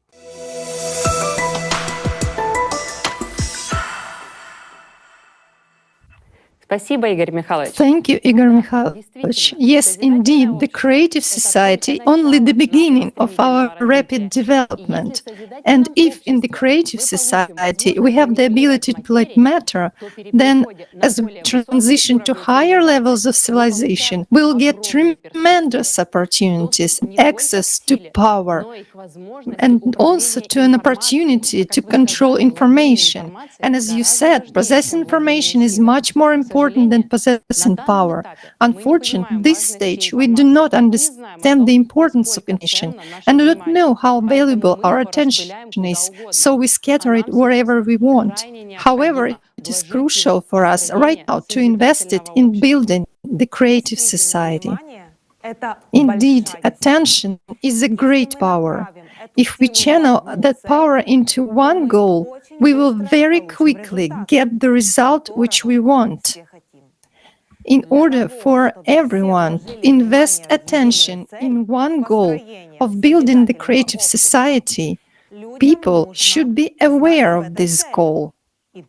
And for that, the most important task right now is to inform everyone about the creative society. Ways of informing about the creative society are diverse.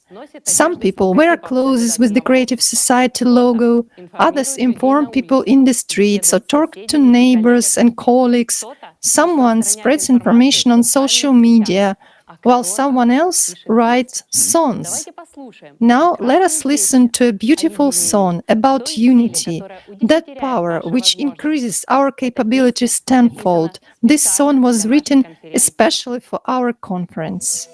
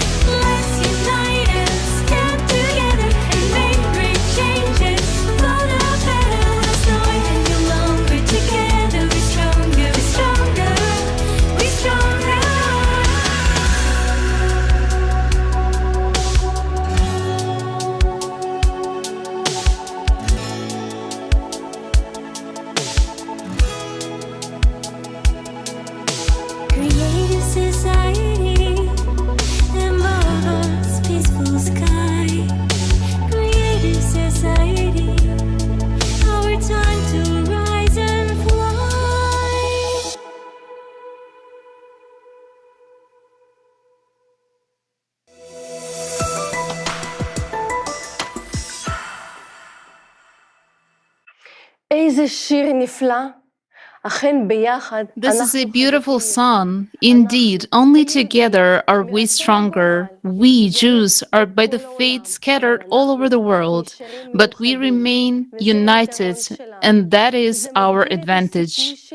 This increases our chance to build the creative society on all continents in the shortest possible time. And isn't that the mission of the entire Jewish people? Let's hear what the people of Israel have to say.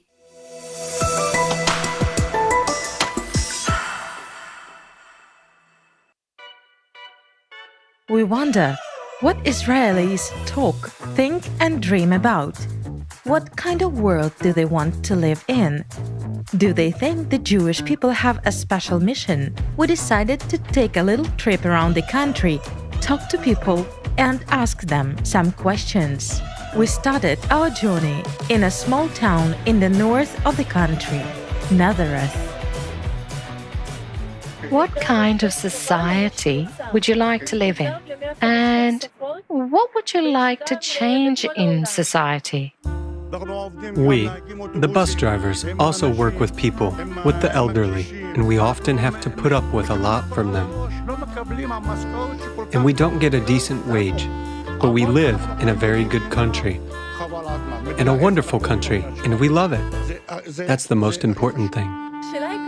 Imagine that you live in a creative society and you have a house with no mortgage, you have free healthcare and education, and a basic monthly income of $10,000. Let's imagine, what would you do with that money? I believe we would improve the lives of those who cannot afford it. What do you think is the mission of our people? I believe that first of all, we need to make peace with each other so that everyone feels safe and confident in their abilities, and that everyone has many opportunities to fulfill themselves and enjoy everything around us. Nov Hagalil. Hello, dear friends. Welcome to the International Chocolate Festival, which is taking place today here in Nov Hagalil. What should society be like for you to live well in it? We want people to be healthy. We want everything to be fine.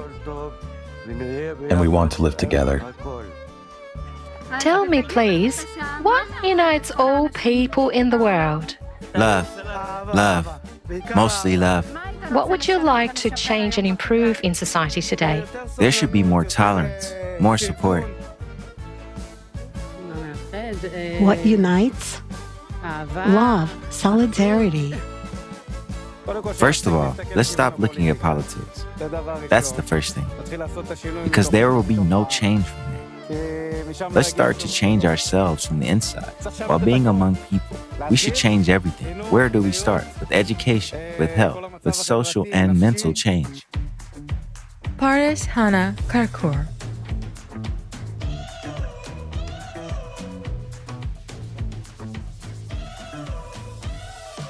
I would like to ask you, do you know that the people of Israel have a mission?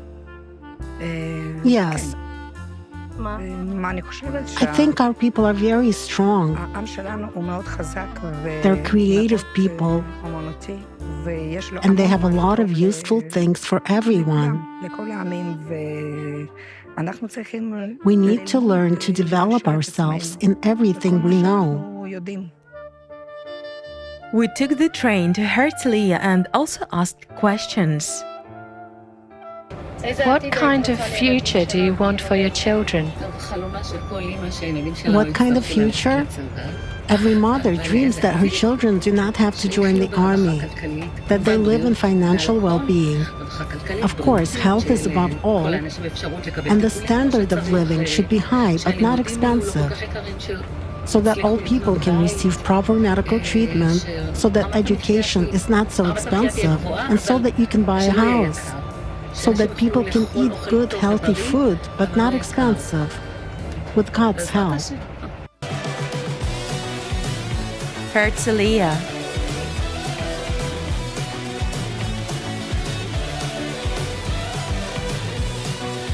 Do you think the people of Israel have a special mission? Absolutely, yes. The people of Israel are considered a virtuous people, a special people. The holy and blessed God has singled us out amongst all nations. That's what we are called, the chosen people. What unites and what do all people in the world have in common, regardless of religion, nationality, or social status? Selfless love. What should unite them is selfless love. The second temple was destroyed because of unjustified hatred. And as soon as unconditional love appears, as people say, the Mashiach will come. Jaffa.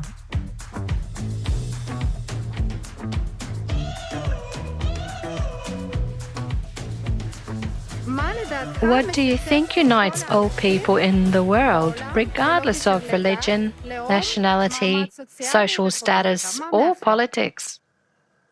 May life be good all over the world, including Israel, so that there is no war, and so that everyone would love his neighbor. The most important thing is you need to be happy.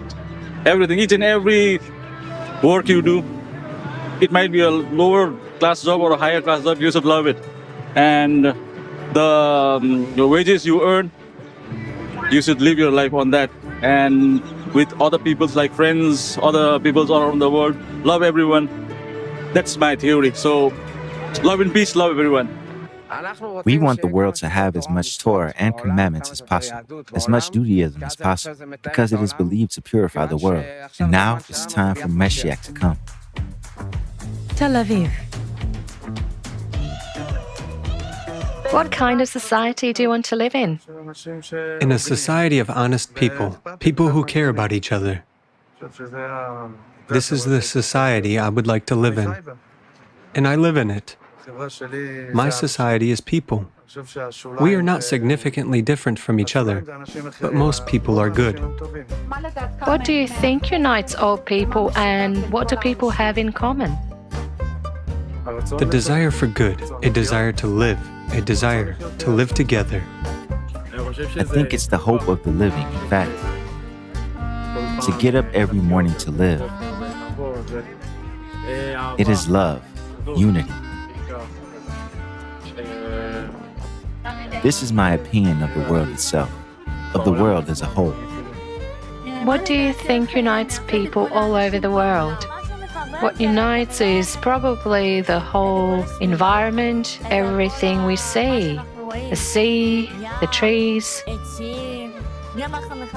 I think that it is nature. A joyful society, modern. Ashdod.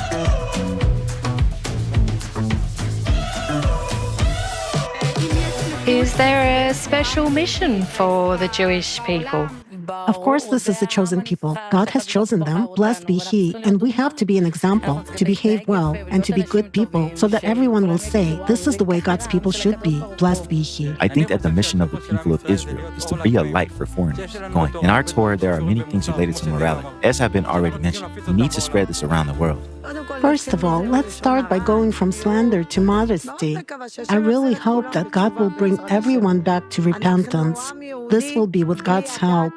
We, the Jewish people, are worthless without religion and faith. We're zero, nothing. For many years since creation, only religion has supported us. The mission of the Jewish people is to spread God in the world, so that people understand that this world did not exist. It was created. Someone created it, and someone controls the whole world. Even if we think it is being done by all kinds of governments of one sort or another, it's not so, or that way. There is one who rules the world. The mission is, first of all, to reconcile with everyone and with each other, and then we will see what will happen in the world. Everything in this whole world exists thanks to the Jewish people. The Jewish people have spread much love, much goodness across the world. Now, for example, there was an earthquake in Turkey. And who came first? The Israelis, Jews.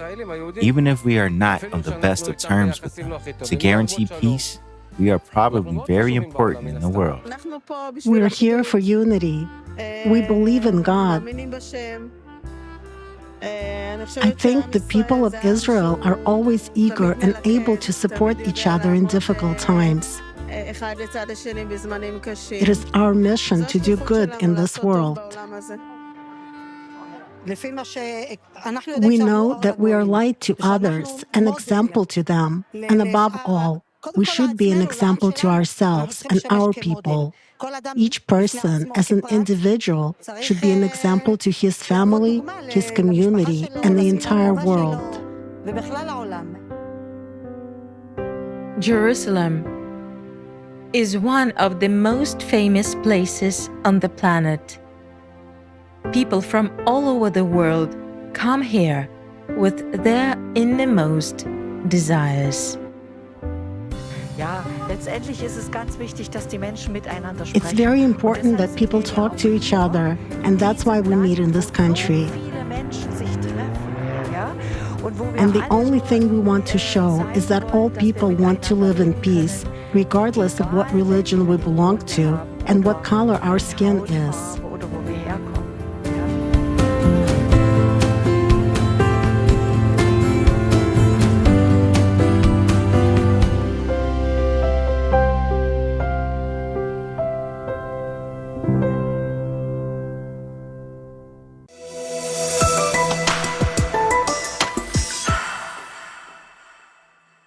אנו רואים שעם ישראל פשוט רוצה לחיות בשלום. We see that Jews simply want to live in peace, prosperity, and love. We dream of a world where we can live in peace, unity, and security. Simply put, we dream of the creative society. What is the chosenness of the Jewish people? We are the light, we are the knowledge, we are the engine of the progress. We are in charge of this world, and therefore, we are the ones who can change everything. To sum up everything mentioned above, it is worth noting that we need radical changes in all spheres of life. Who can do this within the shortest possible time? In the Holy Scripture of Judaism, in the book of Isaiah, the following is said, "And he said, it is too light for you to be my servant, to establish the tribes of Jacob, and to bring back the besieged of Israel. But I will make you a light of nations, so that my salvation shall be until the end of the earth." In order to gain a deeper understanding of the meaning of this quote, we spoke with the esteemed Rabbi Abraham Mordecai Gottlieb, a Kabbalist and teacher of the inner work in oneself.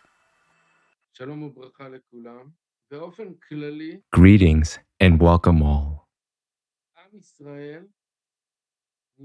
In general, the people of Israel come from the power of the Creator. That is, the power of giving, the desire to influence and love, pure love for one's neighbor. All manifestations of love are the spiritual root of the people of Israel. That is what is special about the people of Israel. The spiritual DNA that is capable of manifesting supernatural love, manifesting supernatural faith. Faith and love go hand in hand, because when you love someone, you believe in them. When you believe in someone, you also love them. That is what is special about the people of Israel. This essential DNA that comes from the upper worlds, that is what is found there. But it is important to say that there are malfunctions and there is multifacetedness. This means that in every man and every woman from the people of Israel, there is Israeli divine part, and there is part that is not Israeli. This means that the other part is the desire to receive, meaning this part is selfishness. The people of Israel are distinguished not only by national characteristics, but also by spiritual ones. Also, in other nations of the world, in all the peoples, it is possible to discern both the divine and non-divine characteristics in every man and every woman, because this pair of love of others and self-love, creator and creature, is like light and vessel. It is found everywhere, those in the people of Israel. The Israeli trait is stronger, and it is also found in the nations of the world. When we say, "You have chosen us out of all the peoples," we're referring to the divine part within us. But we also have selfish traits, and that is not what the Creator chose. He chose only the divine part. And if there's a divine part in other nations as well, then He chose it in them. Because wherever there's a characteristic called Israel, this word Israel is made up of two words, yashar, which means straight, and El, God, meaning I live my life in the direction straight to God. What does that mean? It means that just as He created the entire universe and influences the universe and gives to the universe, I want to connect to this characteristic, and that is called straight to God. And if this trait is found among the peoples of the world, they are also close to God. The role of the people of Israel and the state of Israel is to create a social model of love for God and man.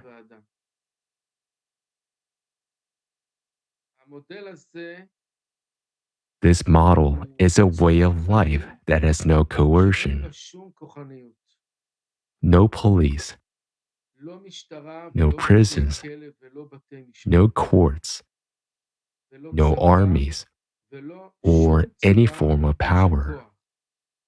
Rather, it is a form of love, understanding, friendship, acceptance, and tolerance.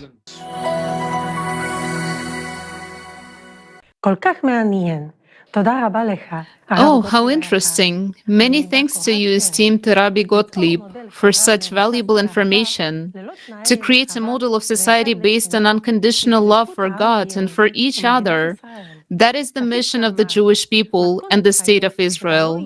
As you said, a format of life where there would be no place for authority, there would be no need for army, police, or prisons, but where a form of love, friendship, acceptance, and patience for one another would prevail. This is exactly the format of the creative society. How wonderful it is to know that this is precisely the mission of our people. When God chosen us, the Jewish people, to achieve a higher purpose, He accordingly gifted our people with beautiful talents, gifts, and skills to fulfill His will. Our people have a pronounced ability to organize and inspire people. We, the Jews, never hesitate to achieve our goals and always remain optimistic no matter what twists and turns fate might bring. And we can teach that to others as well. We will be able to set a real example of how to get things done quickly and as effectively as possible. This is why humanity needs us, the Jews, more than anyone else to build the creative society. We have a unique tradition of developing, working, and learning from a young age. We have high mental abilities. We can feel people and their needs. The value of society prevails over personal ego in us.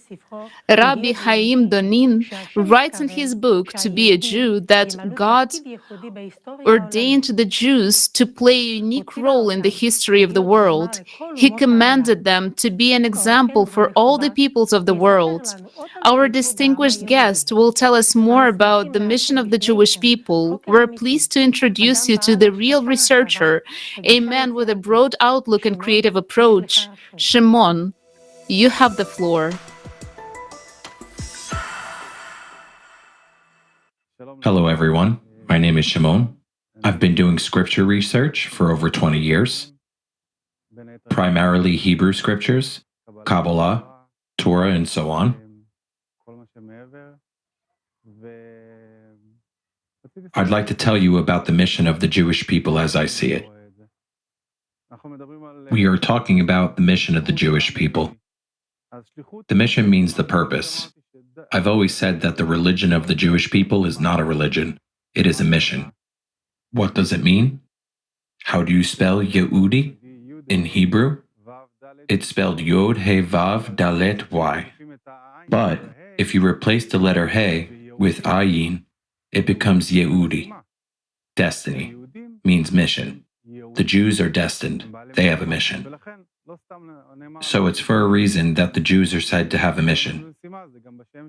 We do have a mission. It's also in our name, in our second name. Because in the past, when languages were remade and changed, different writers wrote the letter He, and some wrote the letter Ayin.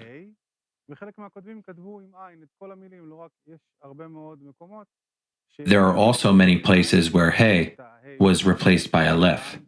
In other words, this is the result of letter substitutions. And a true Jew means destiny. He has the mission. And what mission is that? According to foreign translation, an American or an English one, the original Jews are called luminaries of Israel, which means the light of Israel, or as we are told, we are the light for all nations. The Jewish people, who are actually the source of the light, came here for the purpose of saving the world. This world is hidden, it is in darkness, and the light of Israel came to illuminate this world. If there is no light, darkness will prevail. Even according to the official science, the brain is entirely made of electricity and light, and we have the ability to use only 10% of it. Why not 100%? Because 90% of it is in darkness. Darkness forces it to remain in the dark. That's why we use only 10% of our brain energy. This energy is actually the light. The Jews, the missionaries, are actually the source of energy for this world. If there are no Jews, the missionaries, there will be no world. The first Jews embarked on a mission to vivify space, to illuminate it, to expel darkness from it. Because wherever there is life, there is also light. Every home that is filled with laughter and noise is said to have life. This home is alive. It is our mission to keep the darkness away. We have a song that we sing on Hanukkah. We came to expel the darkness. That is exactly what we came to do here. That's why it is important to preserve the Jewish people, because there will be no universe without the Jewish people. Now, how can we know who a true Jew is? You are a true Jew if you spread love, if you are kind and compassionate, you do whatever is needed for the development of humankind, which includes building the creative society. Everything you do for the development of humanity, for help and prosperity, you implement the desire of the original God. That is what He wants. Do not look at the purpose of the Jews solely through the lens of religion, but rather look at it as the purpose of the people of mission. We are on a mission here. On a mission not just to wear a kippah, a beard, and side curls. So even if you were not born Jewish, and it is not written in your identity, God did not send us an ID card, did not send us papers, yet God has created us all destined. It is you who chooses whether to follow the mission He assigned to us or switch to the other side. God did not send us an ID card, a form of vaccination certificate. God sent us a description of the soul, righteousness and purity. He sent us on a mission. We are all here on a mission. If you have chosen to fulfill the mission He assigned to you, good for you. If you choose to side with the enemy, that is your choice.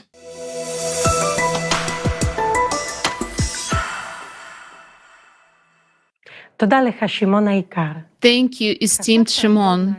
You have revealed interesting facts about the Jewish people. It turns out that a Jew is a man of mission before God and all mankind, one who is created to spread love and sow goodness, one who does everything for the prosperity of the world. And what is the best thing that you can do for God? It is demonstration of love towards one another, towards your neighbor. And as Aryeh Carnel said in his book, Judaism, Jewish Way of Life, God's good name is in our hands. We are God's people, the people of the Torah. Our behavior in everyday life, our relationships with others affect God's honor, affect the way other people treat Him. God has sanctified us by giving us His Torah.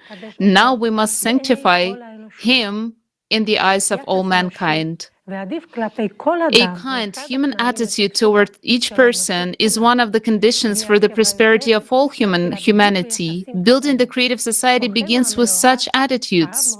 Our distinguished guest, Rabbi Mordecai Gottlieb, will tell us about the need for a new social model based on love.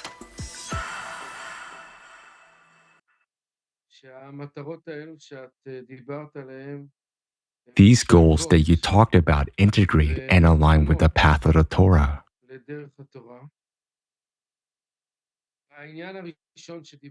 The first thing you mentioned is called the sanctity of life in our terminology, meaning that in the eyes of Judaism, life is sacred.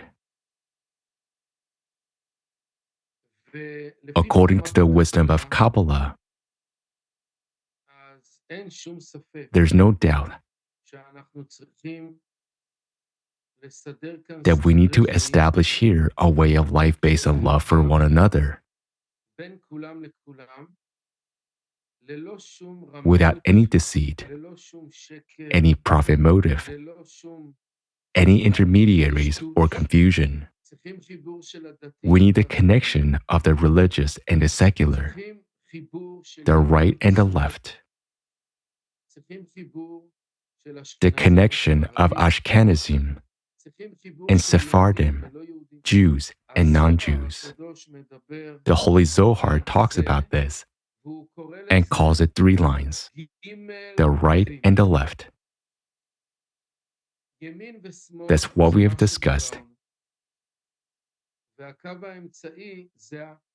And the middle line is their synchronization in the middle.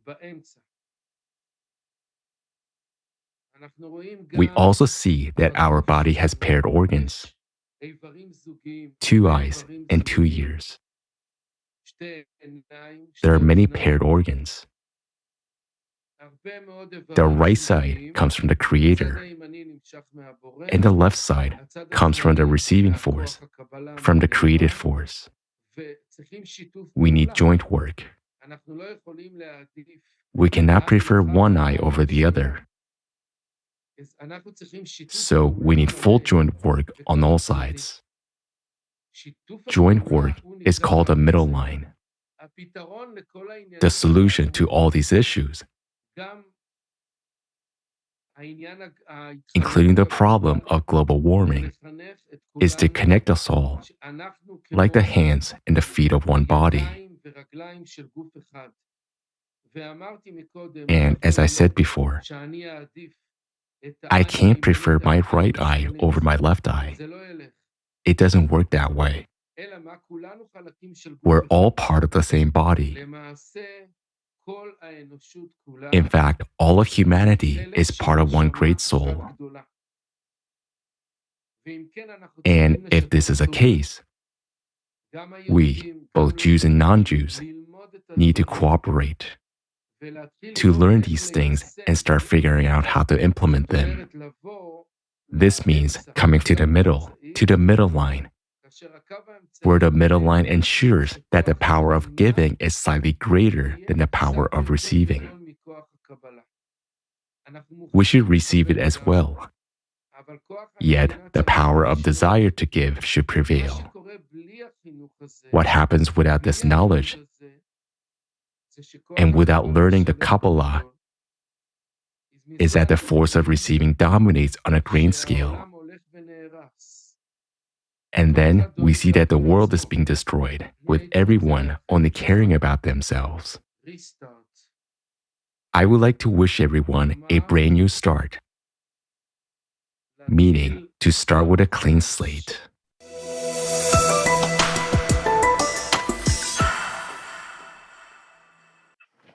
Thank you, esteemed Rabbi Gottlieb. It was very well said that the way to solve the multiple problems and crises in our society is to unite people in one goal. This is so inspiring. In our sacred Zorah, it is said about the importance of cooperation between people regardless of their nationality and religion, that we are all different and that we complement each other. In his commentary on the Torah, the chief rabbi of the British Empire, Dr. Yosef Hertz, wrote that on the one hand, the Jews as the chosen people can be regarded as kind of a tool necessary to achieve a certain higher goal. On the other hand, revealing the magnificent qualities of this tool in the process of achieving is a goal of itself. The people of Israel has been chosen to be a light for all generations and blessing for all humankind. The chosenness of the Jewish people is not connected with the establishment of power, honor, or privilege, but with a commitment to selfless, up to self-sacrifice service to the Almighty. נוכל להפוך לאור לכל העמים. אם נמלא את המשימה שלנו, נבנה חברה words. אחרי הכל, המודל של חברה יוצרת. We can become a light for other nations if we build a creative society. Creative society, which was told by our prophets, and creative society will save everyone on the planet Earth. And this is the highest purpose of our nation. Inner need for service every person experiences, and everyone has it in their own way. המשורר, הזמר, המלחין, הרב איציק סנדרוי, ישתף בחוויותיו מהחיפוש הזה.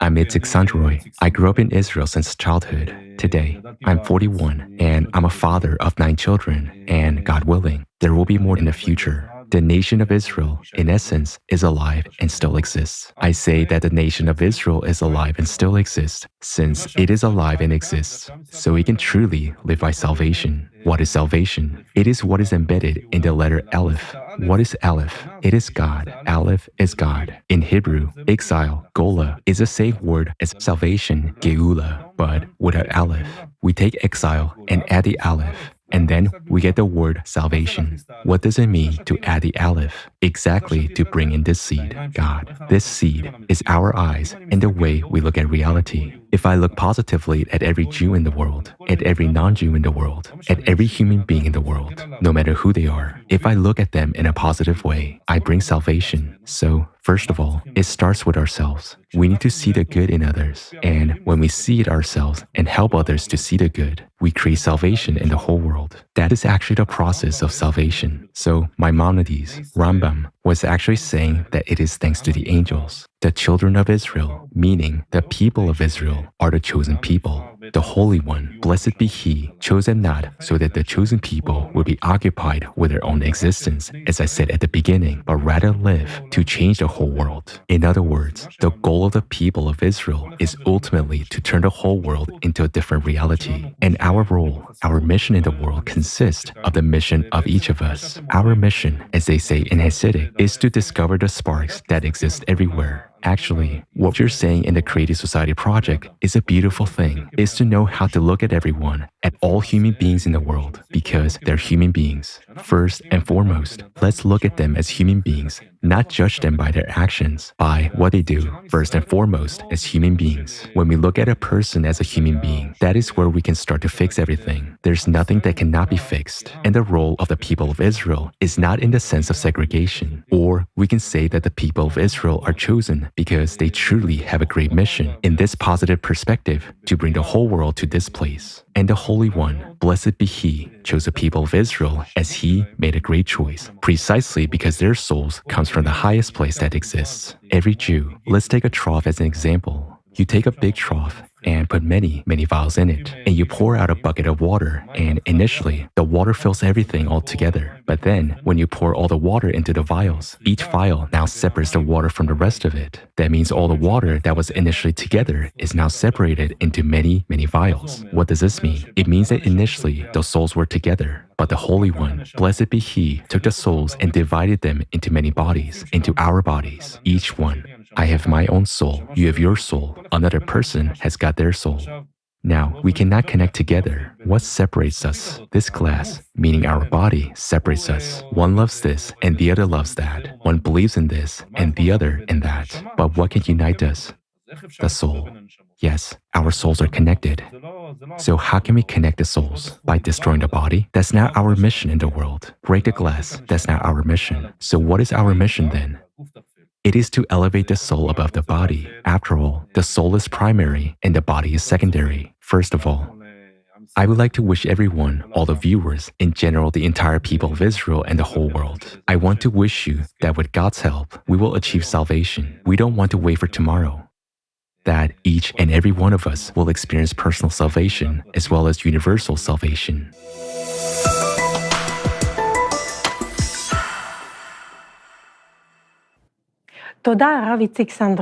Thank you, Rabbi Itzik Sandroy. It was perfectly said that God chose us not just to exist as a chosen people, but to live. We must change the whole world. That is, the goal of the Israelites is ultimately to change the whole world into a different reality, which means to build the creative society.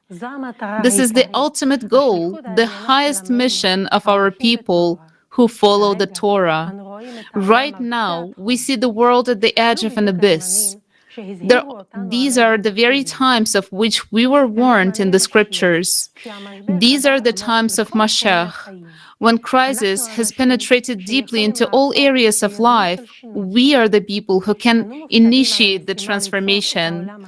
We are entrusted with the mission to create the kind of world in which the Mashiach will accelerate positive change. If we do not create such a world, if we do not unite, if we do not set an example of cooperation, an example of unification, of order, if we do not build the creative society, then all of us and this world will end. As long as we spend our resources, our potential on maintaining the consumerist format, we're looked upon with hatred. But we can change that. Everything is in our hands and it depends on us. If we fulfill our mission, all the nations will support us because that is what they are waiting for. We Jews must unite and unite the whole world around us because unfortunately, you cannot build creative society in Israel alone. But we're all over the world. We run the whole world. Unfortunately, we don't have much time, but we have everything to make it happen. Experience, knowledge, and motivation. We need to come together to use all of our unique potential. Our greatest treasure is our intellect, our intelligence, our experience, and our motivation. All of this must be used in order to save the people of Israel and to save the whole world. The only ones who can do it are we, ourselves. Without us, nothing will happen for sure. It is time to change the vector. Only the Jewish people have the ability to keep this world together today. This is what is called becoming a light for the peoples of the world, to set an example of unification for all, so that all of humanity becomes one, as part of one great soul, as our distinguished guest, Rabbi Mordechai Gottlieb said. Along with being chosen, we also have a responsibility. We cannot shift this responsibility to others. We, the Jews, must create a world that will be worthy of the coming of Mashiach. Each one is waiting for his coming.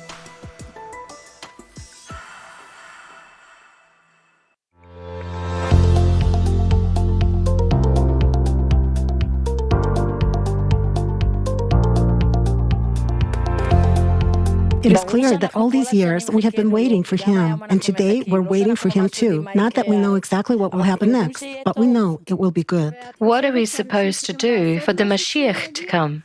To be better, each person in their own place. We must be better than we are. Are you waiting for the Mashiach? Of course, I believe in his coming. Do you think people are supposed to do something for him to come? Of course. First and foremost, it is to love your neighbor as yourself. This is the most important thing. Help the poor, then he himself will come. But for this to happen, we should believe that he will come. I think that first of all, we should be kind to each other, live a peaceful life, help and support. And then the Mashiach will come as a result of our behavior. We will always be waiting for him. No one knows if anything needs to be done for him to come. We're just trying to be the best we can be. What do you know about the coming of the Mashiach? We pray every day. We hope that the Mashiach will come. We wait for him every day, and every day we hope he will come. This is what we say in our prayers at the end of the prayer. We believe that he will come, and eventually he will come. But apparently, we are not yet worthy so that he will come in this generation. Are there any signs? There are all kinds of signs. The Zohar says that there are several signs that the Mashiach is coming. Are you waiting for the Mashiach? Of course, I'm waiting. What are people supposed to do for the Mashiach to come? Repent, of course. We need to repent in order for the Mashiach to come. We have a lot of problems in the land of Israel. Unfortunately, there are many problems. Of course, I'm waiting for the Messiah every day and every moment. What should be done for the Messiah to come? Treat each other better, but the most important thing is unconditional love. I am waiting for the Messiah to come. Do people have to do anything to make it happen? I think no. I think it is a special feature of the Mashiach to come unexpectedly when people really need him at the most difficult time. We have been waiting for him, and we have been waiting for a very long time. When we really need him, we will feel it. The times will be very difficult, but I think we are already in such a difficult situation that he will come maybe in a year or two. Are you waiting for the Mashiach? Of course. Do people have to do anything to make it happen? Only unconditional love. Love one another. If we observe the Sabbath today and love one another, the Mashiach is already here. Tell me, what are people supposed to do for him to come?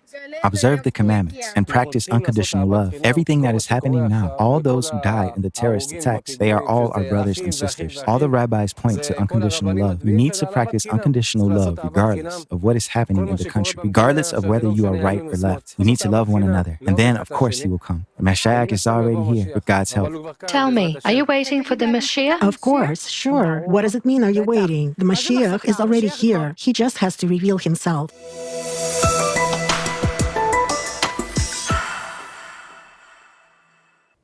כפי שהראה סקר חברתי, כולם מחכים למשיח. האמונה בביאתו As היא... our social survey showed, everyone is awaiting for Mashiach. And של היהדות. אני מאמין באמונה שלמה בביאת המשיח, ואף על פי As the 12th principle of Judaism says, I believe with complete faith in the coming of Mashiach, and although he may tarry, nevertheless, I wait every day for him to come. The time of the coming of Mashiach is spoken of in Isaiah 60:22. In its time I will hasten it. At the appointment time implies a date for this event. I will fasten it means that it can happen before the appointed time. How to understand this? If they are worthy, then I'll hasten it. If not, then it will be at the appointed time. The scriptures say that Mashiach is ready to come at any time if only people wish. Whenever you want, he wants. Oh, if you would but heed his charge this day. According to the Talmud's prediction, the world has existed for 6,000 years and should have changed as early as 2 millennia ago. The Mashiach should have come as early as the 4th millennium because, as it says, the world is to exist 6,000 years. The first 2,000 years were chaos.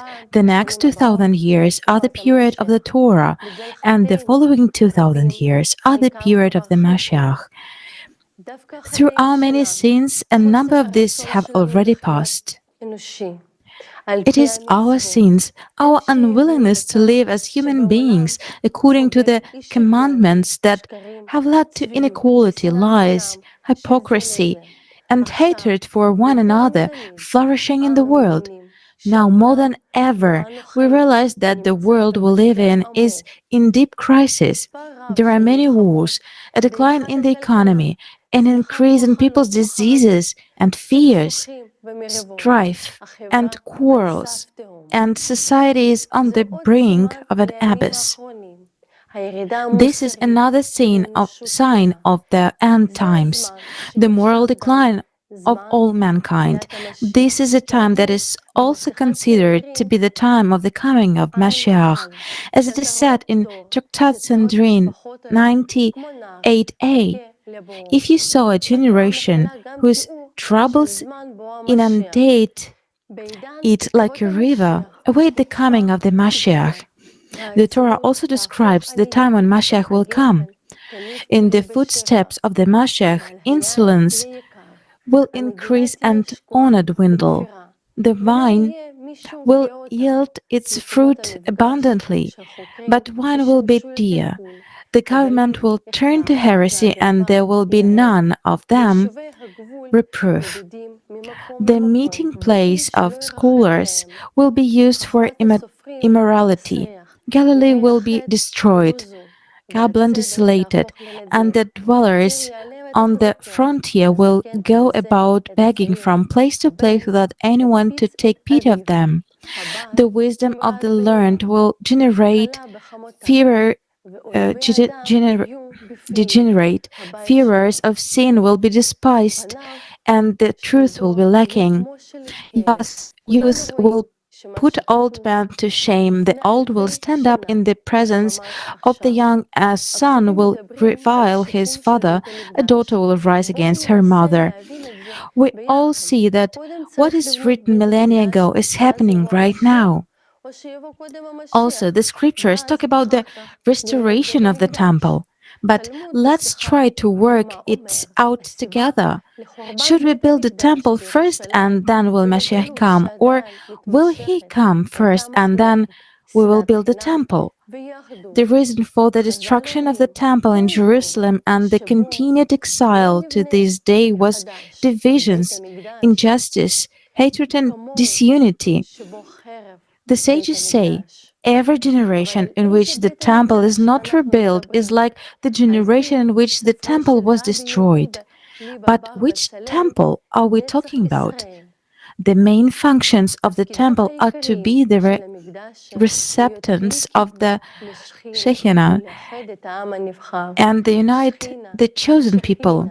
According to the book of Rabbi Judah Loem ben Bezalel Netzach, the main functions of the temple are to be the receptacle of the Shekhinah and to unite the chosen people. The religious philosopher, theologian Nahman Krochmal referred to the Shekhinah as a pure spiritual force. In the earliest work of the Kabbalah, Sefer Bahar, translated as Book of Bright Light, the Shekhinah or Malkut is described as a princess, a daughter, a feminine principle. In Jewish encyclopedias, one can also find similar information.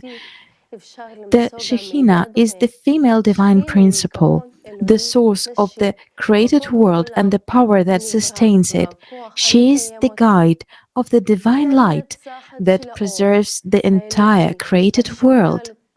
Meaning, in the original understanding, the temple is the receptacle of God, the receptacle of the source of divine light, His pure spiritual power, which both creates the world and sustains them. What should this temple be like? In Judaism, there is a view that the temple will be rebuilt by Mashiach in a miraculous way, and this temple will not be a material place, but an invisible abode of this pure creative spiritual power. It is a temple built in the heart of every person, and this is the main condition for the manifestation of the Mashiach in the world. What does it mean to have a temple in your heart? It is to live with God in love and in harmony with all people. People shouldn't fight. They should live in peace. And this is also what the scriptures say, that we should always be together and listen to the voice of God. The radiance of the Shekhinah strengthens the angels in heaven and the writers in Olam Haba. By the way, Olam Haba is the name of the world to come, which is to come after the transitional period, the Messianic era, Yemei Mashiach.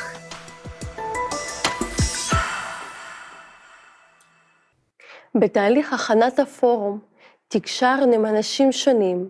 ביניהם היו אלה During our preparation for the forum, we were talking to different people. Some of them said that the Mashiach has already come. That is, these people feel that the Mashiach is in the world, but he cannot reveal himself because the conditions for him are not created. For Mashiach to reveal himself, we have to put our own house in order. All nations have to stop the enmity. Then he will rejoice and make our world even better, for he will come to all nations. It is also mentioned in the scriptures. For my house shall be called a house for prayer, of prayer for all peoples. People will bless themselves with him, he, Mashiach, and he shall speak peace to the nations. The value of human life, peace, kindness, security, freedom, and the absence of any authority are the conditions we must create in our society for Mashiach to reveal himself. This will be the era of the coming of Mashiach, when everyone on the planet will find happiness, joy, prosperity in their soul. Then no one of us will wish any harm to himself or to others. In other words, when all people will have hearts and souls filled with love, gratitude, benevolence, that will be the manifestation of Mashiach in the world. The Mashiach is to come to everyone's heart, to awaken within everyone. He should not come from outside and tell us something, but awaken within us through our responsibility for ourselves and the world, through our good thoughts, words, and deeds. Mashiach must reveal himself in us through our desire to save the world, to survive and to live a life worthy of a human. And as the scripture says, the year of the Mashiach will come when there will be no envy and no disputes. The ultimate liberation will apply not just to one nation, but to the entire world. The return to the promised land for all humanity will be transformation of society itself, a change in the way of life, when people themselves will create the conditions for the coming of the Mashiach, building a society of peace and prosperity, the creative society. They will welcome the guest not with wars and strife, but with unity and building a world that will make him want to stay longer and feel at home. The Mashiach will come when we, humanity, build the creative society. And when that happens, the world will be changed. The Tanakh Old Testament says that the days of the coming of Mashiach will be the era of cross-national and social positive change. And they shall beat their swords into plowshares and their spears into pruning hooks. Nation shall not lift the sword against nation, neither shall they learn war anymore. When you see the nations defending each other, look in the direction of Mashiach's feet. The days of Mashiach mean that the time has come to pull us out of our selfishness to the level of love for our neighbor. Mashiach, from the root masha, to pull, to attract, refers to the power that pulls man out of his selfishness, out of his desire to use everyone for his own benefit, towards a sense of oneness with all people, as one man with one heart. The times of the advent of the Golden Age are described in the Tanakh as follows. May the righteous flourish in his days. May there be an abundance of grain, and they will blossom forth from the city like the grass of the earth, and they shall neither harm. What is this chosenness, and why do our people have a special responsibility to meet the Mashiach and build a peaceful creative society? Our distinguished guest, Shimon, who has been an expert scholar of the scriptures of Judaism for over 20 years, will tell us. I'd like to tell you something special about the conference Global Crisis, the mission of the chosen people. So, there's a secret that I've been studying for quite some time, and I want to share it with you. It has to do with the Jewish people. You should know that everything starts and ends with the Jewish people. Again, look at Judaism not as a religion, but as a mission goal. We are all here with a mission, all human beings. Many people wonder what we are doing here, why we exist here. We are all here with a mission. We are all sent here to revive the universe, to illuminate it, and to sustain life in it, because that's what the Creator gave rise to.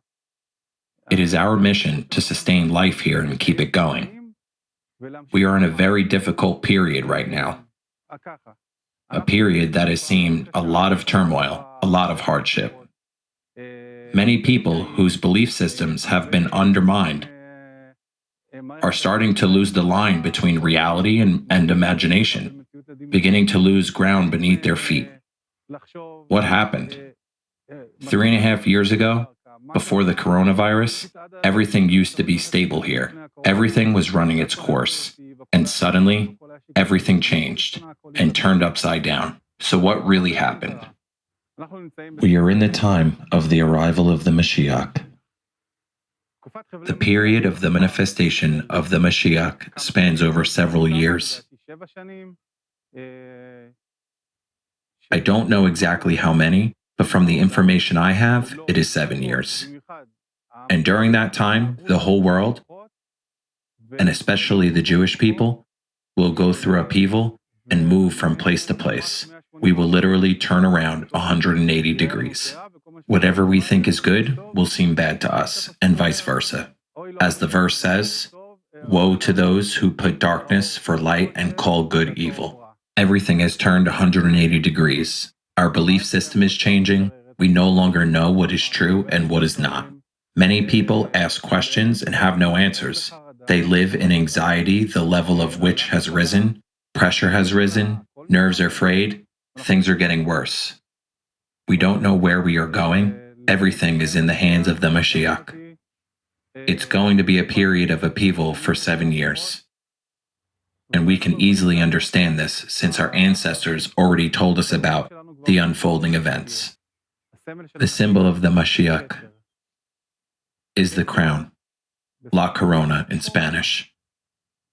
It's already been 3.5 years of the Corona, meaning we have already lived 3.5, we'll have another 3.5 years to go. So, as you may know, the world is not going in a positive direction. Everything is going in a negative direction. Everything is intensifying. Everything is aggravating and gaining momentum. Everything is getting worse. And it is time for the creative society to stop these confrontations, to stop this darkness, to unite and connect the light between everybody. Otherwise, this world will cease to exist. I would say that now, if not yesterday, is the right time to unite. And I believe that the Creative Society Project is establishing the exact conditions to do so.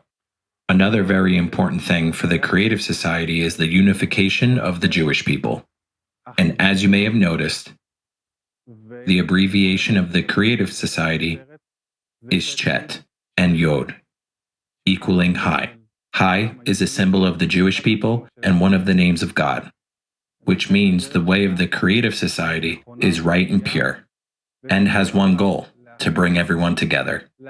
Unite everyone and the Jewish people, which is really everyone. Everyone is called. I repeat, everyone is called. Judaism is not a religion. It is a mission. We are all here with a mission. Every living thing, every human being is important. So it is forbidden to commit suicide. It is forbidden to take away life. God doesn't create for no reason. And the further we distance ourselves from Him, the more we serve the darkness. What father would want his children to separate, much less kill each other? Every father and mother would want their children to be united and together. We also learned during the pandemic that estrangement brings about bad, negative things. It's time to unite. So, you ask yourself, okay, we got it, but what do? We have understood that there is an original creator. We have understood that it's time for darkness to go away. We have understood that we need to unite. So what do? There is a saying in Judaism that says, turn away from evil and do good.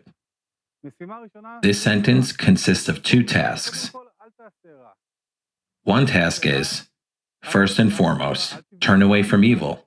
Do no evil, harm no one, curse no one, even at the level of energy. Start with turning away from evil. Don't do evil. Be honest with the light. But that's not enough. You also have to do good. You have to do good deeds. It's not enough to sit on the sidelines and think that if I don't do bad things, then all is well. Because as soon as you don't move, you let the darkness integrate and take over. And at some point, it will come to you as well. Whether you want it or not, you can't be idle. You have to be active in doing good. That's our goal as the Creative Society. This is what we begin to do, getting involved and increasing the light. And that is how we will move forward.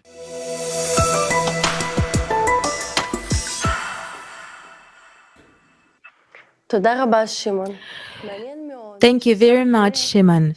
It is very interesting to know that the acronym CO, in Russian meaning Creative Society, is an important word for our people and has many meanings.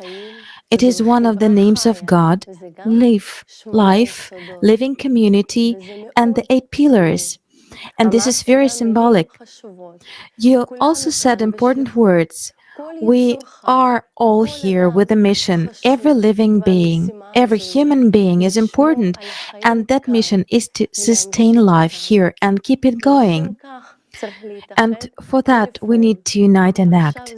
Now is the time to do that. And the Jewish people must be an example of such unity. They are to help Mashiach change the rest of the world at the end of days, to be an example to all the other nations. And this is what the ancient sages said.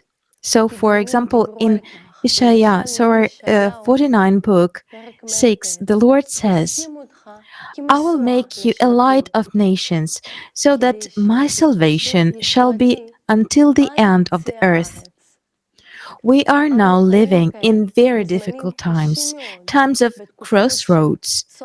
And at the same time, these times are blessed because we are the ones who are honored to meet Mashiach. We only need to fulfill the precepts of our prophets, to fulfill our mission, to transform our world, to build a creative society. The end times has come. Jews feel that Mashiach is in the world and talk about it with one another, share this news, sing songs about it. We do this because we know that with the coming of Mashiach, we have a chance for a new age and a new world. And if we build this world, the world of love, unity, and creation, we will pave the way for Mashiach, and he will reveal himself. Our distinguished guest, Rabbi Itzik Sandroy, gave us an invaluable gift. He gave us a song about Mashiach and our responsibility to him. Music is something that exists in every human being in the world. We just need to know how to listen to the strings and sounds in our environment. And if we are already talking about salvation, then salvation is truly a great sound, a sound of positivity and singing. We see Moses and Miriam singing after they crossed the sea.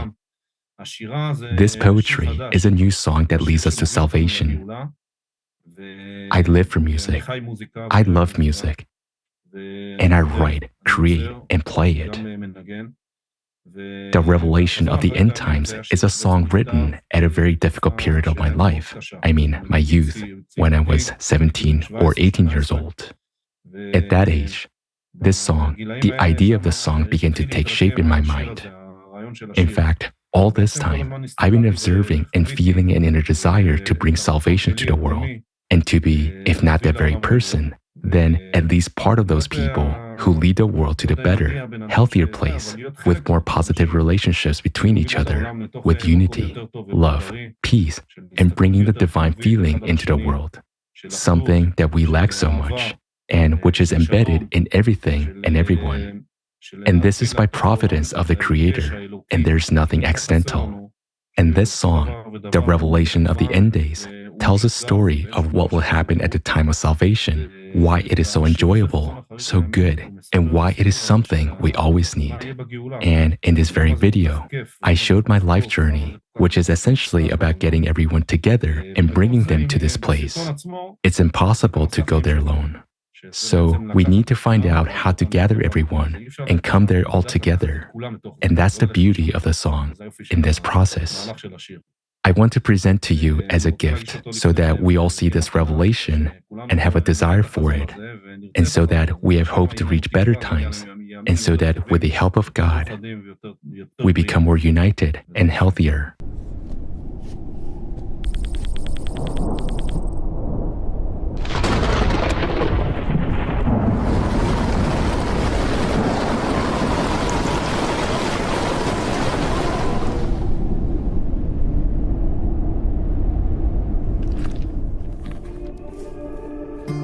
ילד משתובב צחוק על פניו, אמא עומדת בצד ושומרת עליו, ירוק פורח, מרחבים של שמחה, מרחבים של אור, של התחלה חדשה. חזון אחרית הים הימים, שלום ואהבת חינם בין כל העמים, כך ייראה בעזרת שוכן מרומי, חזון אחרית הימים. גוי אל גוי לא יישא עוד חרב, גוי אל גוי לא מלמד עוד מלחמה, אין איבה, אין שנאה, יש רק שמחה ואהבה, כי הנה משיח בא. חזון אחרית הימים, שלום ואהבת חינם בין כל העמים, כך ייראה בעזרת שוכן מרומי, חזון אחרית הימים, חזון אחרית הימים.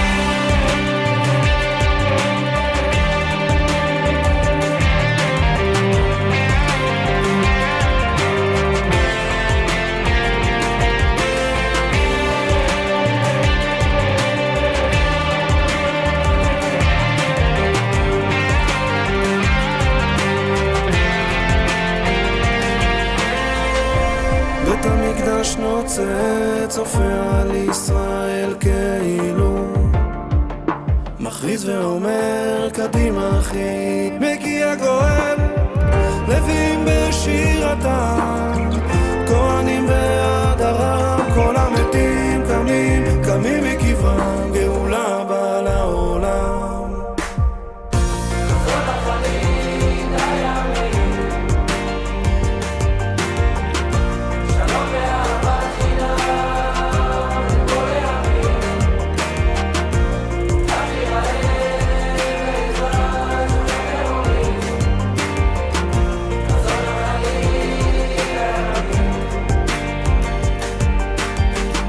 חזון אחרית הימים, שלום ואהבת חינם בין כל העמים, העמים, כך ייראה באחד שוכן מרומי, חזון אחרית הימים, חזון אחרית הימים.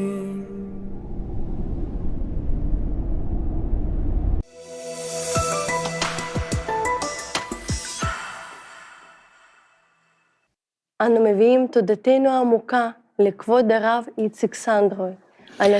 We express our deep gratitude to the esteemed Itzik Sandroy for the touching song. Thank you so much for the wise words and the bright message of this song. I'm sure that all who are watching this conference now and listening to your song will be filled with confidence and inspiration to act. Yes, together we can truly build a creative society, thereby paving the way for Mashiach.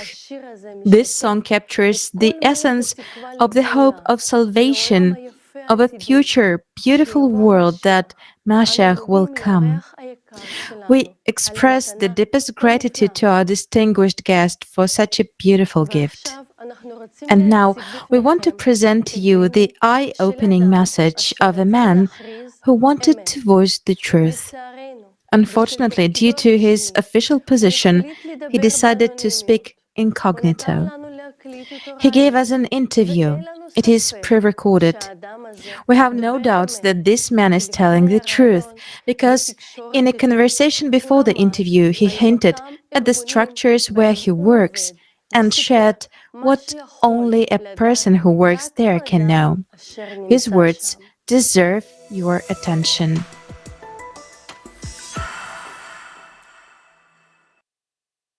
Greetings.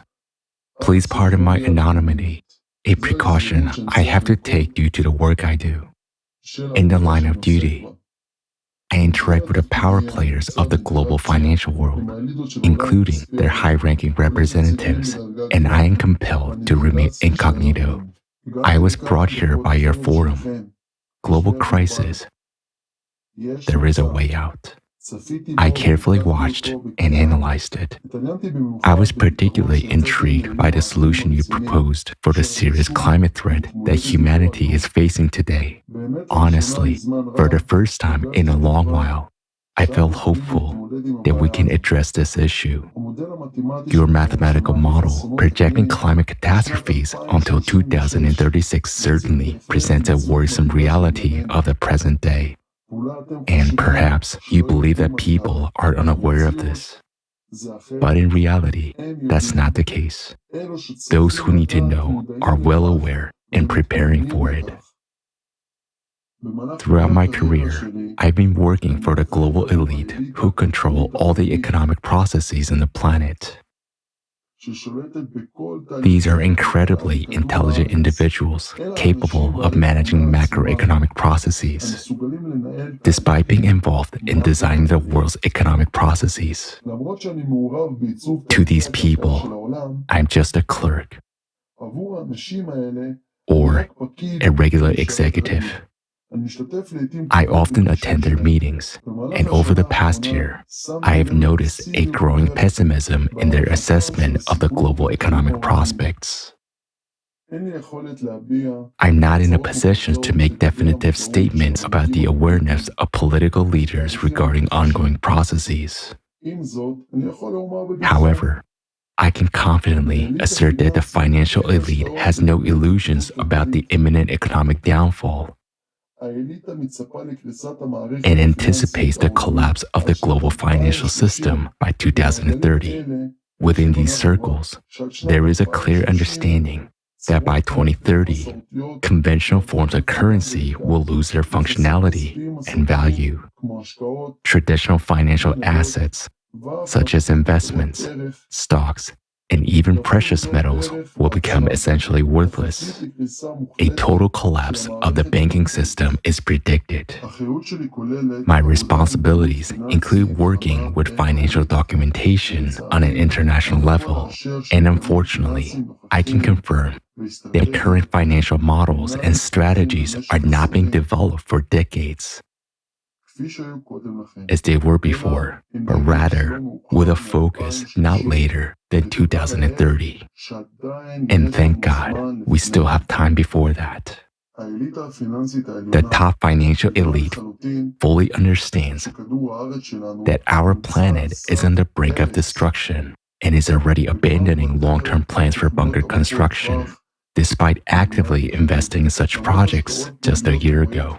Over the past year, bunker construction has been put on hold. There are no options to leave the planet either, despite the fact that money, as you may understand, poses no problem for people within their circle. They can clearly see that the current level of technological development will not allow them to leave Earth. Today, instead of bunker construction, they're occupied with something else. Take note of how prominent financiers have been rarely seen leaving synagogues lately. Many of them have suddenly become deeply religious and actively visit sacred places. What is the reason behind such behavior? The answer is simple. They know and fully comprehend the real magnitude and catastrophic nature of the current situation. It's true, they don't inform people. Indeed, they don't. But why? When there's no understanding that there are real alternatives, what good does such information serve? If I hadn't learned about the creative society, that there is a way out, I wouldn't be having this conversation with you today. I was in an extremely oppressed state until I came across your forum. Honestly, it has been very inspiring for me. I even tried to share this information with one of the representatives of the highest financial circles to show him your forum. But he declined, saying, "Oh, 12 hours. Where can I find the time for that?" Then, of course, I tried to briefly explain the essence of the matter to him, to which he replied, "I'm glad that there are still intelligent people in this world who understand reality, but unfortunately, they're too naive because they don't even comprehend the scale of the approaching disasters. What can we do against these catastrophes? How can we stop them? Humanity doesn't have the means to do so. That is why we won't have time to do anything. They simply don't understand the magnitude of the impending disasters. You see, they're not particularly interested in listening. They're not interested in other people's opinions. Moreover, their mentality shapes an approach where they rely solely on themselves without expecting help or counting on others. Other people simply don't fit into their frame of reference. Nevertheless, I'm confident that we still have a chance to succeed. With God's help, we can overcome the challenges ahead, but we can only do it together as united humanity. The question is not about who or what is hindering us. The question lies within ourselves, within people. As I said, representatives of the financial elite perceive the entire situation through their own prism of perception, based on their familiar thinking paradigms. They overlook the potential that each of us as individuals possesses. Why? Because to them, we simply don't exist. In reality, they don't even consider us as full-fledged human beings. They never take our intellectual capabilities seriously. As an example, I hold several degrees and titles, but in their eyes, I'm at best an ordinary assistant and perhaps even comparable to a character from your movie, The Idiot. Everyone is entitled to their own opinion. However, today, they realize that bunker construction is futile, and instead, they dedicate their time to visiting synagogues, holy places, and the like. They have simply given up on themselves and humanity, accepting the impending catastrophe as inevitable.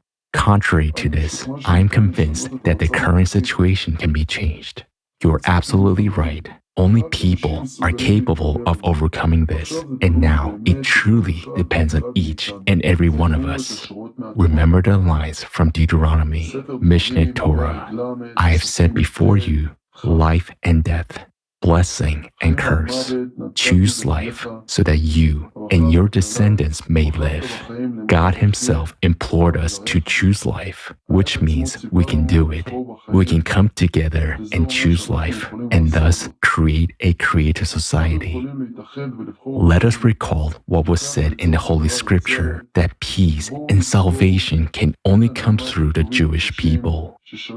Therefore, all my hope lies in my people and our ability to unite.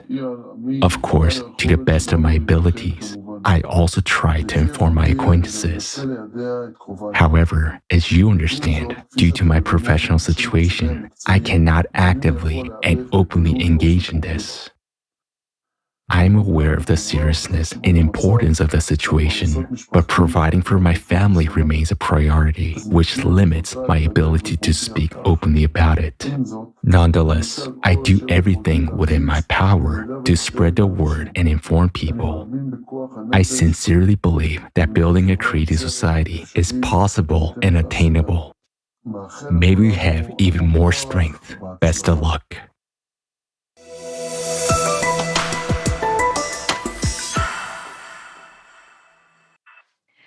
Thank you very much, esteemed speaker, for revealing the truth, which not many people dare to voice today.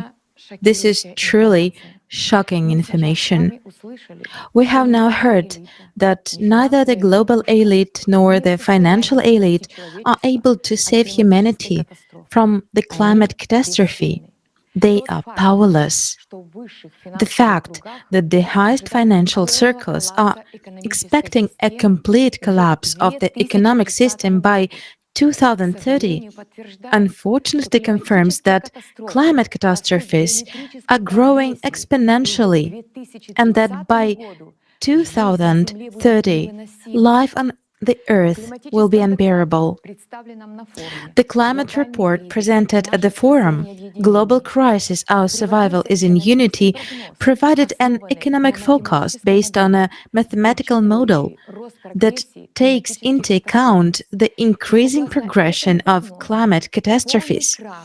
And according to this prediction, a complete collapse of the financial system will have occurred by the year 2027 and the end of all life on the earth in 2036. The fact that the financial elite are aware of this information and their figures are close to ours is supposed to be reassuring. But as we heard from the speech of our esteemed speaker, the situation is unfortunately the opposite. They receive only pessimistic forecasts, which do not include any variance of solution. And how can they know about the solutions if they hear reports from those who cannot do anything themselves?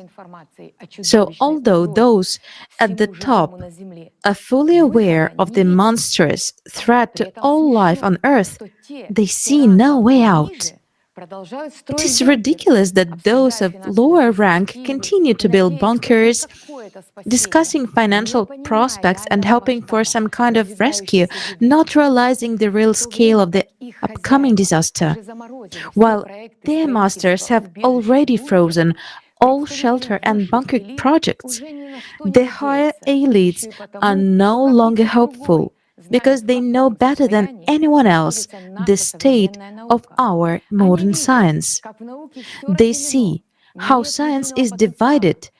There is no unified potential, there is no motivation, and under such conditions, it is impossible to achieve a scientific breakthrough that we now need to address the climate threat. So those representatives of the upper echelons believe that they, like the rest of humanity, are doomed. And the worst thing is they do not believe in ordinary people and their abilities, and do not know about the way there is a way out. Of course, and they will not know. Try to get through to them, and even if you manage to get through, you'll have a maximum of 5 minutes of their attention. Try to explain within just 5 minutes the entire concept of the true way out, which was discussed in detail at the Global Crisis Forums. That's what our much respected speaker, whom we've just heard, tried to do. And he was confronted with the fact they do not want to listen. The elites have their own mindsets. They are too busy to listen to our solutions. And do you know what the paradox is? Those very people who have enormous resources and influence, free access to all the world's mass media, and they have the ability to unite all of humanity in a matter of seconds. They can accelerate construction of the creative society and thus unfold the scientific potential that will help eliminate this threat looming over our planet and over our lives. However, they show no desire to do that. Although it is difficult for us people to unite on our own. Why? Because we simply do not want to hear and listen to each other, to understand and accept each other, because we have been divided for 6,000 years. As a result, we are losing precious time. And it turns out that if we leave things as they are, the entire world will cease to exist. There will be no future either for us or for our children. Just think about it. Why are we not uniting?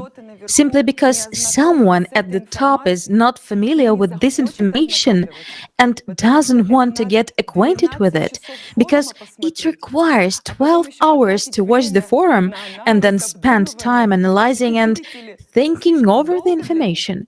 You see, it is too long for them. It turns out it is easier for them to lose their lives and hundreds of years of potential life in a young body than to watch a 12-hour forum and that talks about the real way out. After all, in the creative society, thanks to the regeneration capsule technology, everyone will be able to rejuvenate their bodies and extend their lives up to at least 1,500 years. 1,500 years! It is realistic. It is not a fantasy. It is possible with the new technologies that will be available in the creative society. And today, in the consumerist format, even this elite doesn't have access to the technology of true rejuvenation. No matter how much money they have now, they cannot extend their lives up to 1,500 years or make their bodies perfectly beautiful and young, no matter how much they desire it. While in the creative society, it will be possible.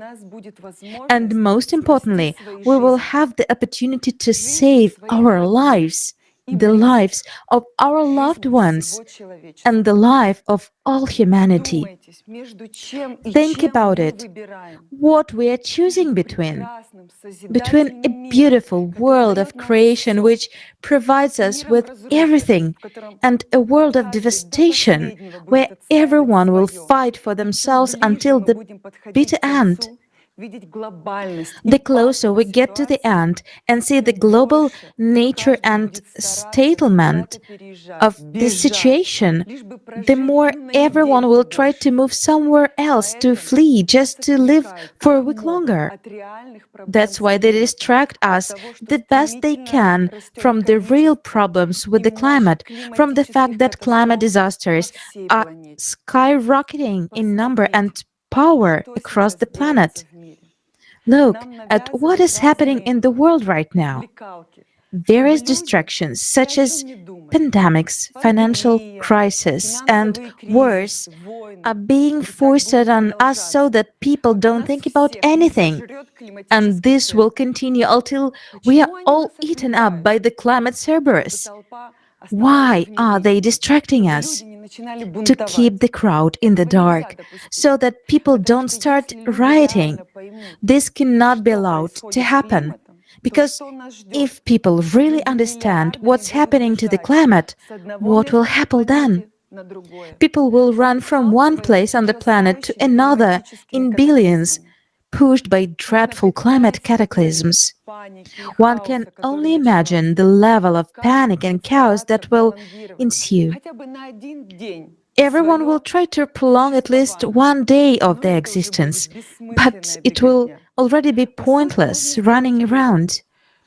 Basically, we can conclude that the more serious the climate situation becomes, the clearer and more apparent that this is the end, the more the elite will rise the level of absurdity, which they'll try to use as a cover-up. Idiocy and madness, pedophilia, cannibalism, divisions and confrontations. All this is already being artificially introduced by the elite just to keep people busy with something else instead of looking around and seeing the climate disasters already occurring worldwide and the terrifying rate at which they are escalating. And yet, we can live differently. What wonderful prospects of life were shown at the forum Global Crisis, There is a Way Out, and we have discussed them today. Among them, this is Regeneration Capsule, a replicator, a world without wars, and where everyone feels financially and physically secure, where every person is provided with all benefits. And we can live like that. All we have to do is to unite and build the creative society. The quickest way to do this would be through social media. But as we have seen today, neither the elite nor the world media will help us, because these media don't publish anything without a blessing from the top. They can only say what they are commanded to say. Therefore, we have to use other methods. Since we cannot rely on those at the top, the only ones we can rely on, are ourselves, are clever and brilliant people. This is our way out. It is us. Our people are the way out. And it is paradoxical that we don't see it. We kind of ask God for help. It comes, but we ignore it. It reminds me of a joke when a man was drowning and asked God for help, and God sent him a boat 3 times. But the man refused 3 times, saying, God will save me. He ended up drowning, and when he arrived at heaven, he asked God, why didn't you save me? God replied, I sent you a boat 3 times. And today, the situation in the whole world resembles this joke. We are our salvation boat. In fact, we have to be honest. If our nation does not understand and doesn't support the creative society, then it's the end for all of us, because others cannot do it without us. Let's look at it honestly. Representatives of our great nation, the Jewish people, are present everywhere in the world today, holding many leadership positions, key positions, if not the leaders of countries. Then they are close to them as advisors, diplomats, and scientists. And we are all endowed with talents, insightful minds, unique organizational skills, and more importantly, a special sense of chosenness and unity. We are the smartest nation on the planet, and we have the opportunity to unite the world around us and to build the creative society. If we don't engage in making these changes, they won't happen. It is our responsibility to reach out to all people, and it is up to us to think about how to do it. Then we will truly become heroes. We will become a nation of heroes for all humanity. We can do it. We just have to be responsible. If the world is in our hands, we must be responsible for it. Don't wait for Mashiach to come and save us all. Mashiach has come to our heads, to everyone's mind. Mashiach have to wake up in each of us. It is our striving to live and our responsibility. Today, we appeal as Jewish people to Jewish people, to those who have intelligence and understanding. Let's act. What is happening to our planet today already concerns everyone. And we have something to change for, a world that is coming to its end, for the wonderful world of the creative society, where we will be able to cure any disease, including genetic diseases, and prolong our lives in a young body up to at least 1500 years. Yes, in the creative society, we will not have the power of few individuals. Instead, we will have life. No one will take our religion away from us. Actually, there will be no power in any scenario. Either the climate Cerberus will destroy us, destroy everyone, and then there will be no power. Or there will be no power because together we will build another format of society where everyone will embody the power. The creative society is the only opportunity to come together and really save this world. It is a chance that should not be missed. And now, the main idea and the main question for us is to find ways to reach out to people. After all, we are the Jews, the smartest people. We have all the skills, abilities, and networks to make this come true. If we don't solve the task of uniting the whole world, no one will. Our people are everywhere. The entire scientific world is infused with our nation. Everyone knows that, and it is time to act. Our intellect, our talents, our abilities allow us to find unique solutions which no one else can come up with. We need to come up with what we can do. And it's worth it, because we have what to lose. Let's recall what we can gain in the creative society: a comfortable life in wealth and security, health and youth for 1500 years. And this is not a fairy tale. Research in the field of the life extension for humans is already actively underway, and there are numerous developments.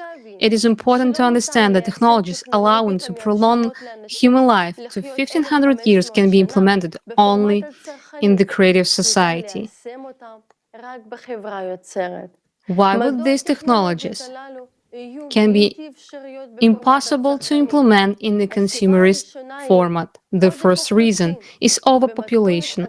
In the consumerist format of society, the elites are fighting overpopulation not because Earth cannot sustain a large number of people, but because they cannot control a large population. The problem lies not in resources or ecology, but in the complexity of control. Under the current consumer system, effective control is possible over a maximum of 1 billion, or preferably 500 million people.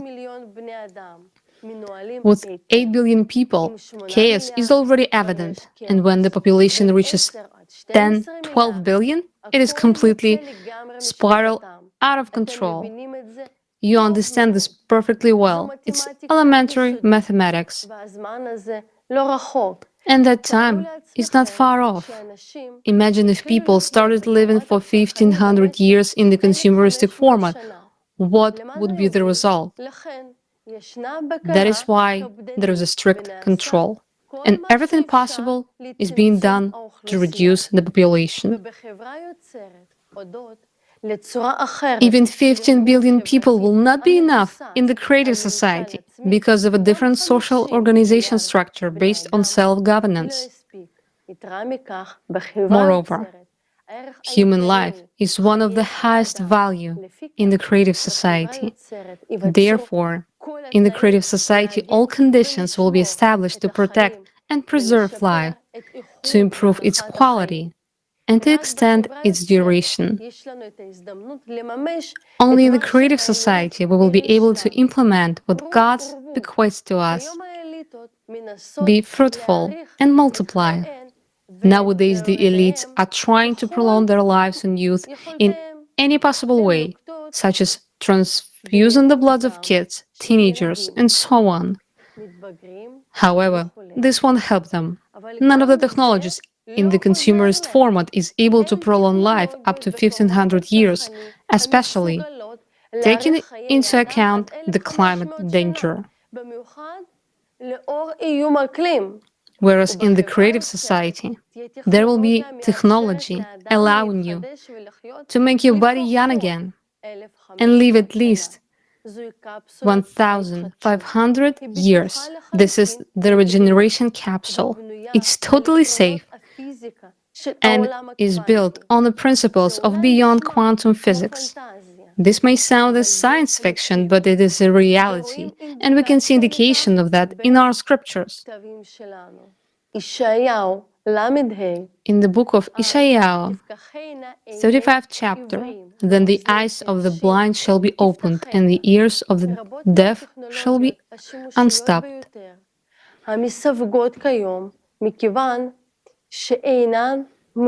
A multitude of highly useful technologies, which are currently classified because they are not beneficial for the consumerist format of society, will be available for everyone in the creative society. We appeal to you, our brothers and sisters, our great and magnificent Jewish people. We have something to change for. We all need the creative society. And our prophets called upon us to make this a reality. They said that we are the ones who will be able to make it happen. In the book of Isaiah, chapter 2, it is stated, "And it shall be at the end of the end days that the mountain of the Lord's house shall be firmly established at the top of the mountains, and it shall be raised above the hill, and all the nations shall stream to it. And many people shall go, and they shall say, Come, let us go up to the Lord's mount, to the house of the God of Jacob, and let him teach us of his ways. We must heed our prophets and our inner Mashiach and start taking action. The Mashiach is within each of us, and he needs to awaken in every person. It is our conscious responsibility and striving for life. As our esteemed speaker from the financial sphere said, we have less than 10 years to change everything. This time is enough for us to unite people. The only question is whether we, as a nation, will understand the full responsibility placed upon us. Let's take an honest look at what is happening today. Even our close-knit nation is fragmented. Everything is divided by clans. Those in power have become blindfolded, sitting in the synagogues, having given up on everyone, including themselves, even though they could unite people. Will anything change from our speeches? Will people listen? We understand if current leaders were saying what we are saying now, then people would listen. But will they hear us? Now it depends on each of us to have ourselves heard. We want to appeal as Jewish people to Jewish people. Family, let's do our best to let everyone know about the creative society so that everyone will learn about the wonderful world promised to us by God. Who, if not us, is destined to become the stronghold of this new world, the creative society, and unite the entire humanity around us.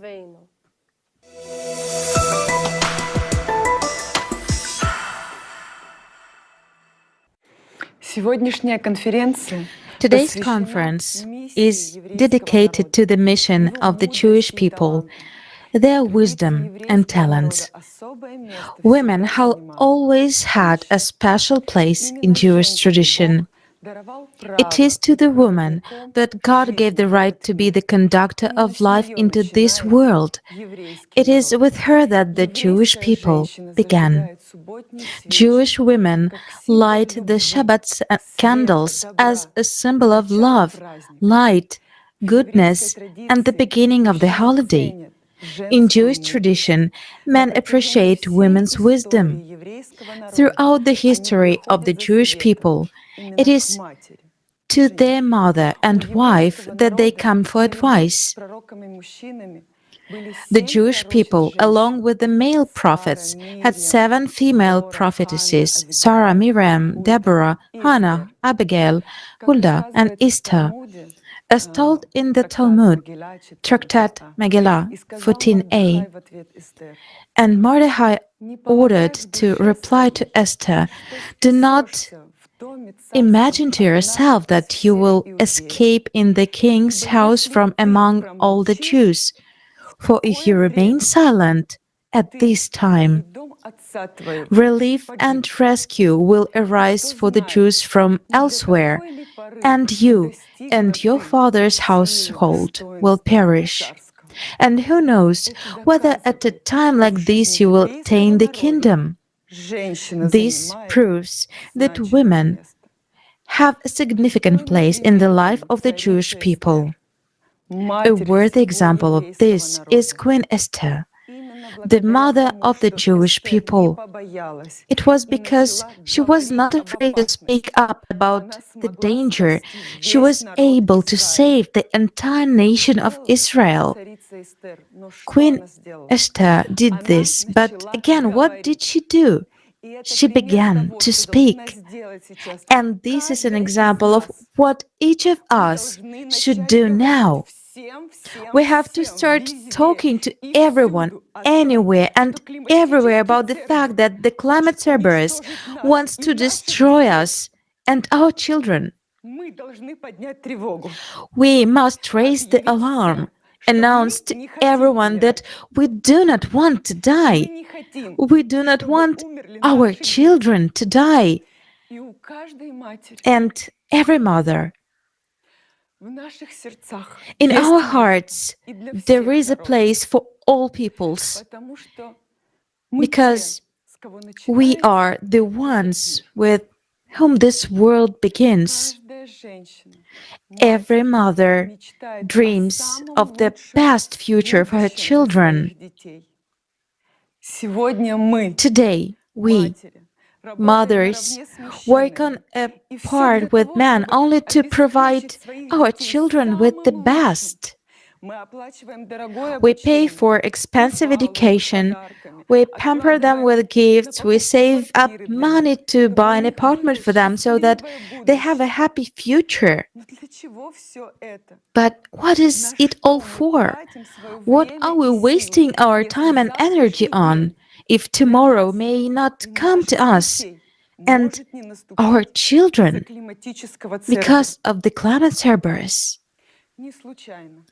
It is no coincidence that today's conference was initiated by Jewish mothers, because every Jewish woman is first of all a mother, and not only for her children, but a mother for the whole world in the broadest sense of the word. Who, if not we, women, mothers, can raise the whole nation? And now we see that all of us, and therefore our children, are in danger. In our world today, there seems to be a lack of a feminine touch, a feminine spirit that can unite everyone into a friendly family. After all, women by their nature strive for integrity and order. More than once, the survival of an entire nation happened precisely thanks to a woman, thanks to her wisdom and ability to master the world. And now, it is a question of survival of our people and all of humanity. The creative society is a format of life that is native to the Jewish people.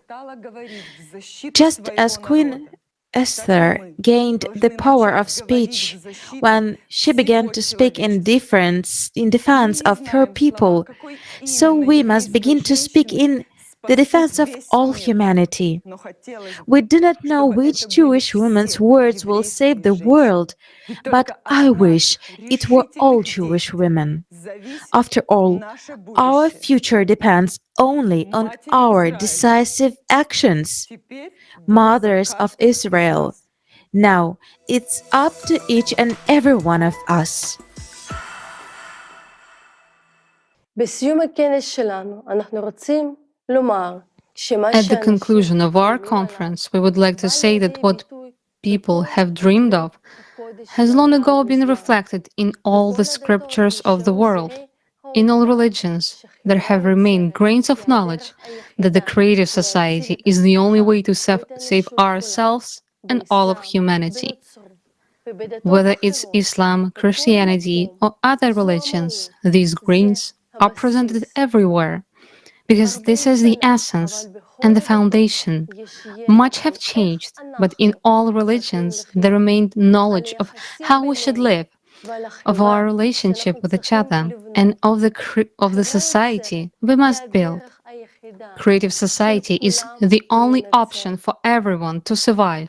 Otherwise, there will be no one left. But whether we will accomplish this or not, whether we will build a creative society or not, depends on us. As it was said in the chapter 30 of Tanakh, you shall choose life, so that you and your offspring will live, to love the Lord your God, to listen to His voice and to cleave to Him, for that is your life and the length of your days. God offers us a choice. Let us choose the creative society and we will be all saved, because if there is no creative society, there will be no one left at all. How many grains of truth have been preserved? Today, we have heard how many of them have remained in our scriptures about the kind of society we should have, the relationship that should be between us, and clear instructions of how we should act. We either choose one path or the other. There is no third option. Either we start living as a civilization or we all perish. People of Israel, we all want to survive and live. Let's do everything possible and even the impossible to tell everyone about the creative society and build a world worthy of the advent of Mashiach himself. We are the Jewish people. We are the ones who can and must make this happen. We must be the light for the nations. We were chosen for this.